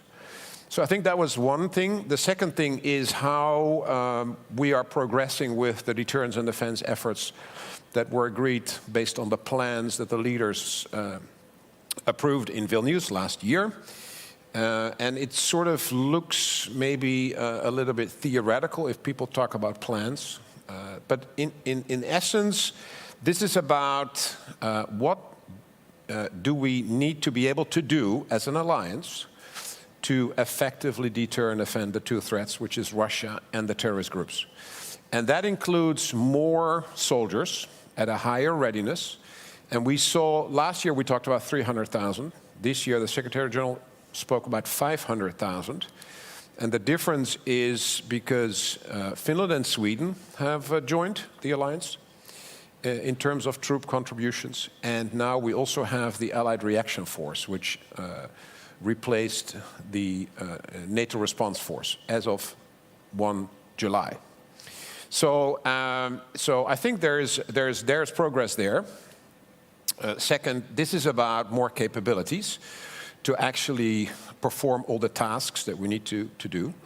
And we're not ready there, because this is also about buying stuff. Well, I think we'll come back to that. But this is about ordering stuff, and then and that needs to be produced. So we'll come back to that. And we needed money for that, and that was agreed last year. And there's more money available. 23 nations are now hitting the so-called target of 2% or more. And people say sometimes, you know, the 2%, it's a figure, and what does it actually mean? Well, the reason why we need that money is to actually make those plans executable, because of the plans, we know how many people we need, and the weapons and the ammunition. We actually know how much we need now, much better than in the past. And therefore, we basically knew last year already we needed at least 2%. So that's why the agreement was made. So that money is becoming available, so that's great. Then we made significant changes to the command and control arrangements in NATO. One is the Joint Force Command Norfolk. The second one is the Logistic Command, GSEC. So that is an important change. And then in one level below that, in the land domain, all the tactical, the Army Corps commanders and the division and the multi-corps land component command. So all the more tactical command structures have been now looked at and have been decided upon. And then, of course, we started to train in accordance with the plan. So steadfast defender, 90,000 soldiers. I think that was a surprise for the Russians to actually see that happening. It started in the US and Canada, across the Atlantic Ocean, bringing troops into Europe, and then, you know, making sure that they got from the port where they disembarked into Poland and in the Baltic states. And so that is an important signal that we are able to actually do what we have been writing about and have been planning upon. So I think those are the things that have been discussed. And we're not there yet, but I think in many ways people are seeing the progress and are seeing the difference if you compare to last year. Well, Admiral, I had the privilege last year at the Vilnius Summit to moderate a panel that you were on, and part of that conversation was probably one of the most important things that came out of the Vilnius Summit that wasn't necessarily talked about a lot was those regional defense plans. And we've seen now over the last year, you're really putting them into action, the command structure, all of that. But I think the most important thing that, if I've heard you correctly, coming out of this summit, that we need to work on is that industrial capacity. Now there is money, but now we have a shortage, North American production, European production. It's struggling to meet the needs of those plans. And then exactly as you said, manpower. We're all challenged. Recruiting, some of our NATO partners are starting to think about conscription to meet that manpower requirement. Do you think those are two of the most important issues Well, let me start you're going to have to work on? With the human power, you have to say nowadays, manpower is probably not accepted anymore. Human power. I'm a chair, not a chairman, so that's important. Okay. No, but I mean, the human power is important because last year I met a lot of politicians that said, you know, Admiral, it's actually not possible to find all those extra soldiers. Demographically, it's not possible. And during my country visits in the different nations, I said, that is nonsense. This is still about a choice. This is still about a choice where we have to understand that if all of us want more security, you cannot say to the armed forces, it's your problem. You cannot say to the chiefs of defense or the minister of defense, you have to solve this. We've given you the money, you have to solve it. Now, if all of you want more security, you have to become part of the solution. And then you have to be powerful and strong enough to actually have the discussion, how do we find the people? And that is about conscription, that is about reservists, that is about mobilization. And we better discuss that during peacetime and not after the war starts. Because we know, again, since the start of the war in Ukraine, and it's not a new phenomena, but war unfortunately leads to soldiers getting killed and wounded. So if you start with the professional armed forces, after a couple of weeks, you will start to have a problem if you cannot replace those soldiers. It's not nice to talk about, but it is a reality. And as a result of these discussions, I now have seen in the last year more nations, more political leaders be strong and daring enough to talk about this. It takes an enormous amount of political will. Just on the private sector, do we need a new relationship with the private sector to get where we need to be as quickly as possible? It feels like we need a new relationship. They're a critical part of the answer, whether it's on emerging technologies, whether it's producing the munitions and the weapons. But it is more, for me, it's more than, you know, we need long-term demand signals and we need shareholder values, and it's always about the money. On both sides. I mean, the governments do not want to spend anything, and the industry wants to earn a lot. And that's fine in itself, but I think that's not the solution. I think the solution has to come from the fact that the industry, the private sector, starts to understand that the foundation on which they have been able to have economic activity for 80 years has been stability and security. Rule of law. But if you are doing that for 80 years, you actually don't think about security anymore as an issue because it's just there. But it actually isn't a given. People in Ukraine, the CEOs in Ukraine, are awake at night because they think, is my factory there tomorrow morning? Question mark. If they hear the missiles coming in. And so in our part of the world, in the West, we have to understand it's not a given, security and stability.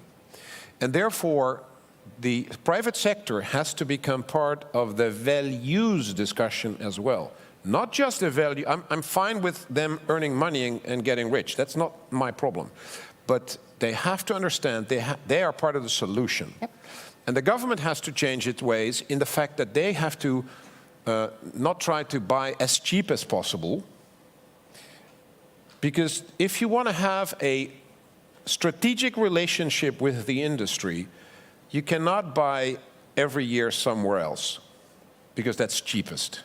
And with toilet paper, I'm fine with it.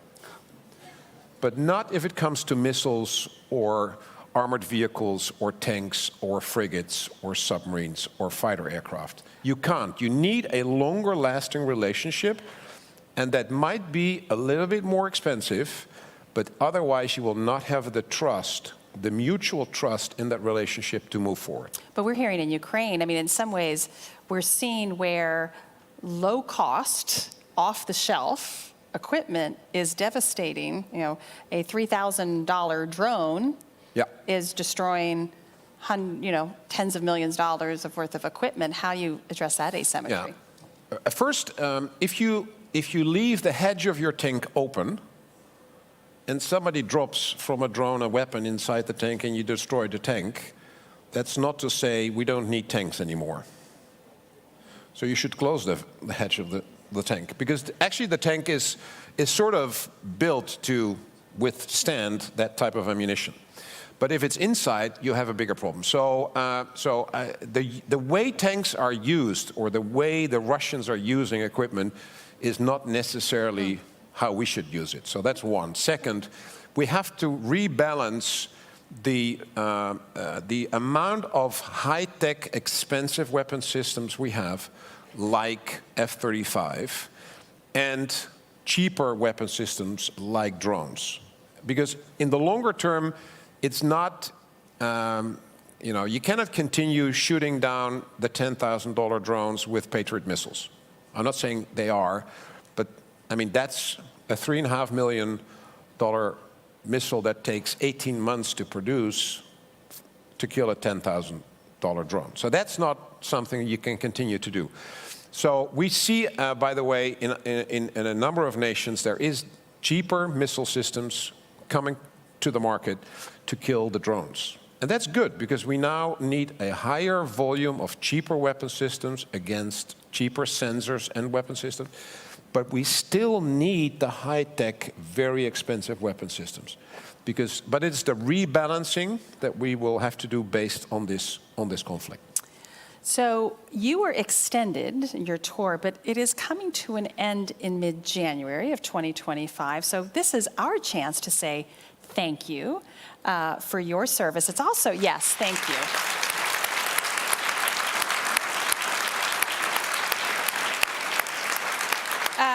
I'm not gone yet. I know.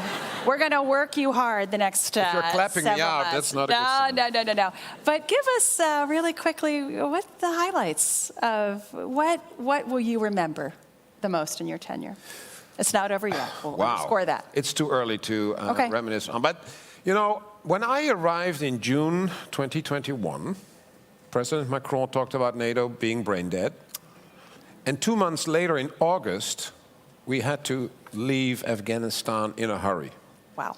That was the beginning of my tenure. And I thought this is going to be 3 very... Strap in. ...very long years. And then the buildup of the forces around Ukraine started, which actually was a continuation after the spring, where they already had some exercises. And as we know, the rest is history. But I mean, if you then look at how remarkable those events and the start of the all-out war in Ukraine has impacted NATO and the relevance of our alliance and the resolve and the unity in the alliance, that has probably amazed a lot of us. Yes.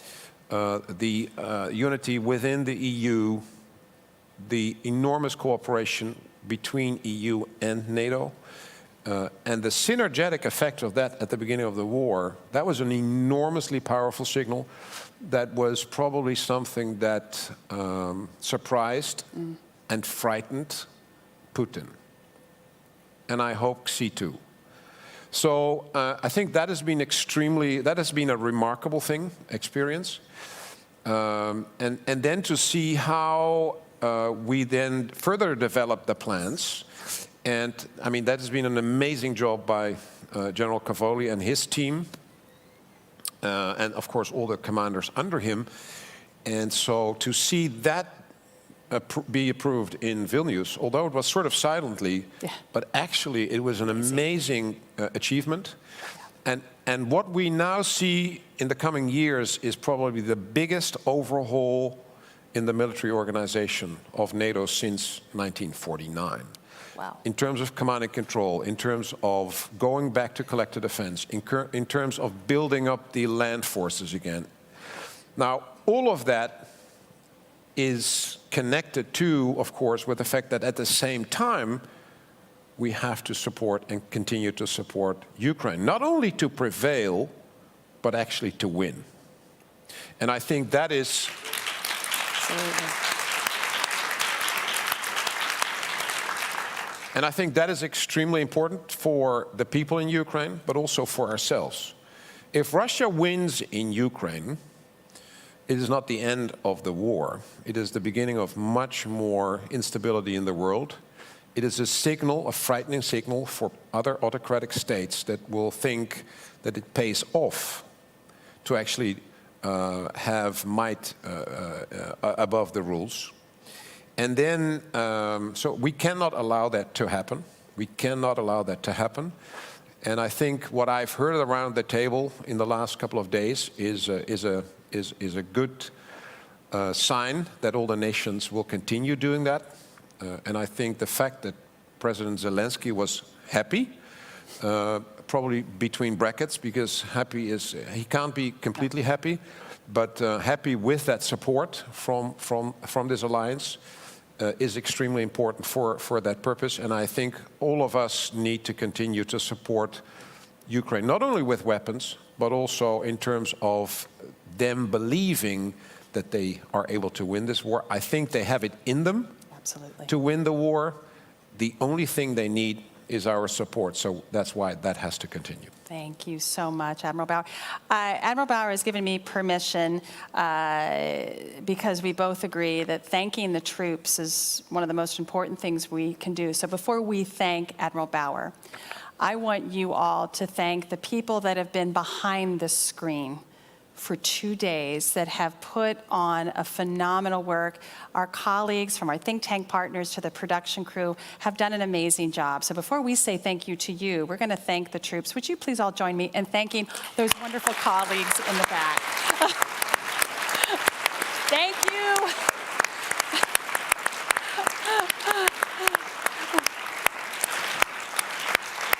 Thank you. And now, do it again. Thank Admiral Bauer for giving us our hot wash, ending us on a high note. Thank you, sir. Thank you.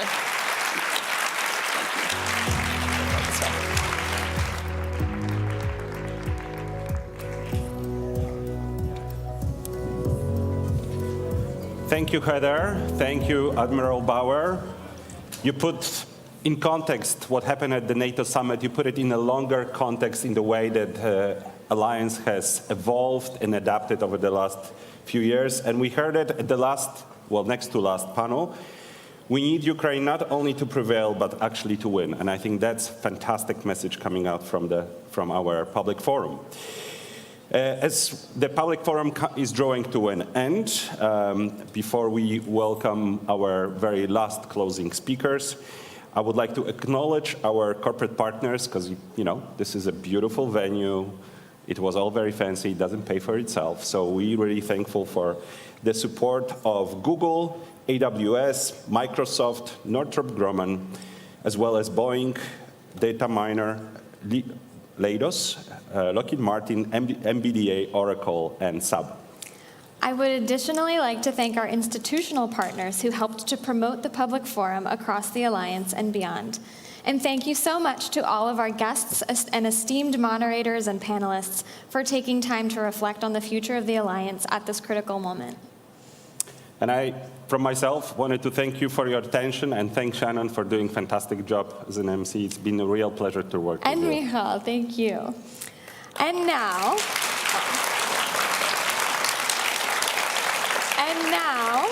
it is now my pleasure to welcome to the stage Marie Doha Besancenot, Assistant Secretary General for Public Diplomacy at NATO, and Amanda Mansour, Special Assistant to the U.S. President and Senior Director for Partnerships and Global Engagement, for their closing remarks. Thank you.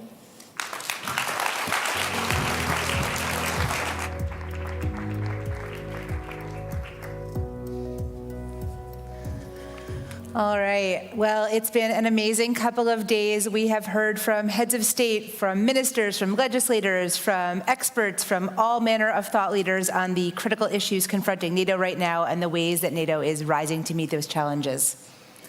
Thanks to all of you. We've had a full house for almost most of the program, and we've had thousands of viewers online from 100 different nationalities across 6 continents. So thank you to the host nation for making this possible.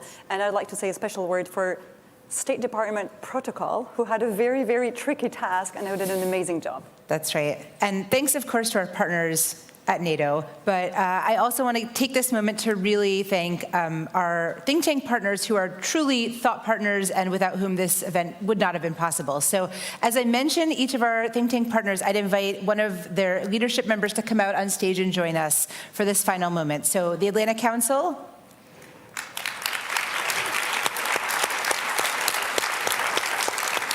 the German Marshall Fund,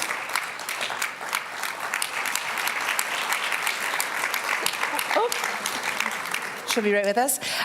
Center for New American Security.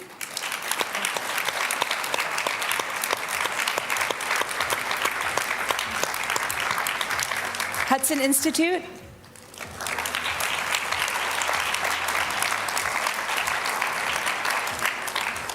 And our European partners at GLOBSEC. Oh, German Marshall Fund, here she comes. Thank you. Very warm thank you to all of you. It's been an amazing journey with you, and I would also like to thank you all and finish with a call for action. You have been invited because you are our most trusted community of multipliers. You've been informed by the best experts, the best speakers, the leaders, and now we rely on you to tell our story, the story of this alliance, why it matters today. And we have very high hopes, try and do as well as our content creators who have reached 13 million views in the past 2 days. Please help us get our story out there. Thank you. So, yeah, I'm going to end by saying that's your homework before we meet again in the Netherlands next year. Thank you very much, and good night.